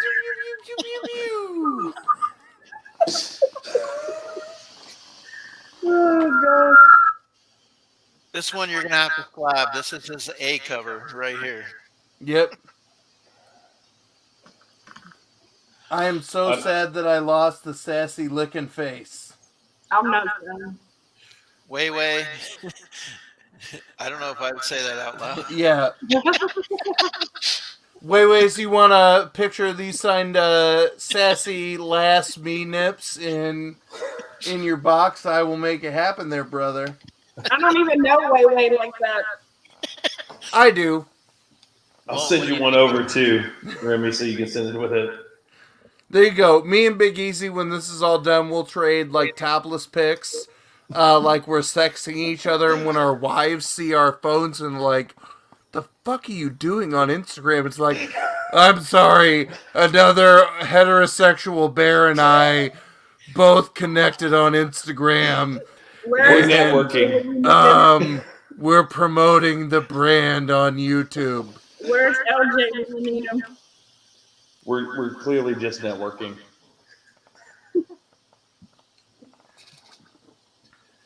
Oh my goodness. Oh man, so we're almost at 4.5 hours, and we've clearly set the popping around the world record. Yeah. Can we go for 5? Oh, good. I mean, it's not like it's that far away. I need All more right, beer I'll for find this. more things to Photoshop Sassy onto. Let me tell you, one night I had to leave to go get my son from his friend's house. Eric stayed on, entertaining the crowd. I went all the way to pick up my son, come all the way back, and Eric's still on my channel, entertaining the crowd. Ooh, that's what I could do. I could Photoshop location onto things. Done. I'll be right back. I need another beer. Only if it's on a Mac truck. Well, that's going to be the first one. So I got to remember the videos that Sassy or Lil Cajun is in. Hojo says go for 5. I got my shirt off already. I mean, How did I miss Granny Cajun? That's added. Okay, there's Lil Cajun. We'll add that one. Granny Cajun thinks she's a movie star now. She's done 2 videos and she thinks she's a movie star. Oh, I'll make her a star.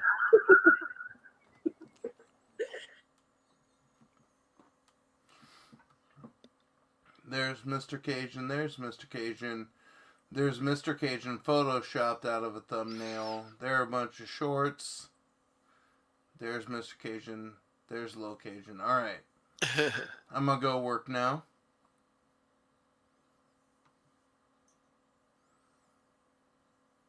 I really want to put a shirt back on because it's so cold down here. But I'm not going to do it for the art.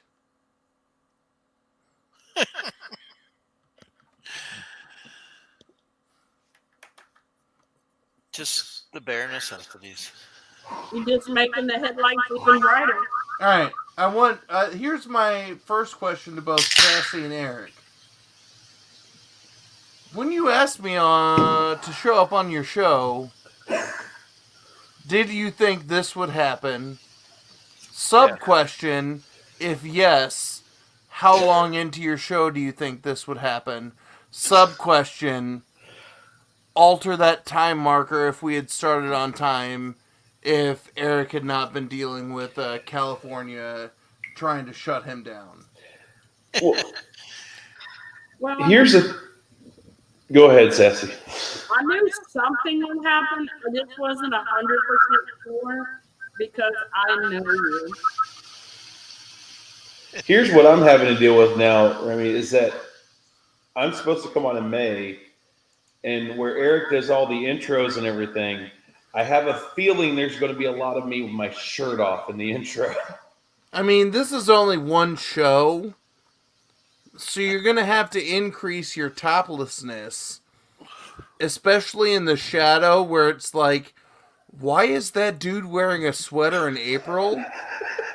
Like, I think you can pull it off and make May much more difficult, whereas, like, you look at me, and I have a fucking spotlight, and it's like, wow, why is his, torso not seen the sun since 1997. In 3 damn days. All right, working on low Cajun now. Let's see here. I was going to tell you, Eric, I went to Walmart earlier today, and evidently Handmade by Robots has dropped a ton there. I've never seen them there before.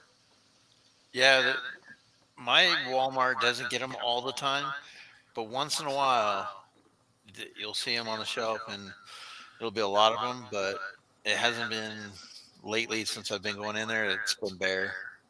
Yeah, they had the Harley, Batman, and Joker, and then they had the 4-pack minis.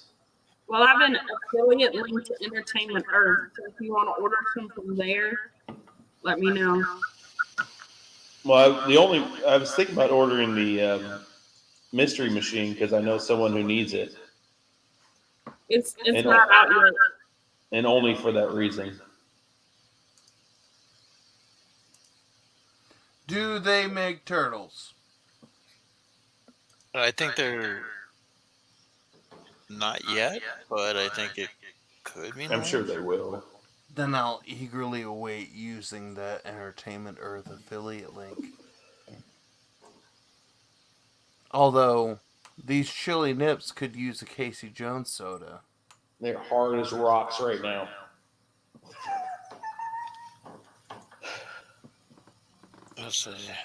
Just slice into some boxes and do some openings. Yeah. All right. In this box, I got this pop from Eric on Whatnot. The blood on the Venom with wings is on the outside of the box. That's the chase. It's not a chase. They may help you fight better. It's my boo-boo nips. Alright, I got 2 good shots of Lil Cajun.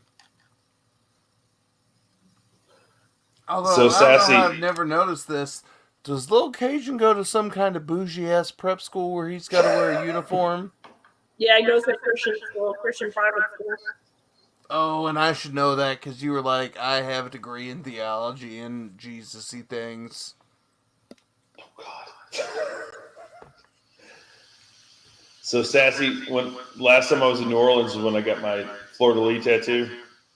And I had been on Bourbon Street starting at like 9 a.m. doing Bourbon Street things. And it was like 7 when I got this tattoo. Yeah, and they used that clear plastic covering on it. And we were flying out that night, and they were doing the pat down on me and everything. And they started feeling this big bubble of blood and going, "What is this?" It's like, I got a tattoo. It's fine. I saw a meme the other day. No, I was watching this video. It's about bad tattoos. This guy reviews tattoos. So somebody had got a tattoo of Jesus on the back. Yeah. And he's like, normally you can't see tattoos on the back. But he was wearing a jacket that had a hole in it with a window. If you get it, you got. Oh, man. If I knew I was coming out, I would have shaved my shoulders.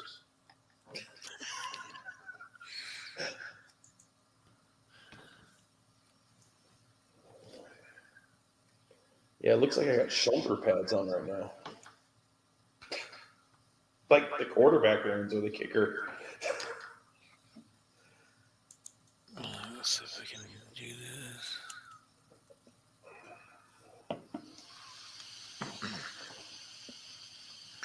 I'm trying to share something, but I can't.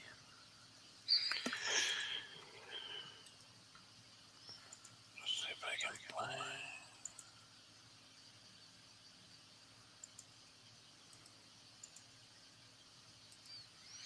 Let's see.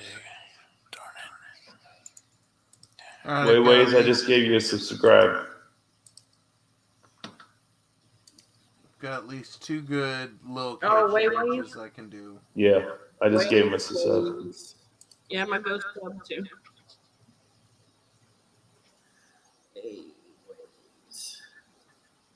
Comics. I'm already searching them. Pick it up.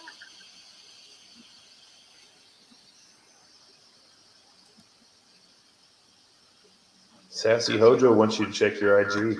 I did already. That's how I work fast. Damn, girl.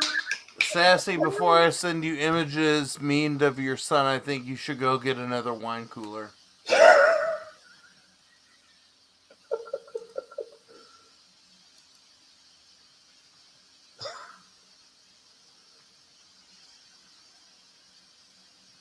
She said bring it on. She don't need one. That's fine. I'll open a new beer then. Old style for men. I can only find this once about every 3 months.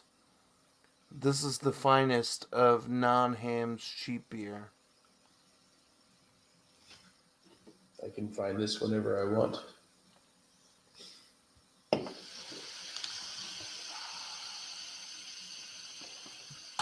I think Eric and Sassy are sick of our shit. That's fine. We'll just talk around him. Eric is plotting CIA secrets in the background. Sassy is laughing and trying not to pee her pants because it's been another 2.5 hours since she's been to the bathroom. And she doesn't trust just the two of you and I talking because there needs to be a responsible adult at the moment as we work to our 5-hour filibuster of popping around the world. Oh no, here we go. How'd you get that video of me? Are you telling me that you only picked me over Barry because of his horribly disgusting body? I'm on mute because I don't want to echo. Yeah, I don't know where that echo is coming from. I closed everything out. Mine's on mute, so.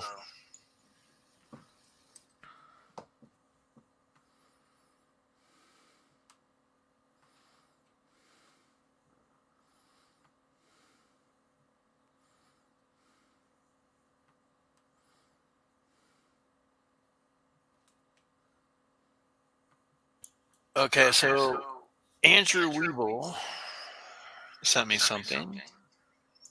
Let's see.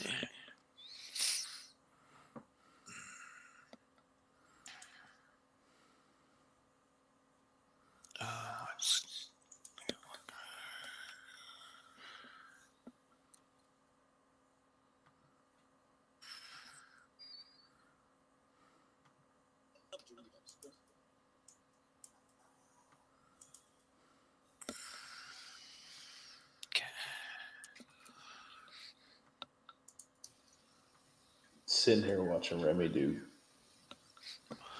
Photoshop. Sexy Photoshop topless. All right, here we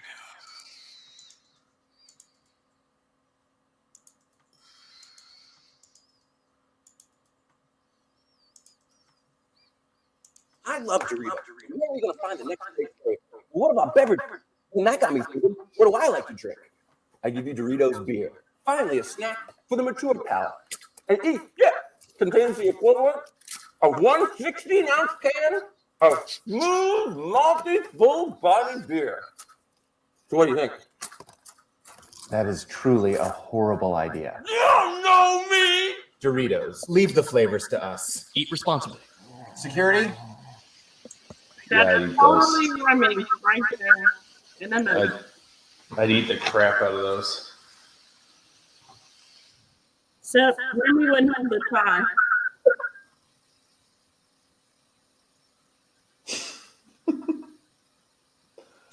Thank you, Hojo. Appreciate it.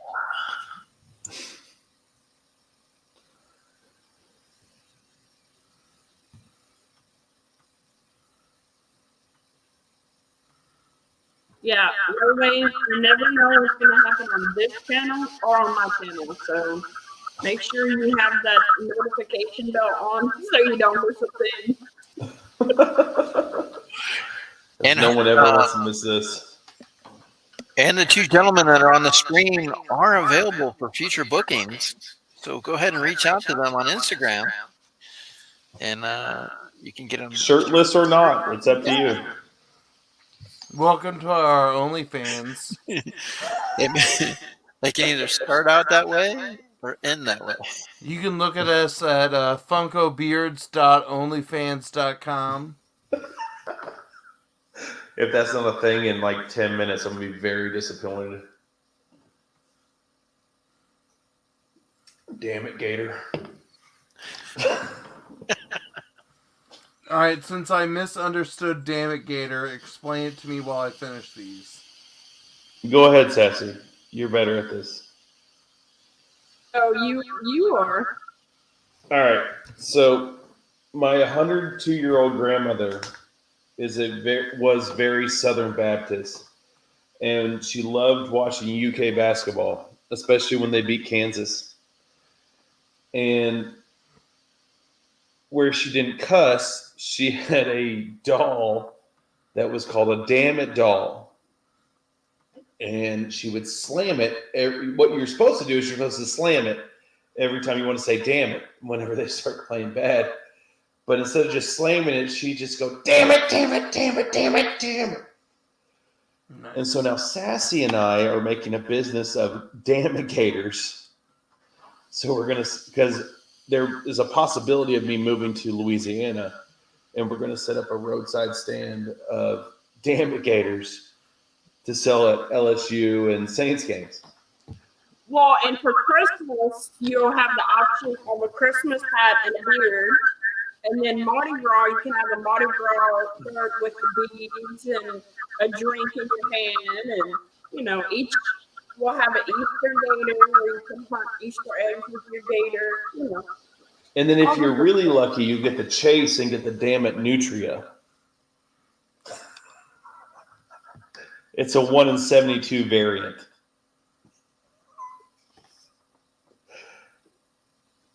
Rarer than the original Superman variant.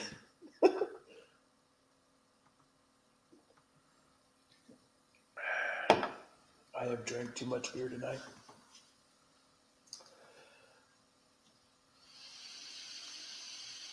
Man, Remy's really quiet. He is photoshopping the shit out of something right now. Yeah, location.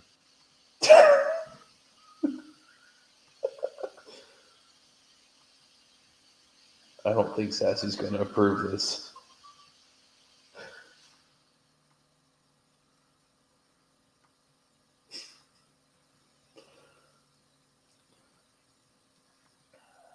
Where'd it go? I love how Leonardo's been shooting a grappling hook at us the whole night.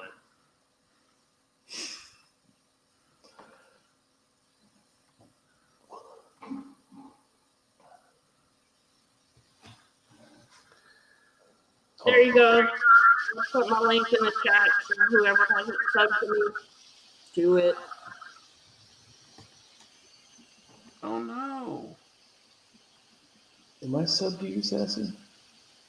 You what? You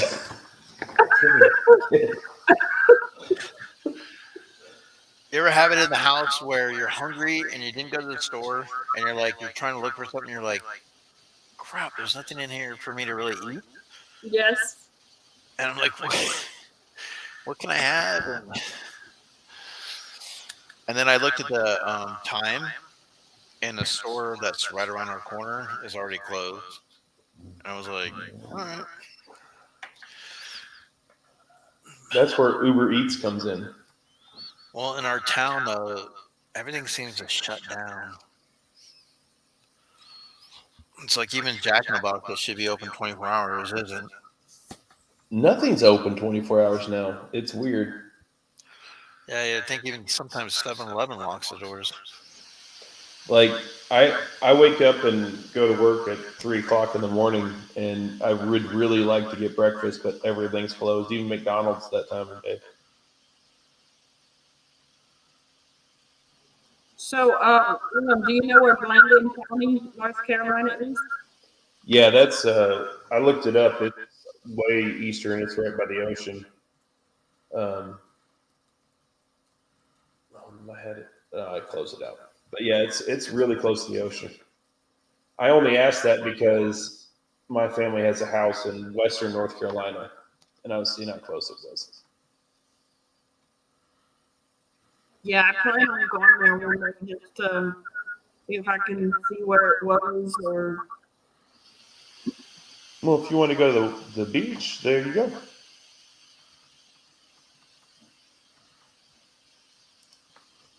So, two sets of folks that I'm going to try and meet up with this summer as I awkwardly click on Photoshop things.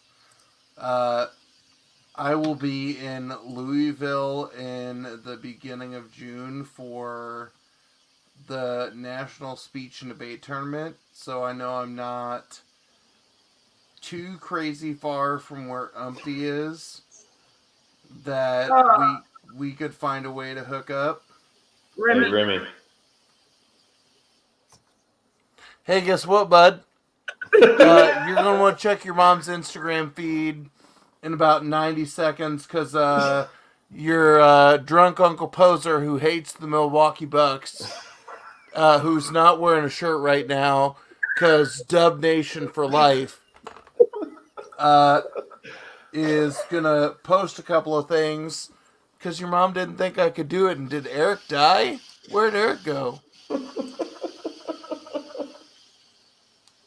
We're going for the record. So, Locajun, if your mom showed you the video where I unboxed some stuff from you, I did say that I think A, you're built like a Mack truck, and B, you could whoop the shit out of me.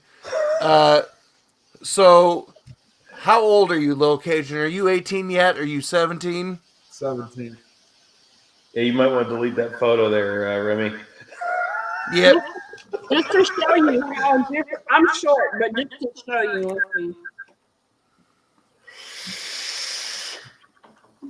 Hey, way to go, Remy.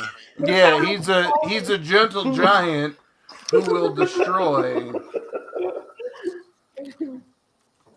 And just to think, my oldest is taller than he is. He's about 6'2" and 250. All right, here comes the first one. Oh, Joe. So Joe says one of the panelists is not dressed like the other. It's about 50-50, Joe. Bag of Sevens, you know I love you. You've seen these snips before. I'm trying to introduce you to a new audience there, brother. Sassy, I got it pulled up where Blanding County is.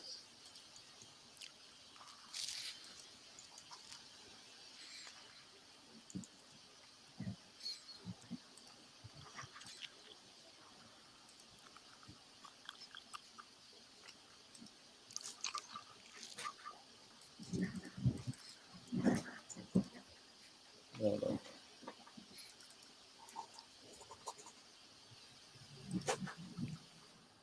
Yeah, it's right next to Wilmington.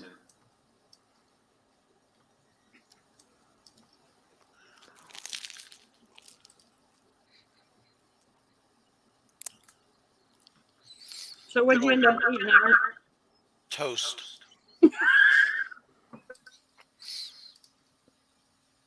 Can't go wrong with some toast. White people.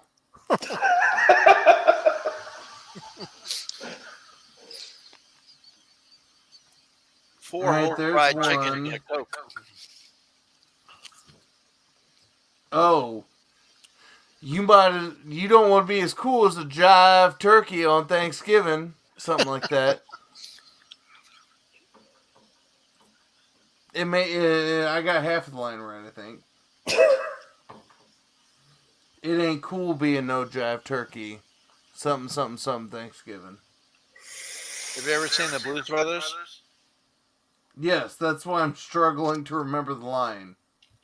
We're going to do a remake. Remember, he's 80. His brain doesn't work that fast anymore. Me and Remy are going to do the shirtless remake of Blues Brothers. With a tie. Black beanie, black tie, between the moobs. The Boobs Brothers.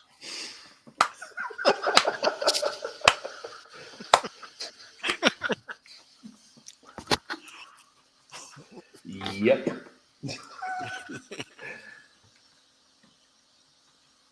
All right, I posted the first Sassy Low Cajun meme. Uh-oh.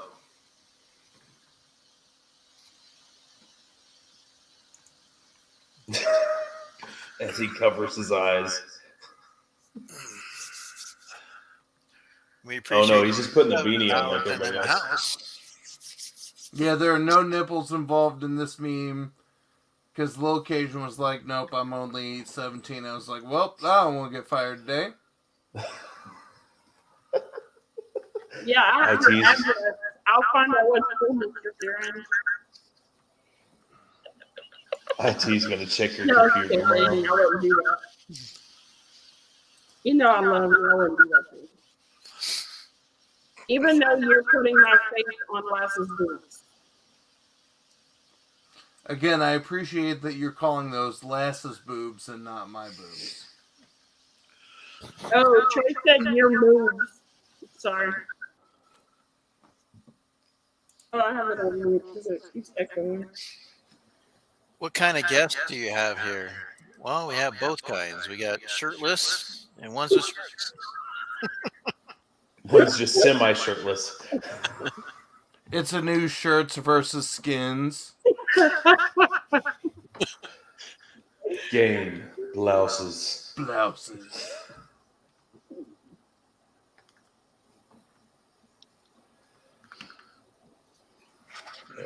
Four fried chickens and a Coke. And some dry white toast, please. Yep, the Boobs Brothers, Andrew. It's a remake. The Boobs Brothers. Alright, sorry. Lil Cajun made a goofy ass face and I gotta wand some things out of the background.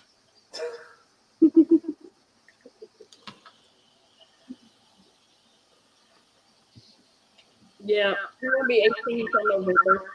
So Alright, then happy birthday in November. I will Photoshop you onto me and Big Easy's nips.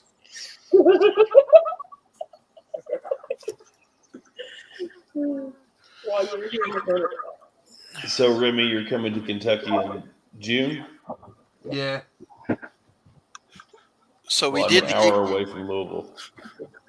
we did gain a new subscriber. I'm not sure if it was after we said the remake about the Boobs Brothers or not. So it could be. They could be here for a little skin. Look, we may be opening you up to an entirely new demographic. That the cub market may be fully in love with popping around the world after Big Easy and I tonight. Yeah, they're going to tune in next week. Saturday. They're going to say, they're going to say it's Comic Tom. I'm going to have his shirt off too. Well, I have gained 3 subscribers since I've taken my shirt off. So Yeah, that's what people want to see. evidently now all my videos are going to be topless. There you go. See, little Cajun, did you ever think that you would come and say hi to your mom and tune in and see something like this? No. And now he's regretting checking on his mother. Happy birthday, Mr. President. I mean, before you become a man, 18 and where they call it legal, you're now getting scarred.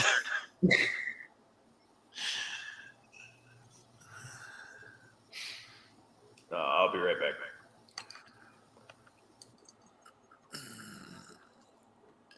See, one day maybe you might be able to have tattoos, and that's what we're doing. We're helping you out, like showing you a list of tattoos that you could put on your body.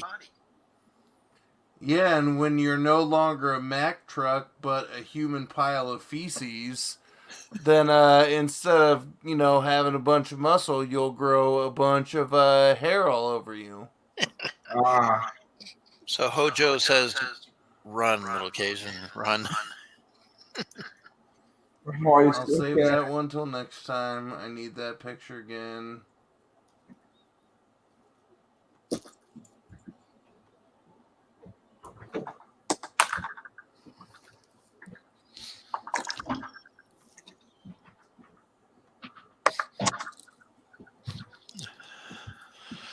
Well, thank you, pal. The day I get out of prison, my own brother picks me up in a police car. I don't remember that one. I don't remember that one. Oh, that was in the beginning. Oh, no. Look at the quotes. Let's see. You traded the Bluesmobile for this. Microphone.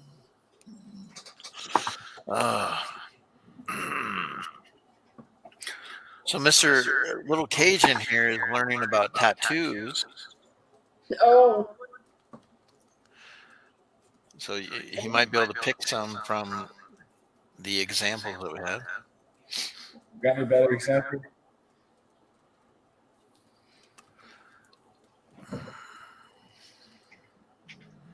What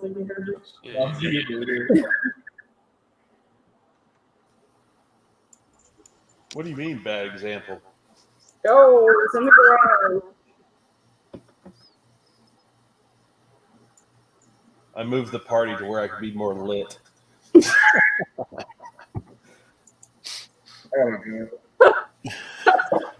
Brothers don't shake hands. Brothers hug.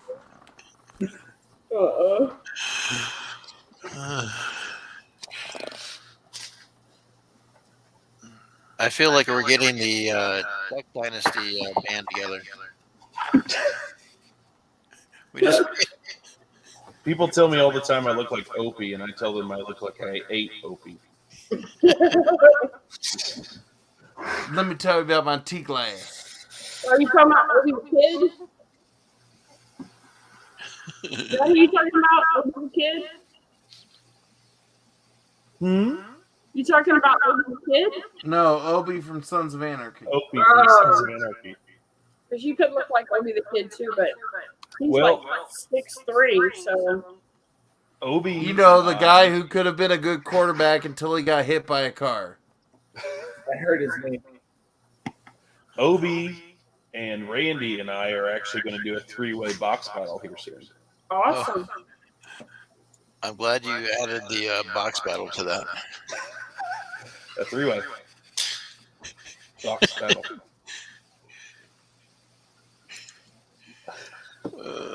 Yeah, I don't think you look like Opie. Andrew says that he prefers to be a irresponsible man-child.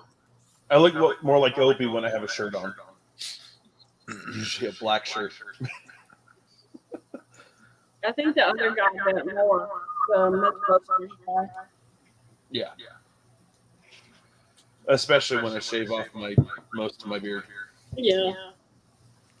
Which I don't think that's going to happen anytime soon. All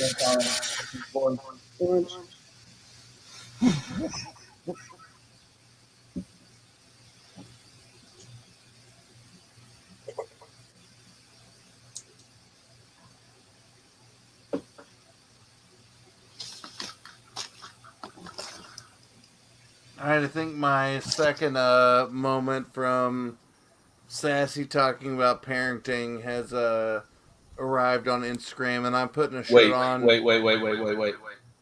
No. It is like 20 degrees in my basement. I just went out to my garage.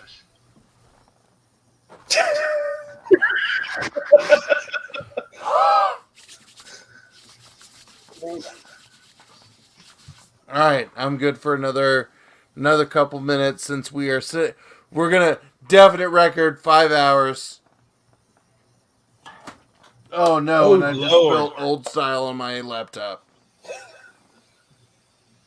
Now all the YouTube or the well, you know, Remy on Scream Stream actually went one time for almost 13 hours. Oh yeah, but what's spookier than me without a shirt on? Me without a shirt on? Remy? Crazy. He agrees. Crazy. I'm sorry I helped you ruin the laptop, Remy. Well, re-cheers. There you go. Bink. Bink.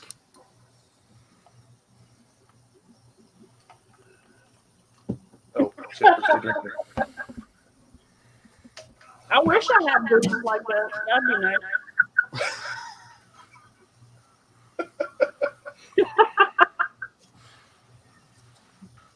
Did you show him the initial one? Yeah. See, so when do you turn 18, Lil Cajun? November November what? 12th. I can remember that because that's the day before my oldest. So on November 12th, I will send you a not safe for work you photoshopped onto something, probably me or Big Easy topless. And then maybe your mother or somebody else photoshopped onto nipples. And that's going to be a nightmare. And that's supposed to be your uncle.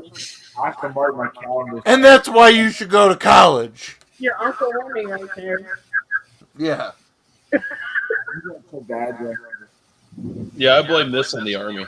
I'm a UPS into the car. Although, since Lil Cajun likes history, maybe I'll send him some history comics from the perspective of somebody who teaches history, and I'm like, oh, I hate that shit. We talked about this earlier, and your mother used you as an example. I was like, I hate history, and I teach it. This is what your teachers do when they're not at work.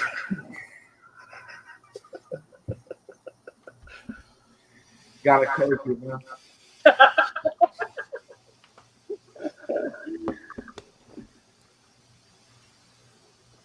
Eric must be really enjoying that toast.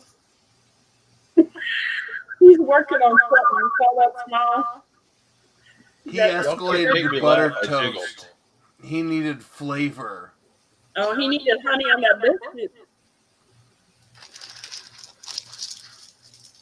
Oh, so I'm excited. One of the things that, so after I'm in Louisville for the national tournament with students, I will go to Kiowa Island for the second time ever with my wife's family and kids. There's a distillery I'm excited about. But there was somebody else in South Carolina that was like, I will meet up with you and I will take my shirt off and it will be June and I'll have a farmer's tan. Well, when you come to Louisville, I'll meet up with you and I'll take my shirt off and I will probably have the bloodshot red. That's fine, and I think right now at this rate, I have the right students who are A, both graduating, and B, they probably know that I've been topless on the internet because they understand the internet better than I do. They Google you at school. One of them does, and she's like, I saw this, and I was like, that's why I don't put my name on things. You're Satan. The one thing that I'm glad that none of my students have ever found is there is a very good picture of a particular fruit basket descending from the top floor of a hotel in Dallas to the lobby of a hotel in Dallas in a glass elevator that faces the full lobby that I may be tagged in. And I think that I've squashed that enough. And Lil Cajun is laughing, and his mother is not. Because he knows that a fruit basket is 2 melons, some grapes, and a banana of various sizes. Oh, I know what a fruit basket is. Remy, you need to change your first video, the title of it, to Trapped in the Closet with Toys. Done. See, look. Handmade by robot. Scooby-Doo. Nice. Oh, while I'm out here, my comics are out here. I can show some of them all.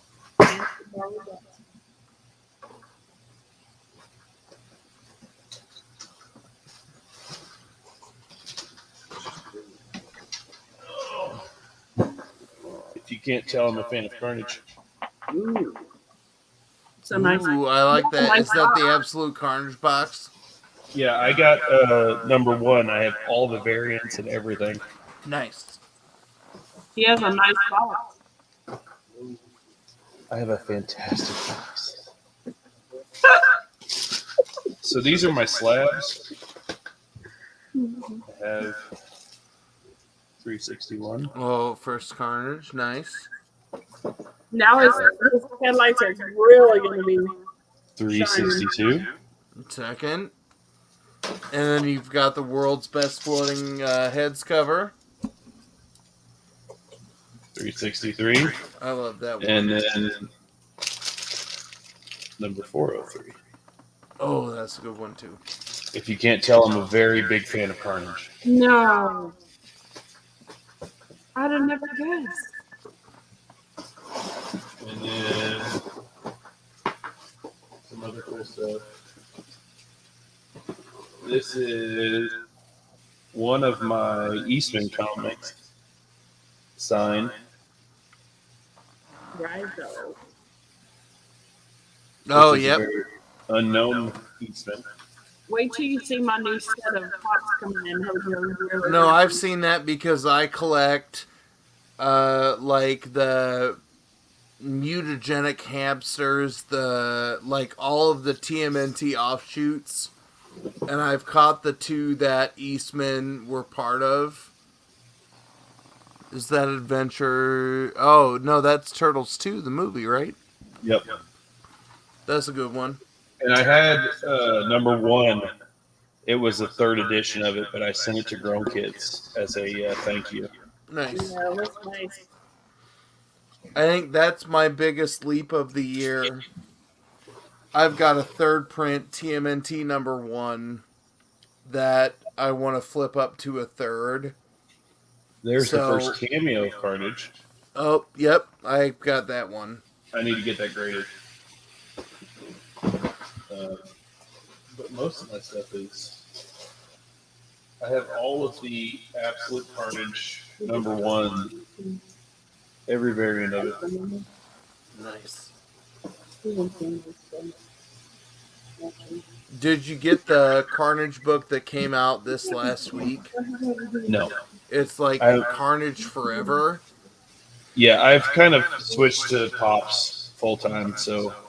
So as a Carnage fan, you're going to want to pick that book up because it's putting Cletus on a new direction. I love that the Uncle Sam cover. I told him you were a Chiefs fan. A what fan? I told him that his Uncle Remy was a Chiefs fan. Yeah. What do you know about winning championships anyways? Since the closest championship that the Saints have been to in a while is when Sean Payton choked on coaching his son's football team. Oh, you got one championship. You act like that's all that. Yeah. Primacy or recency over primacy, my brother. Dog, you like Kermit the Frog.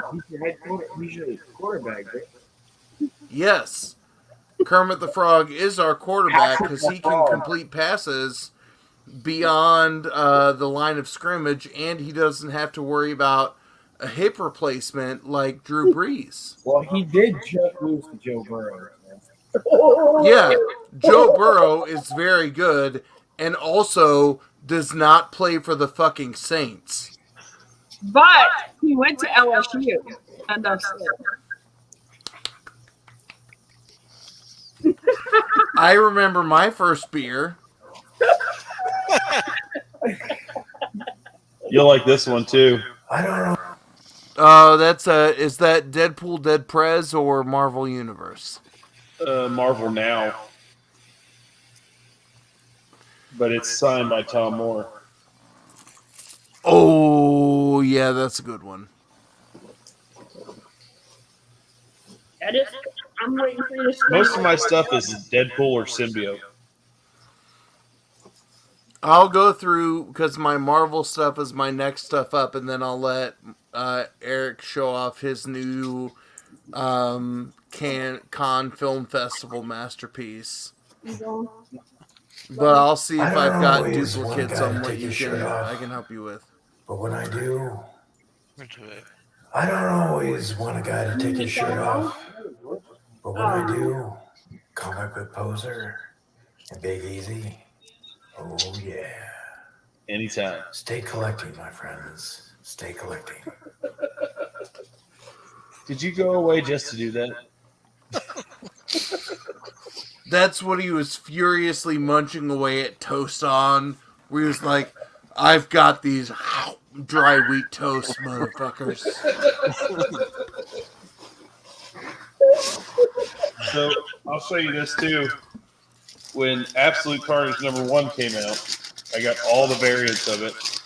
I even got the stickers. Nice. And the seed packs that came out with the X-Men at the same time. Yep. Those are fun because you can now plan a gate to Krakoa and go to Mars. Well, this is all marijuana. I'm jealous because I live in Kansas. But whatever this last week's Carnage was, I'll see if I can pick up another one for you when I go to the shop tomorrow, because it's about, instead of Carnage being bonded to Eddie Brock, Eddie Brock and Carnage are now one as the symbiote. Right. And they hop to like a little girl in this issue to show the extremity of the powers of the two of them bonded. And that sets up a Carnage #1, a new Carnage #1, which is coming out in like 3 weeks. And there's a new Lethal Protectors coming out that is written by the original author, and De La Rosa is doing some of the art on it. Okay. I'll buy it. That's fine. You sold me. Yeah. Like, I know where you're at. Those two things would be I would feel bad if I missed out on those as a collector. That even if that new Lethal Protector #1 is a pile of shit because it's not red hollow foil and, you know, the first solo Venom. Yeah, I don't care about that. Yeah. That it's still at least going to be another good chapter in the history of Venom as the, you know, the more nebulous bad guy instead of Venom as like the questionably good ? Well, if you notice up here too, it's all venomized. That's what my entire back shelf used to be. And then I sold off some of my Venomized to get some of the Stanley I was missing out on. So Joe says that makes Poser the most interesting man in the world. What up, Bag of Sevens? Stay thirsty, my friends. How you doing? Baby Iced? You have the Baby Ice chance of whether or not you need to take that shirt off, sis. Baby Ice going to call LJ right now. Right the F now. LJ, you gotta go to Eric's plane right now. I was just on LJ's live the other day too, and I was not shirtless. What's up, baby? You're welcome. I would like to welcome you all to the first annual Sassy and Eric's Kids Telethon, where after 4 hours of a stream, 2 large pale white men decide to take their shirt off and filibuster the stream. So on next March 28th, it's going to happen again. How'd you get that picture of me? Yeah, Baby Ice, we said the same thing earlier. I think the answer is no balls. That's what the kids these days say. Oh, baby, I sent. He's in Tahoe. There's snow on the ground. We're giving you the A cover right now. So, this is a comic book. So you get the Here, A. I'll change back from my "Don't be a dick" hat to describe my body I in can a. just about imagine his voice coming downstairs and being, Dad, what the hell are you doing without your shirt on? I'm back to 6.0. It's fine. Oh, 6.0. Well, Jake, there comes a time in a man's life When a man needs to take his shirt off on the internet. I'm laughing so hard I'm shaking my table. I'm sorry. I'm shaking my table and myself. And yet the hands are hidden. We see.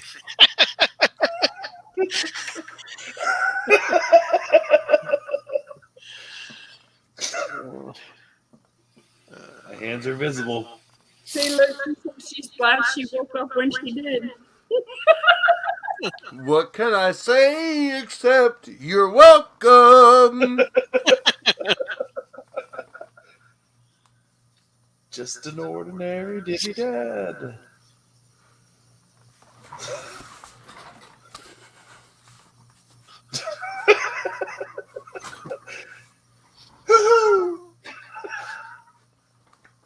The viewers asked and I delivered. That's what a true streamer does. Poser's trying to get the 3K overnight. So he's Hey, pulling out all the stops. you gotta give the viewers what they want. Yeah, so he's pulling out all the stops, guys. So OnlyFans for free tonight. If I get to 200 tonight, I will be shirtless in every video I have from here on out. Well, Weak shuffle, fine. Hojo, I'm trying not to shake my belly and then my bladder to have to pee for like a 7th time during the stream. I will say this: I was at 161 when I started today. What are you, like 167 right now? See, and then we would change it not to the SASSY break, it would be the REMY break. Yeah. But you've gone to the bathroom more than I have. I also think that I've consumed a lot more liquid/alcohol than you have. I had one of these full. I had a small one. I had one of these. And I'm working on this one. This is going to be the second time I've had to clear off the pad where my microphone is of empty beers. I bought 2 12-packs before this evening, and now I'm thinking I have to go get beer tomorrow. And I had a lot of gin while we were waiting for Eric's power to turn back on. And I almost made the comment of starting the stream with my shirt off and like Eric's not going to see how we got there. He did now. What kind of gin? Aviator, so like I've not had decent, that yet. cheap. You need to try Hendrix. No, I like Hendrix. Yeah. But Aviator is one of the big fat bottles for $20. You just love Ryan Reynolds. Then it's not Aviator. It's something aeronautical adjacent that's local around here. And it's not Aviator. What is it? I'll go upstairs and look. I'll text you when we're done. If I get to 175, I will twerk. But one of my justifications for No, I have to check and see if I'm getting there anyway. spending an obscene amount of money on pops and comics is I drink hams and old style and cheap liquor. That's my sacrifice for the collection. Yeah, that's the fun part of being a self-funded YouTube channel. Yep.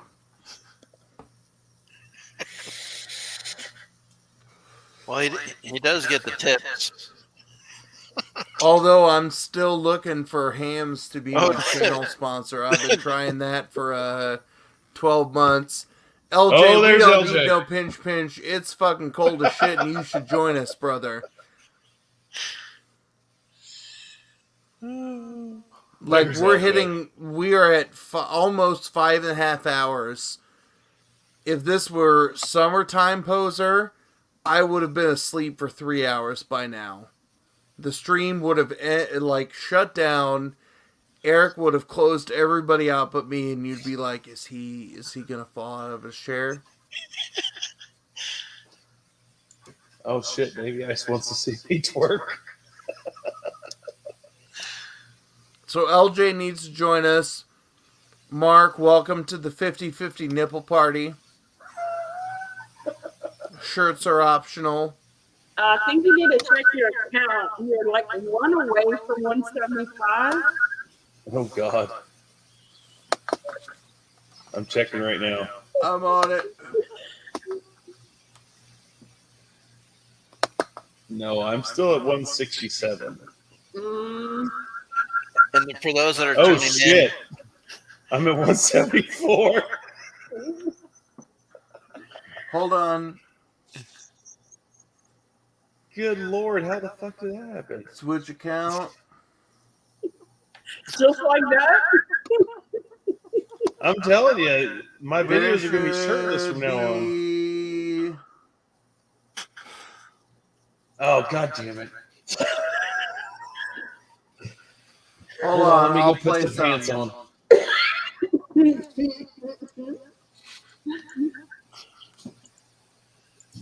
Son of a bitch, now I gotta twerk.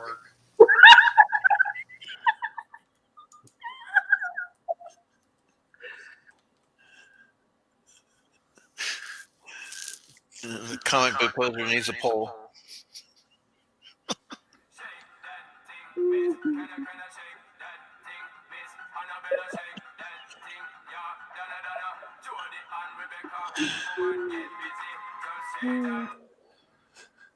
That should be enough for you not to get a copyright complaint with some Sean Paul.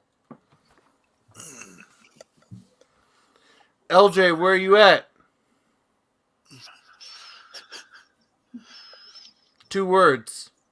No. Balls.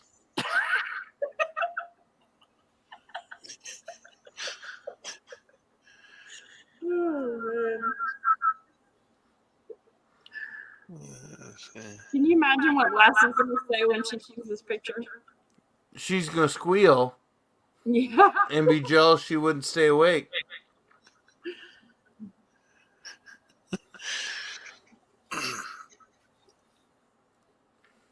And Joe knows. I'm awake, man. Never sleep. Let's see. I'm gonna do another Discord giveaway that's gonna last 3 minutes for anybody who's awake and sees me without a shirt on.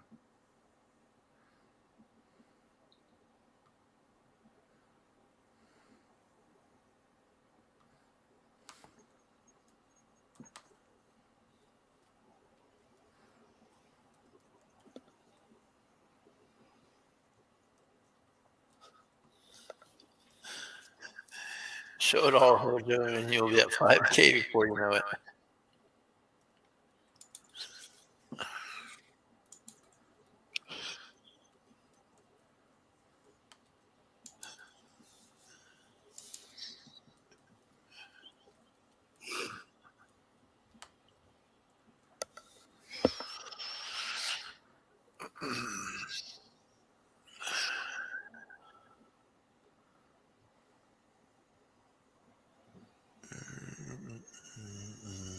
Alright, I've started my 5-minute Discord giveaway.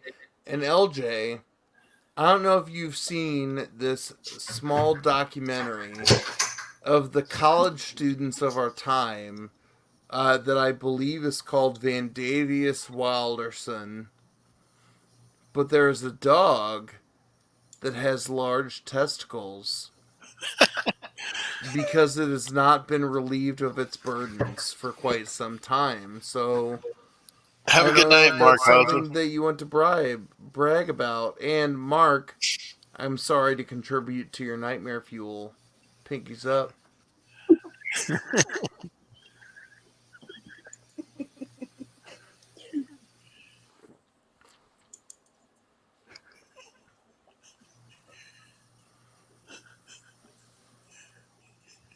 God damn it.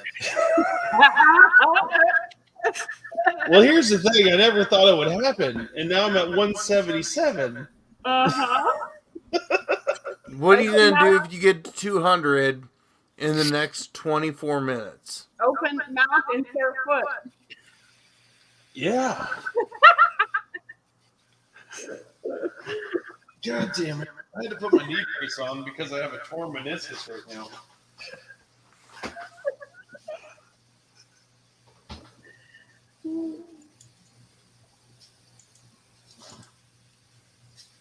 You guys still watching?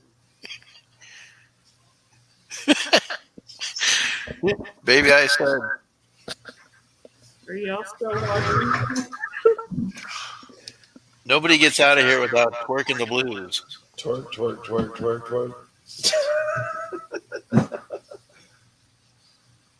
Well, we gotta let Remy do his giveaway. Well, we got 4 minutes, and while you dance, so I'm dancing while you do your giveaway. In addition to me being able to play Sean Paul, 21st century poets, the Yin Yang Twins, once said, "Whistle while you twerk." Go ahead and start. Don't make that pussy fart. Just whistle while you twerk. Twerk something. LJ said, "Fix them lips, Big Easy."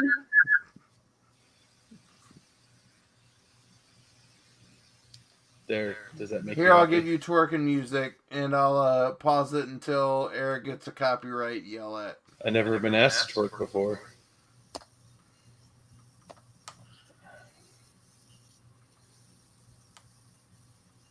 Oh, this might be my workaround, because this is what works in my videos. 178 subs. Yay me! Alright, it's not 8-bit, but this will work because it's instrumental. Oh, good. That's what we need.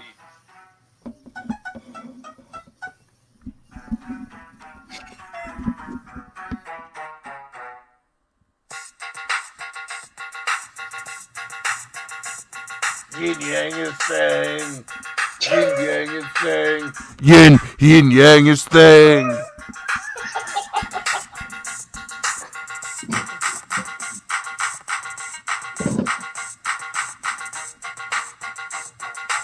That's all the words that I know until we get to the, Is that what you want?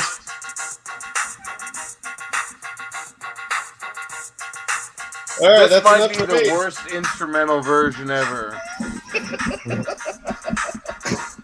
Come on, Ryan, leave me alone. Lame instrumental. It is very lame. I think but LJ good liked twerking. It. Well, Shutter wants the blue tape auction. Hold on.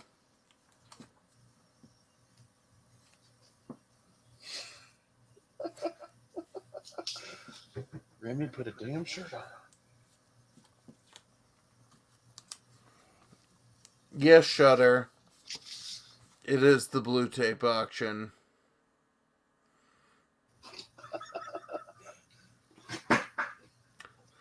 Think Shutter was around for the last time I had blue tape nips.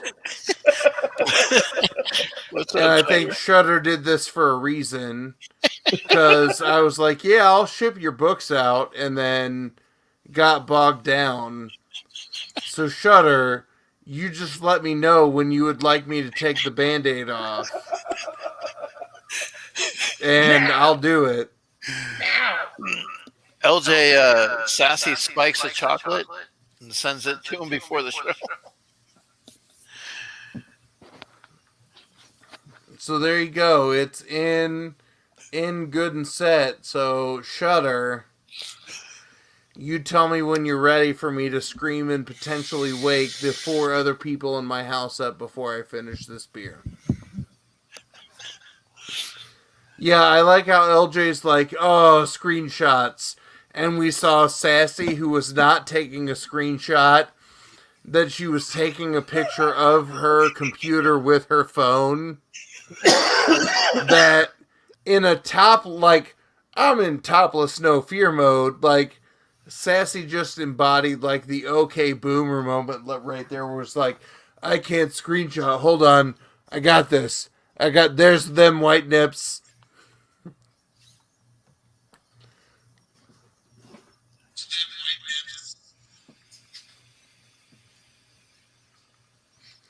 So Shutter, you just let me know, because I'll keep finishing my hams in cold terror of what's about to happen. LJ wants you to tear it off really fast. Just the left piece of tape, my left? We'll let LJ pick. Well, Shutter was like, ask the blue tape auction. Well, one for Shutter and one for LJ. Oh! There's some nip hair. I'm gonna go to the bathroom and put this on Shutter's box of books on the top. Yeah, don't put it in mine.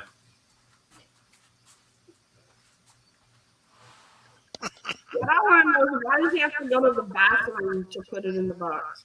Because I've been drinking a lot, Sassy, and the books are on the way to the bathroom. I'm carrying a baby and it's yours.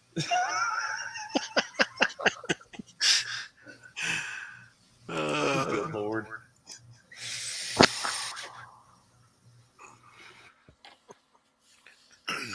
Yeah, we're gonna have to hand the baton off to LJ. Local YouTuber takes shirt off.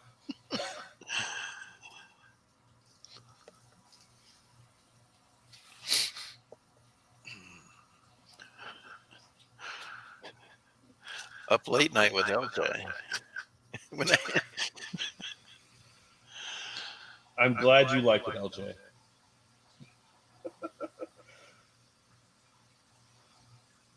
Mistakes were made.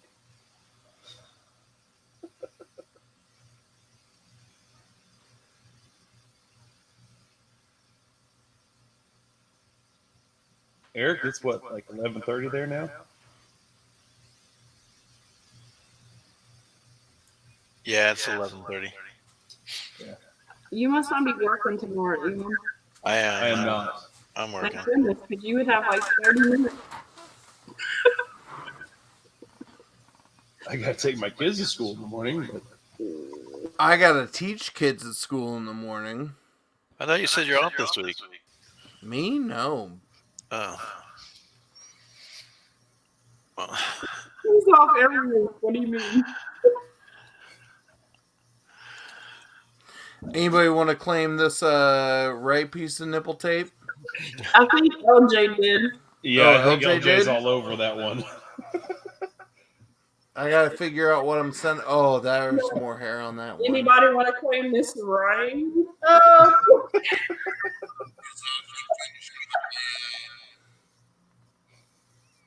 He said, pull it really fast.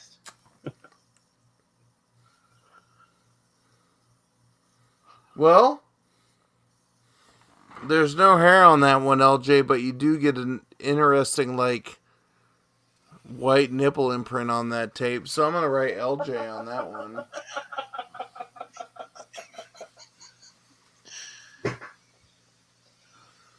My wife's going to ask me, what were you doing until 3 o'clock in the morning? Yeah. Twerking? Yes. Well, somebody else took their shirt off first, honey. He dared me, I wouldn't do it. And you know I can't pass up a dare. I was only networking. I did think, so since Big Easy won my extra pop box and I do have 2 extra Baxter Stockman common sodas. I'm gonna put this in my backpack, and tomorrow or Wednesday, he's gonna get a 1 of 1 custom venomized Baxter Stockman soda. You better, because I'm going to put it right next to this Hopefully one. it's not just Baxter Stockman and blackface, or that's gonna get lazy. Dude, if I had a venomized Baxter Stockman, I'd be the happiest person in the world. Done. I'm not even put that lie. note, and I'll find some other things. And Hey, Scrapper, what's up?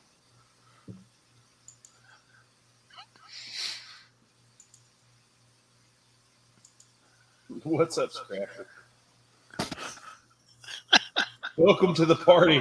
You will, Shutter. I don't know if you want poser clones, because we told you it was the poser verse that you were going to be going, the multi madness. Yeah, when you said Poserverse of Madness, did you think there would be 2 topless, hairy gentlemen sharing their DNA with your viewers? Gentleman is and a very twerking. strong word, sir. LJ said this is a gay bear soft porn dream.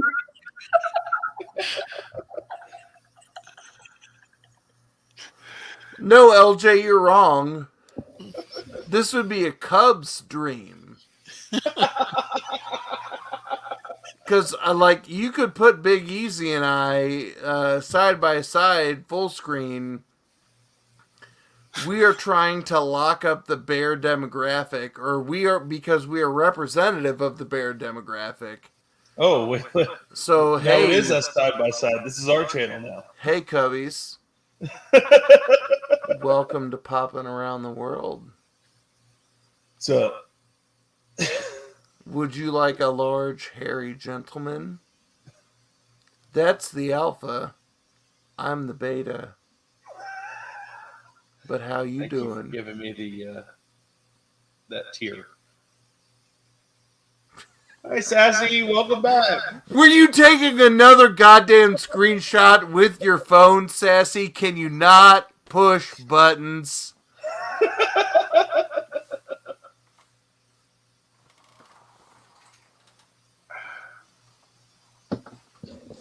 I made the joke earlier today that with technology, I am the embodiment of the okay boomer. Okay, I have seen you on multiple instances taking a picture of your computer screen with your phone.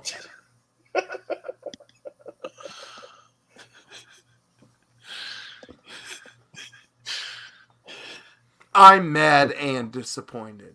Oh, Remy. LJ says I'm the bear and you're the cub. But Joe wants to know if you sell Cub Scout cookies. I sell that popcorn. Let me get some of that caramel corn.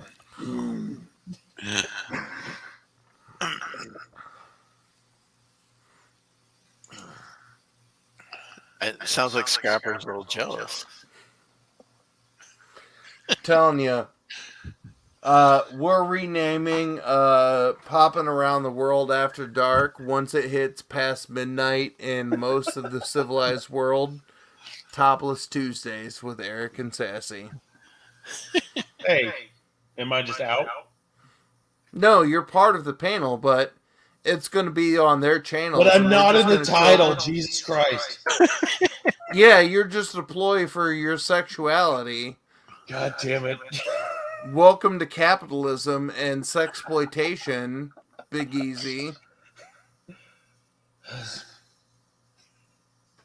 You gotta twerk harder next time, girlfriend. LJ wants to be in the next one. LJ, you can do it now. And we can go, small, medium, large. Or 3X, 2X, 1X. However you prefer.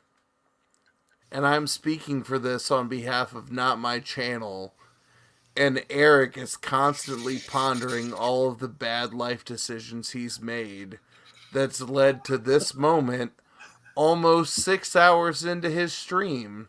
They are both 100% questioning whether I should come on or not in May. Oh, 4X? Yeah. we can go 4X on down. We do not discriminate.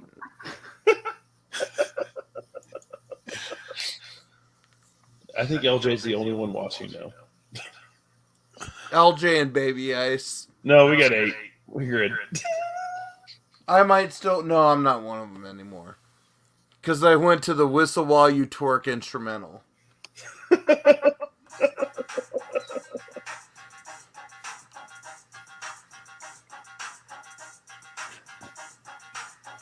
I'm not twerking anymore. I searched for Whistle While You Twerk 8-bit because I play a lot of 8-bit music in the background. And I'm sad that it doesn't exist. Oh, wait. Twerk 8-bit version? No, fuck you. That's not Whistle While You Twerk, you cheating motherfucker.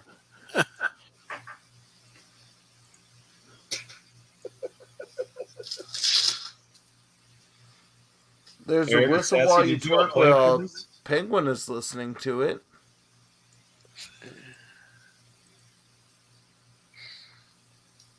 Bag of Sevens, this is your convention DJ party.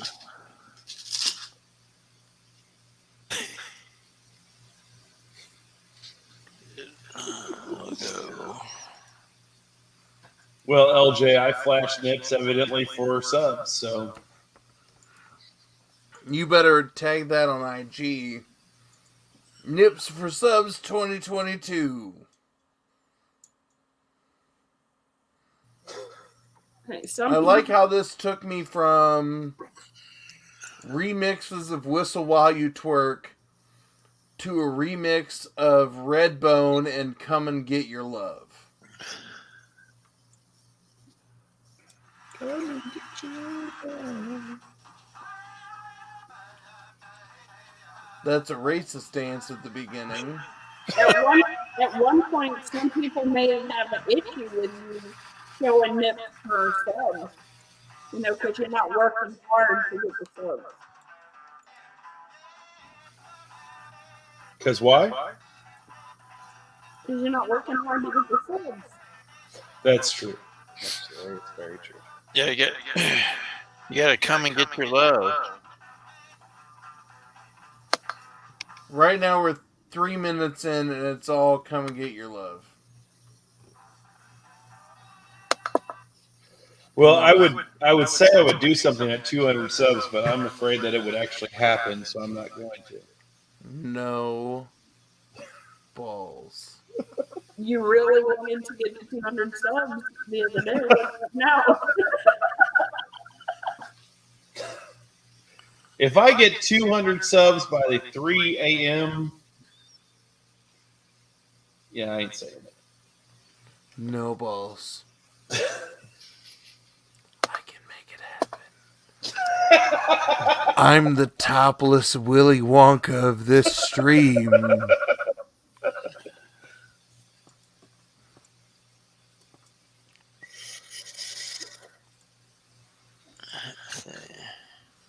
I have a torn meniscus. I'm not twerking anymore. Joe said giveaway time. Yeah, I'll do another giveaway plus a signed Pew Beard signature of Big Easy's face.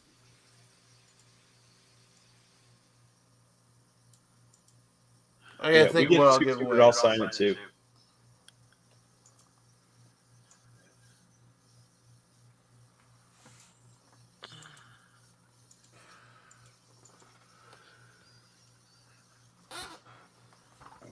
There you go. We got 16 minutes. I think about Puby McBeardface So if we can get Big Easy to 200 in the next 15 minutes, ooh, I'll give away the Avengers Assemble Hawkeye. I don't think that's going to happen, sir. On it.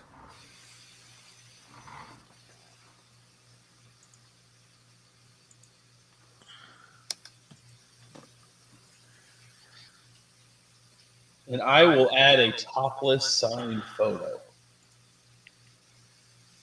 Is that enough incentive?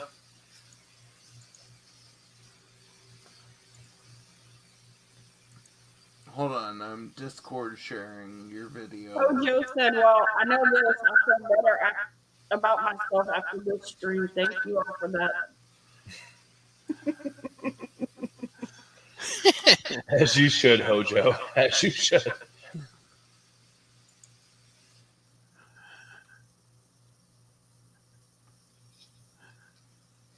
Or what, LJ? You tell me what. Here you go, Poser. You're. I like that. Unless it's big.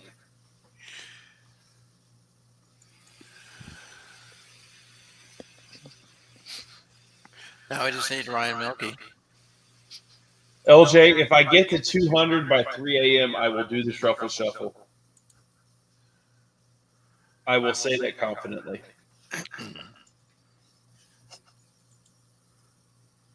Like the full-on Truffle Shuffle.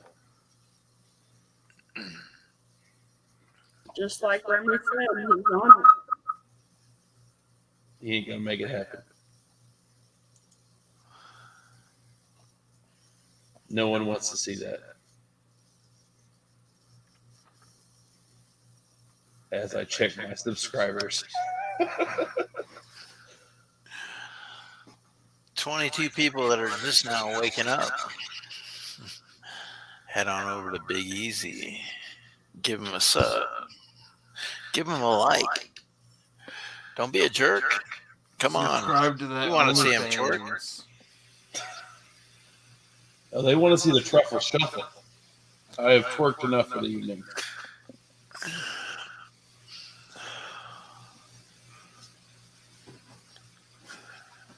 God damn it, I need another beer.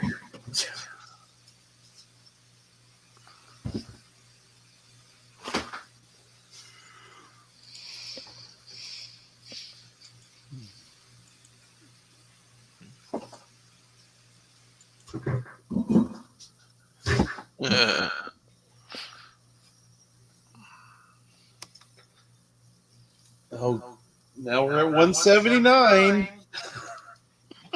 Yay!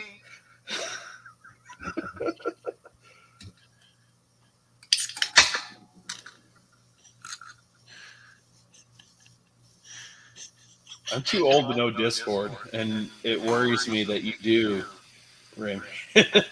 I barely do. I don't know what power you have over Discord, so it concerns me. I've shared you in about 7 servers, and I've got 3 more that I feel comfortable sharing you in. Oh, God. You're going to make me start doing all of my pop videos shirtless. You're...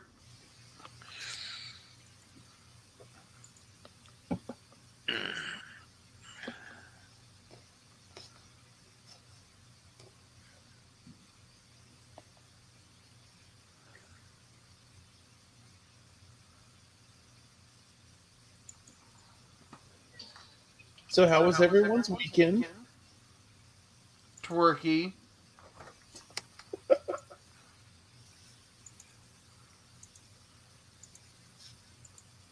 Eric, how much snow you got on the ground?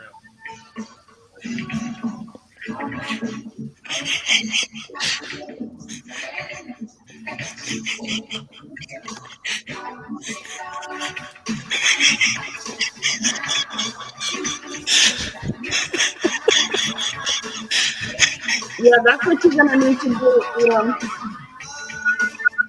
That's what you're gonna need to do.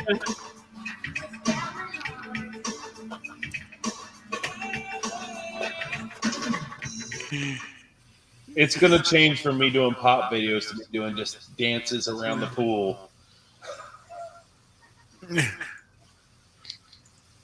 don't have like tons more because it started to get warm the last 2 days, but we're supposed to get snow on Thursday. So. Okay. I think it's supposed to be like 60 today and like 20 tomorrow. We have weather like they do in Kansas, evidently. Now, Sassy, what you have to worry about is that when if I move to Louisiana, we're going to do collabs. And if it switches from pop videos to Chippendales.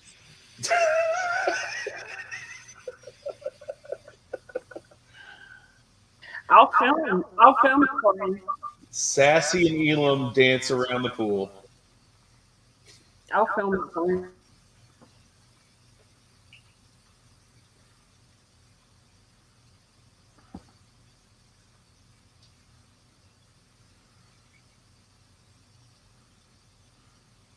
I don't think you did, LJ.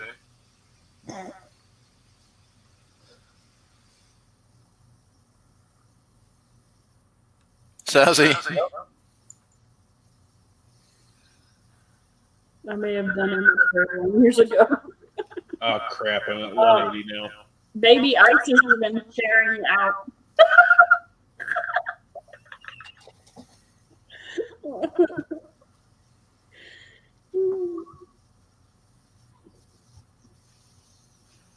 Yeah, he was talking about the goddamn. I think LJ is just starting new channels just to get me to 200.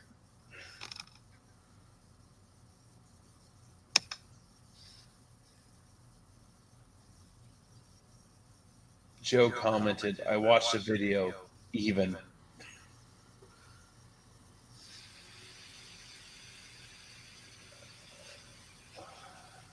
$180.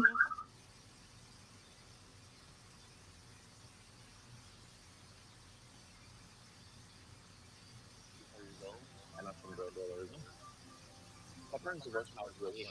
My mom works a lot. She's a single mom, so I was raised with grandma. My grandma was a performer. Growing up, she was doing this body. I knew right away that performing was what I wanted to do for the rest of my life. But not everybody thinks that way. My father was real traditional. He always told me that guys my size should be playing football. I ended up doing some sports just to try to make him happy, but it wasn't me. My true passion was performing. It means everything to me. It's in my soul. I've also been sending links to your channel to people who've been like, let me market you for some Instagram growth.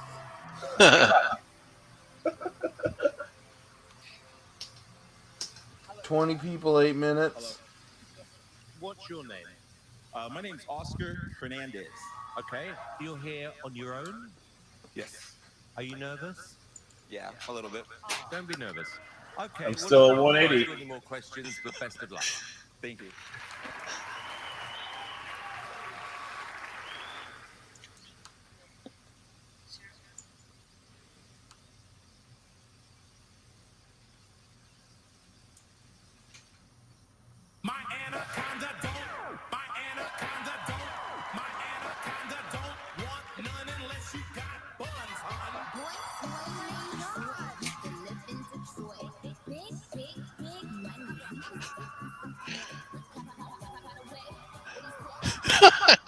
Yeah, I don't have moves like that.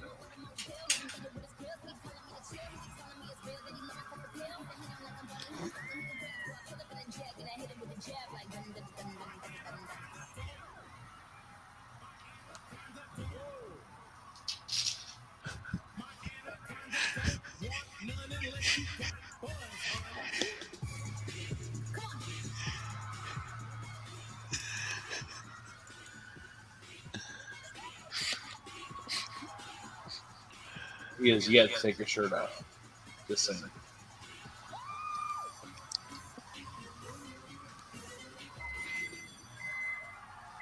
Yeah, I definitely think of that. thought I was gonna take it. I thought I was gonna take it off.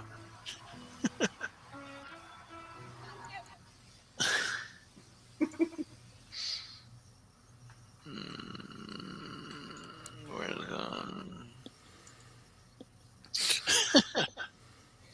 Wait for it. There it is.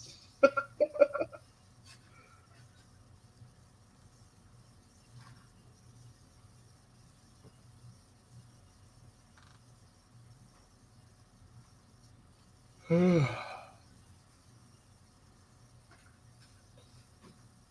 going to give it 6 more minutes. I don't think it's going to happen, though.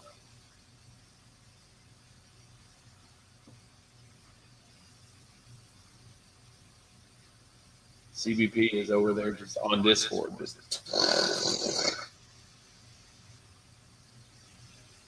Trying to get my NFT people to sub you up.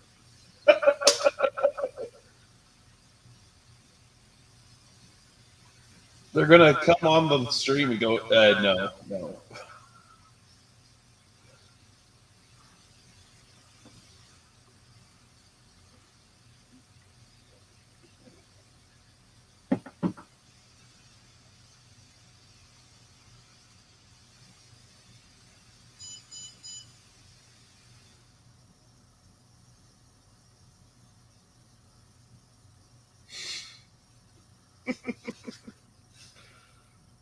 I see you're sharing videos there, Comic Book Poser.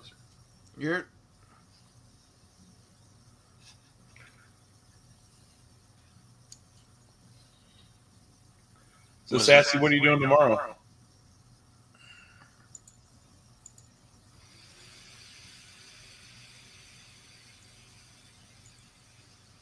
Nothing on Tuesday?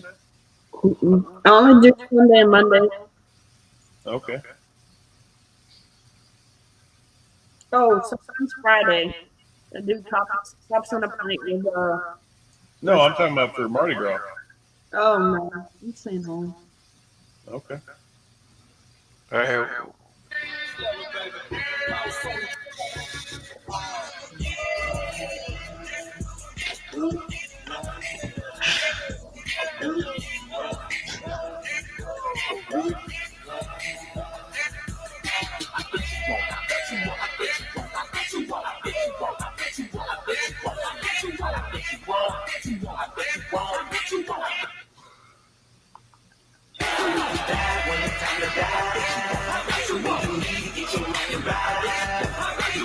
Remy, when you come to Louisville, we got to do this.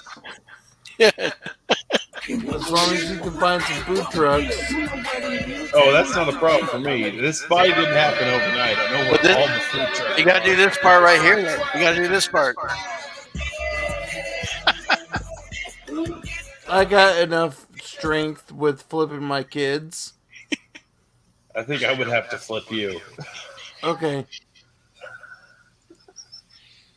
Yes, flip me, baby. Big Easy would, them gay bears would eat you up with all them nuts and hair. Hello, you would be a gay bear god. I actually used to be the head bartender at a gay bar, and I did quite well for myself. I want to take you to a gay bar. They once paid me $10,000 to wear freaking hot pants. Go on. Goddamn right I wore them hot pants. Uh-oh. What's up, Steven? Steven, sew up Big Easy and share it with your Australian brothers who it is the normal time of the day. In 3 minutes, we can make him do something embarrassing, and I will ship a Hawkeye to anywhere in the world. 20 more in 2 minutes. Steven likes his sodas. I don't have a Hawkeye soda. I ain't even got a shirt on right now.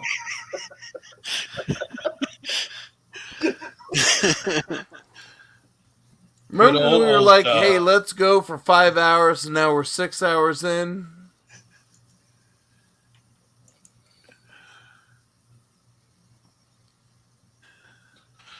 And Big Baby Ice Easy. is plugging the heck out of me. I appreciate it, Baby Ice. You forgot the pinky. There you Big, go. Big Easy at 180.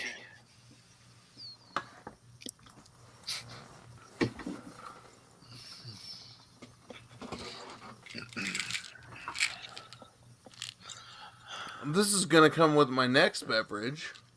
A big old gallon of water. That too.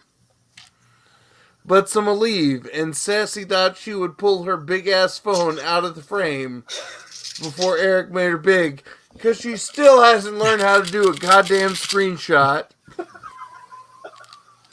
Oh, but I got it.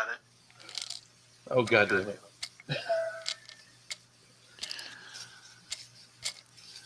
Sassy, take me off the list for May.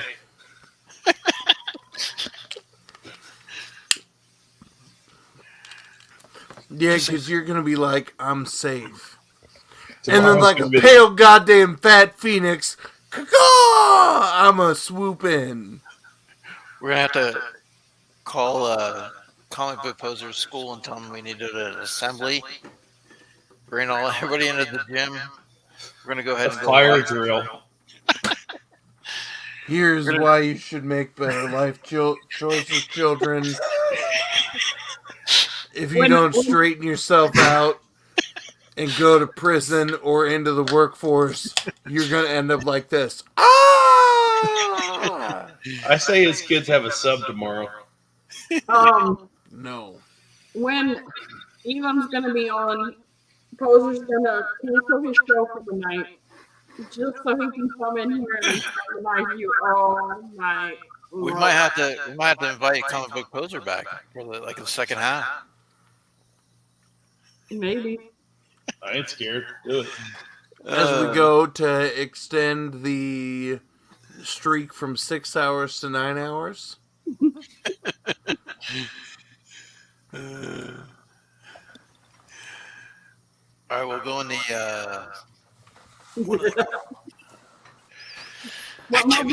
activity room.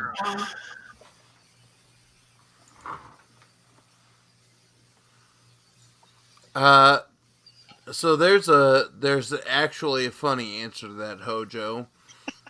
Tomorrow is one of the 2 free ACT tests that my district is offering to juniors. So I have 2 classes that 75% of them are gone. So tomorrow we're actually watching Selma to watch Oprah get punched in the face. And this is gonna be Poser.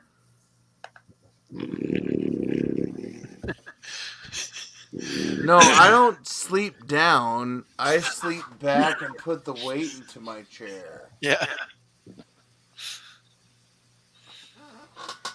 You don't even know. You need to go back and check that stream. That's exactly the position he's at. Weight back. I don't even know if he was making a snoring. Remy, what are you puffing on there?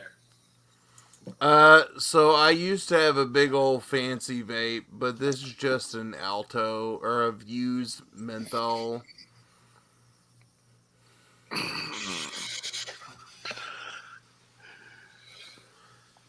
The first stream I ever came on was for Milky's birthday. It was for popping around the world.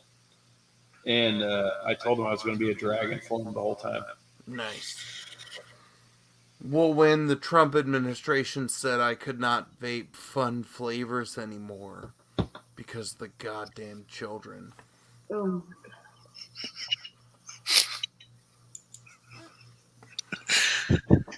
Never easy unless it's big. I wanted to put a shirt on gotta so be Big super Easy easy. nose balls me, and like I could cut at my house down. Like I could just go outside and walk the fucking area of my house and collapse 2 stories on these. Meanwhile, Big Easy was bullying you not to put a shirt on, but he's got a sweater vest, so he's warm as hell, and you sitting there freezing, about to cut the house down.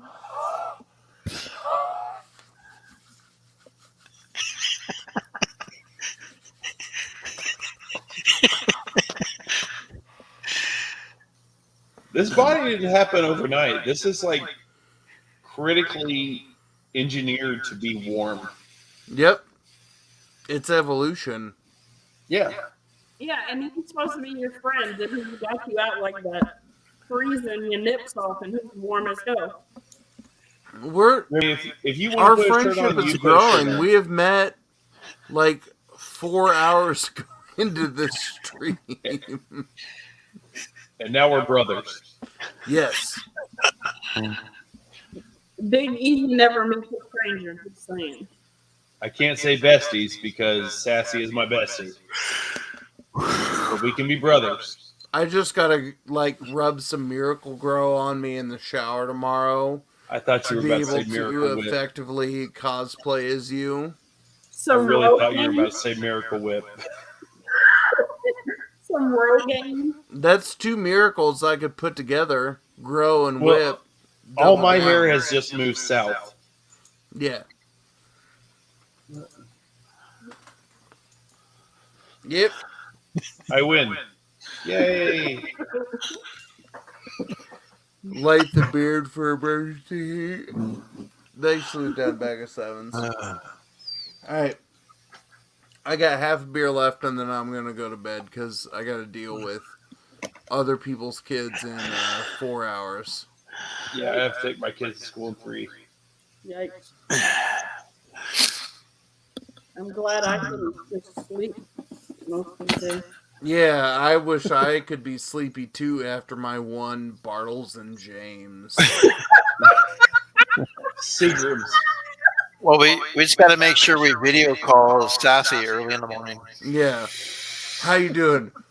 Oh, I'm so hungover. I got so wasted last night on a sea breeze. I had 1 Seagrams and no water. Remy, what the hell are you doing calling me at 4 in the morning? Sea breeze! No!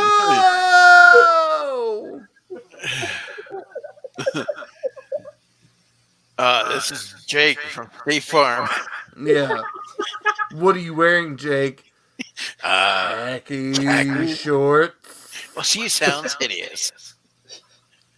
A yellow beanie and gray shorts. So here's the truck from the Mythbusters video I showed y'all. Yeah, that truck will hit less hard than the one that I did get hit by in a couple hours. Yeah, buddy.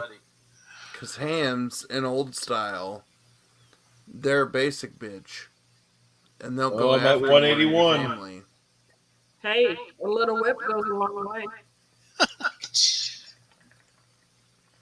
Orange whip, orange whip.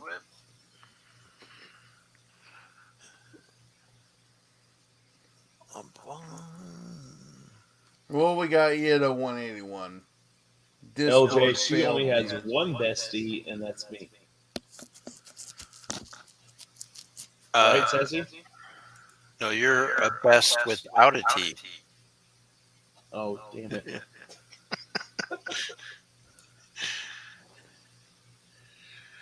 And Sassy says nothing. I shook my head. I was like, Okay. Okay.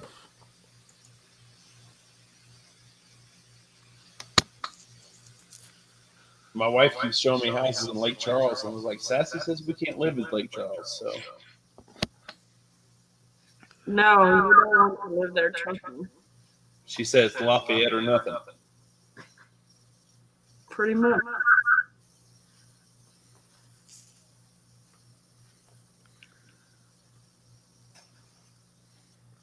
Don't listen to anything LJ has to say right now, especially the last comment.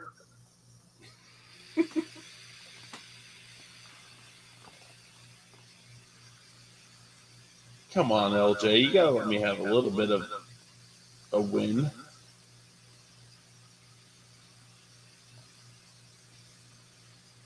She wouldn't have brought me on shirtless if we weren't besties. True. I mean, Remy took his shirt off while I'm alive. I was brought on shirtless. Also true.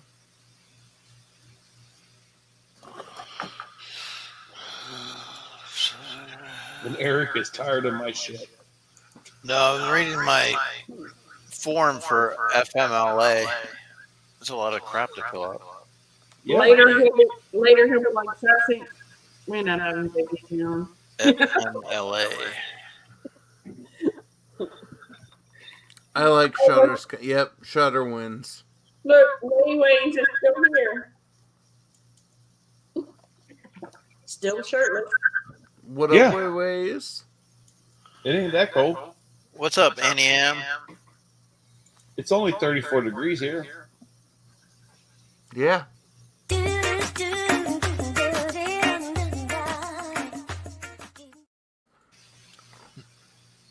Annie M has her own commercial. That's awesome. That's how we roll. Yeah, Wayways, in the winning that you get, you are getting a signed shirtless pic of me and Big Easy where I'm signing it and then forging his signature in my left hand. So that's going to go good with your Venom and Spawn because you've got Evil Incarnate across the two of us.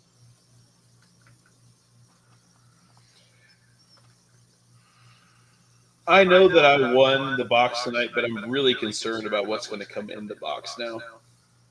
Well, you know I'm black-facing a Baxter Stockman for you. I know that. And he is kind of tipsy, so... Who knows what the hell he's writing down on the paper?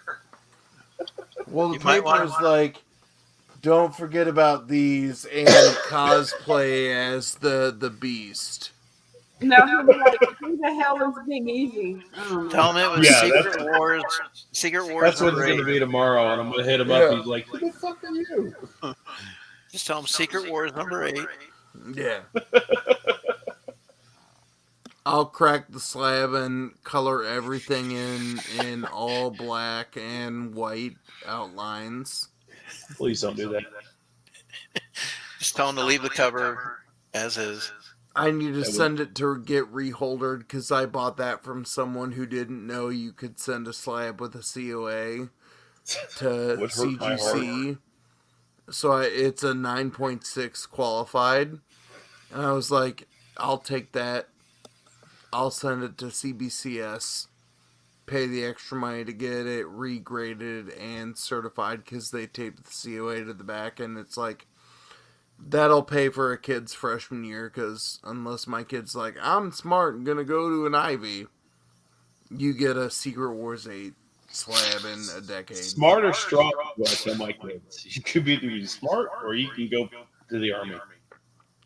Shudder, you get both. You get the titty graph and the DNA, so you can create a bigger, fatter, stronger version of me in the lab.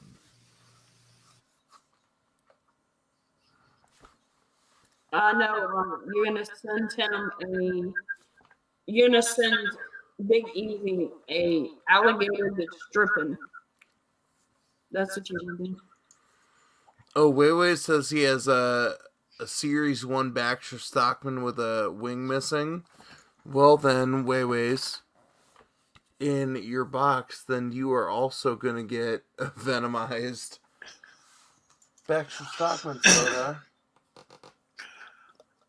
Oh, there you go. You should get Comic Book Poser karaoke. Whoa, LJ, just come up here and karaoke. So in college, I worked and ran karaoke in a bar. How hard did you work it? How hard were my nipples? Very. Were you gripping the mic really tight? Did you sing it good?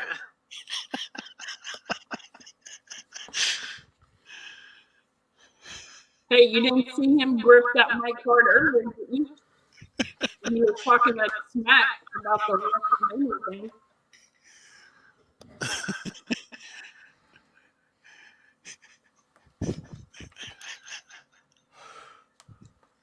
We've broken Eric where he's just hitting chuckle tired. Yes, I gotta go to bed.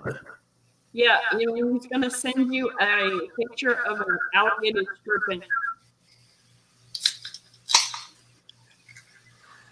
I'm down for that. So I've got my first ever custom sodas in my backpack to make tomorrow or Wednesday.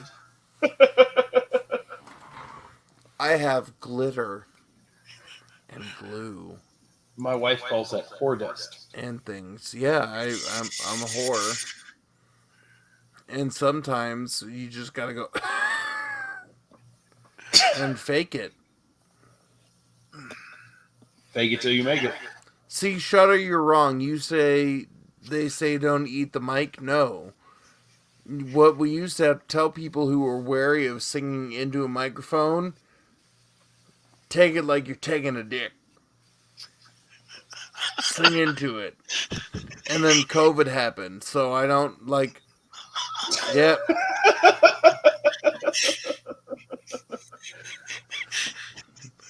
You're welcome. That's a face of disappointment right there. I either saved some therapy or created some therapy for Sassy and Mr. Cajun. She was definitely like, created. I can sing into it. Like, yeah, tie me a river. And he'd be confused. Happy birthday! Why are you looking at me? Why are you looking at me? People Are Crazy was always my go-to karaoke song. I don't sing karaoke very often, but when I do, it's that song. The two at the place I worked at were Grand Theft Autumn by Fall Out Boy and Kyrie Lazen by Mr. Mister.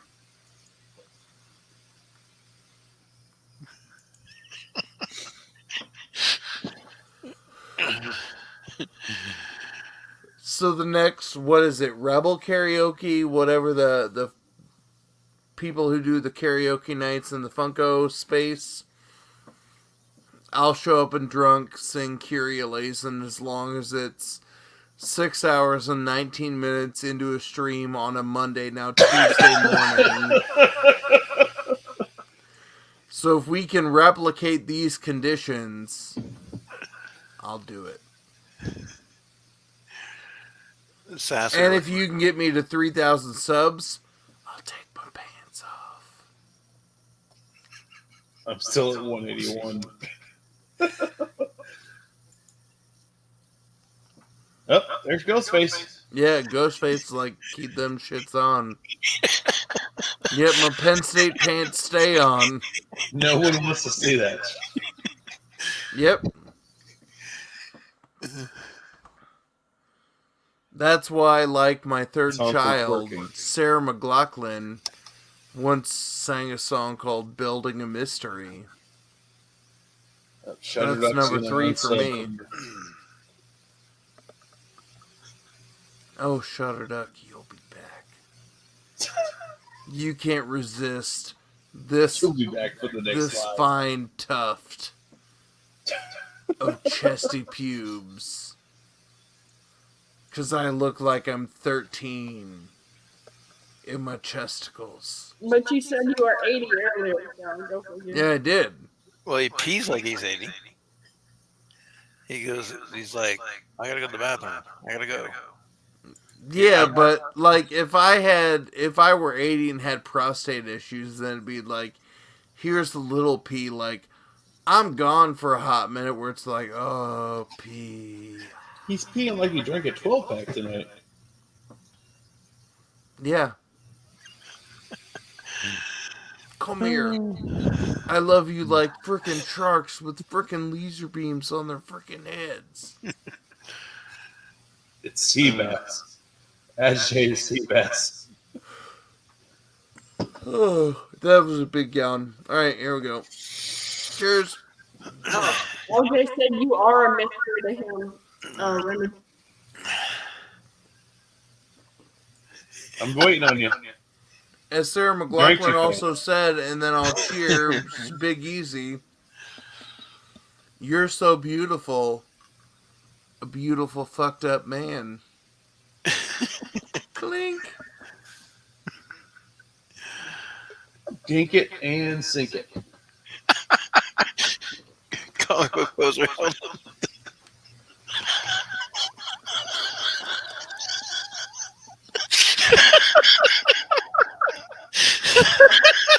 Oh, God.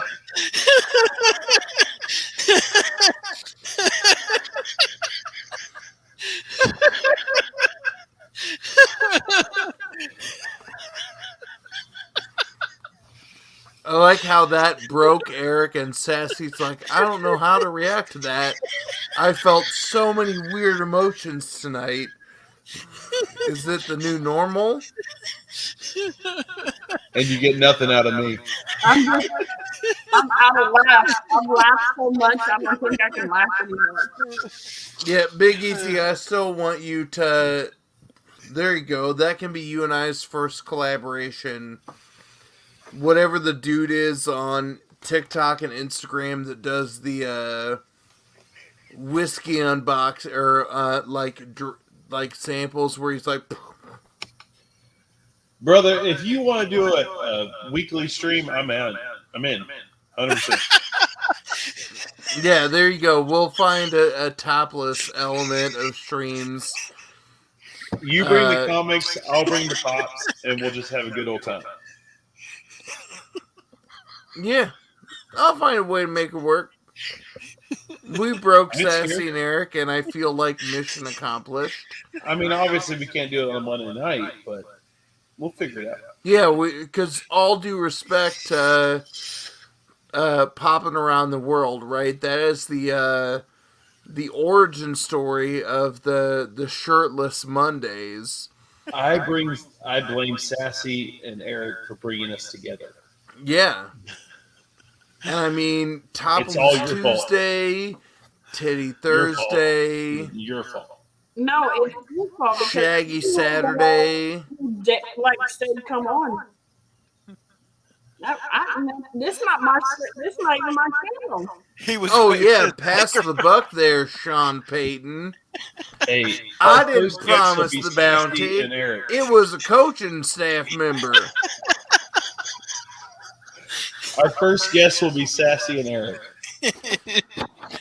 And you can't come in unless you at least have a wife beater on. Like, that's the bare minimum of good show of minimal shirt, no shoes, no service. Like, show us your shirt. Boo! Get the fuck out of here. No shoes. No shirt. Yeah, we won't blame it on Eric tonight, LJ. This is all Sassy's fault. She was like, she was talking about how much Jason Momoa looks so good without a shirt on. I was like, bitch, wait till you see me. And we proved her wrong. Jason Momoa ain't going to keep you warm. I'm a 6.0. Your pleasure. I'm going to keep you warm at least more than half of the time because it's fine. Get that roll around. No, because the other half will be in the bathroom peeing. Because I'll probably snore you out of bed. Well, on that note, oh, nope. I'm going to wait. Oh, fuck, I got to wait 5 more minutes. There you go. There's Sassy feet pics. Somebody NFT that shit. Popping around the feet. Let's go. Hold on. Put him back up there, Sassy.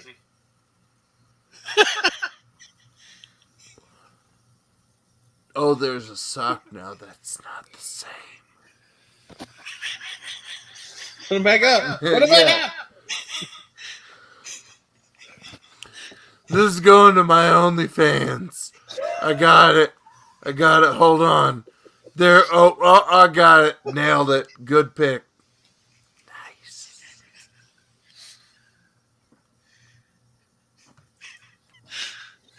I got it. All right. Once we hit that full 6.5 hours, I'm tapping out and probably passing out in my daughter's bed because I'm guessing all three of the kids are asleep in my bed.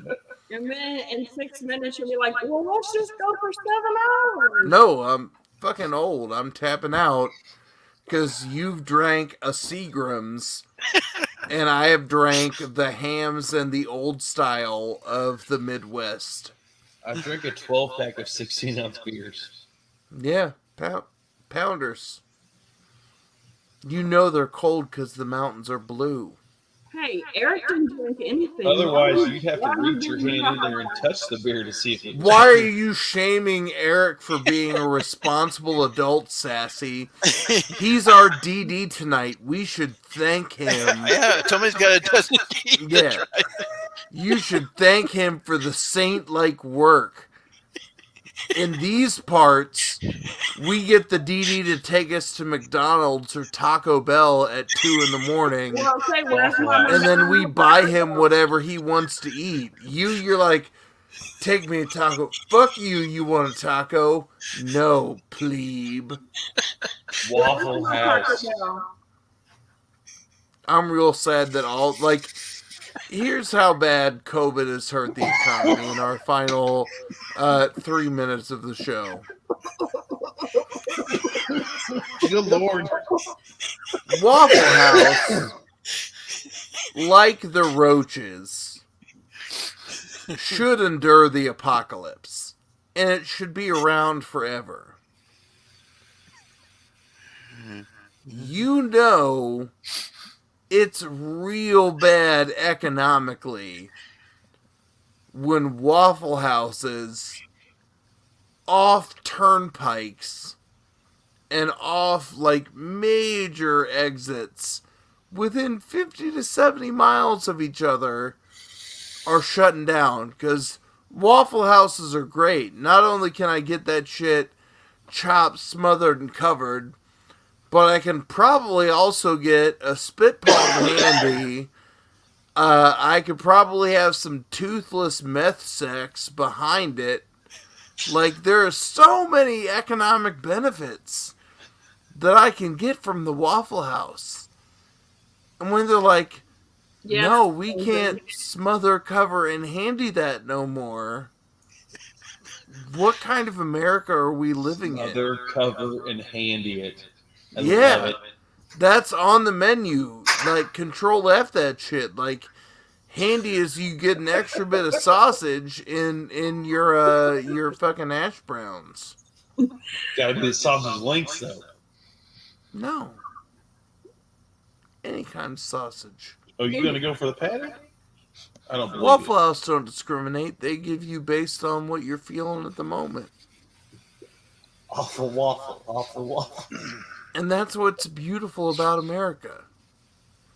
It's Waffle House. And when they shut it down at truck stops, and I gotta go find a Huddle House, or even worse, an IHOP, the fuck are you doing to me? Don't bang on IHOP. Thanks, Obama. IHOP, you skip.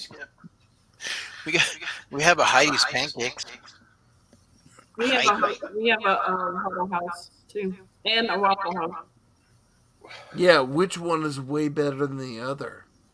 I'm not Waffle House. It all comes down to the syrup. You gotta like the syrup. No. All comes down to the service. Going It's to a Waffle House. The answer is all going to be Waffle I House. just have them DoorDash that shit. I don't need no service. No, Waffle House is like the shadiest Asian day spa of American cuisine. You will get a happy ending, but how happy will it be for you? It depends on your hash brown toppings.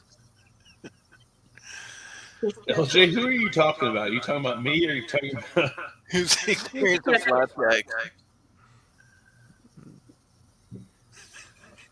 Remy, just ketchup.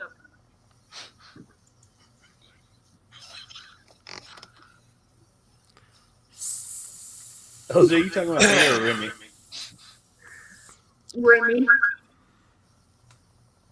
Yeah.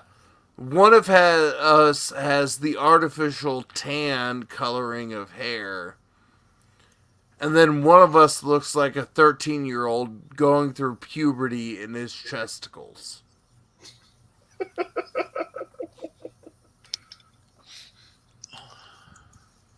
If it makes you feel any better, Remy, I've been actually tanning because I'm going to Florida here soon. I remember my first beer. You want to play that game with me? I don't think you do. No, because we're now at 6.5 hours. I hit where I said I would be. I've now have a hangover and probably accidentally created a child by touching a doorknob at this moment. If you send me a child in my box, we're going to have a problem. I will. God damn it. You're welcome. No. I got snipped after 2. I'm done. Yeah, I had two science and an oops. These fucking wild oats are meant to be sown, motherfucker. You get a poser, and you get a poser, and you get a poser. I get a venomized child in my box. Poser. And on that note, yeah, I probably cried after one of those. But then I got up and ready to go to battle like a good soldier. And on that note, I'm going to sleep.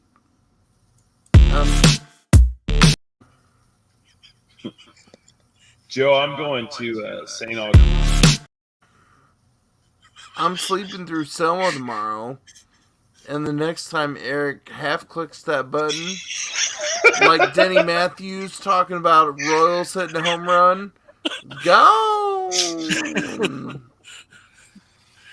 All right, boys and girls, I think I'm done for the evening. Yeah, gone. Night, y'all.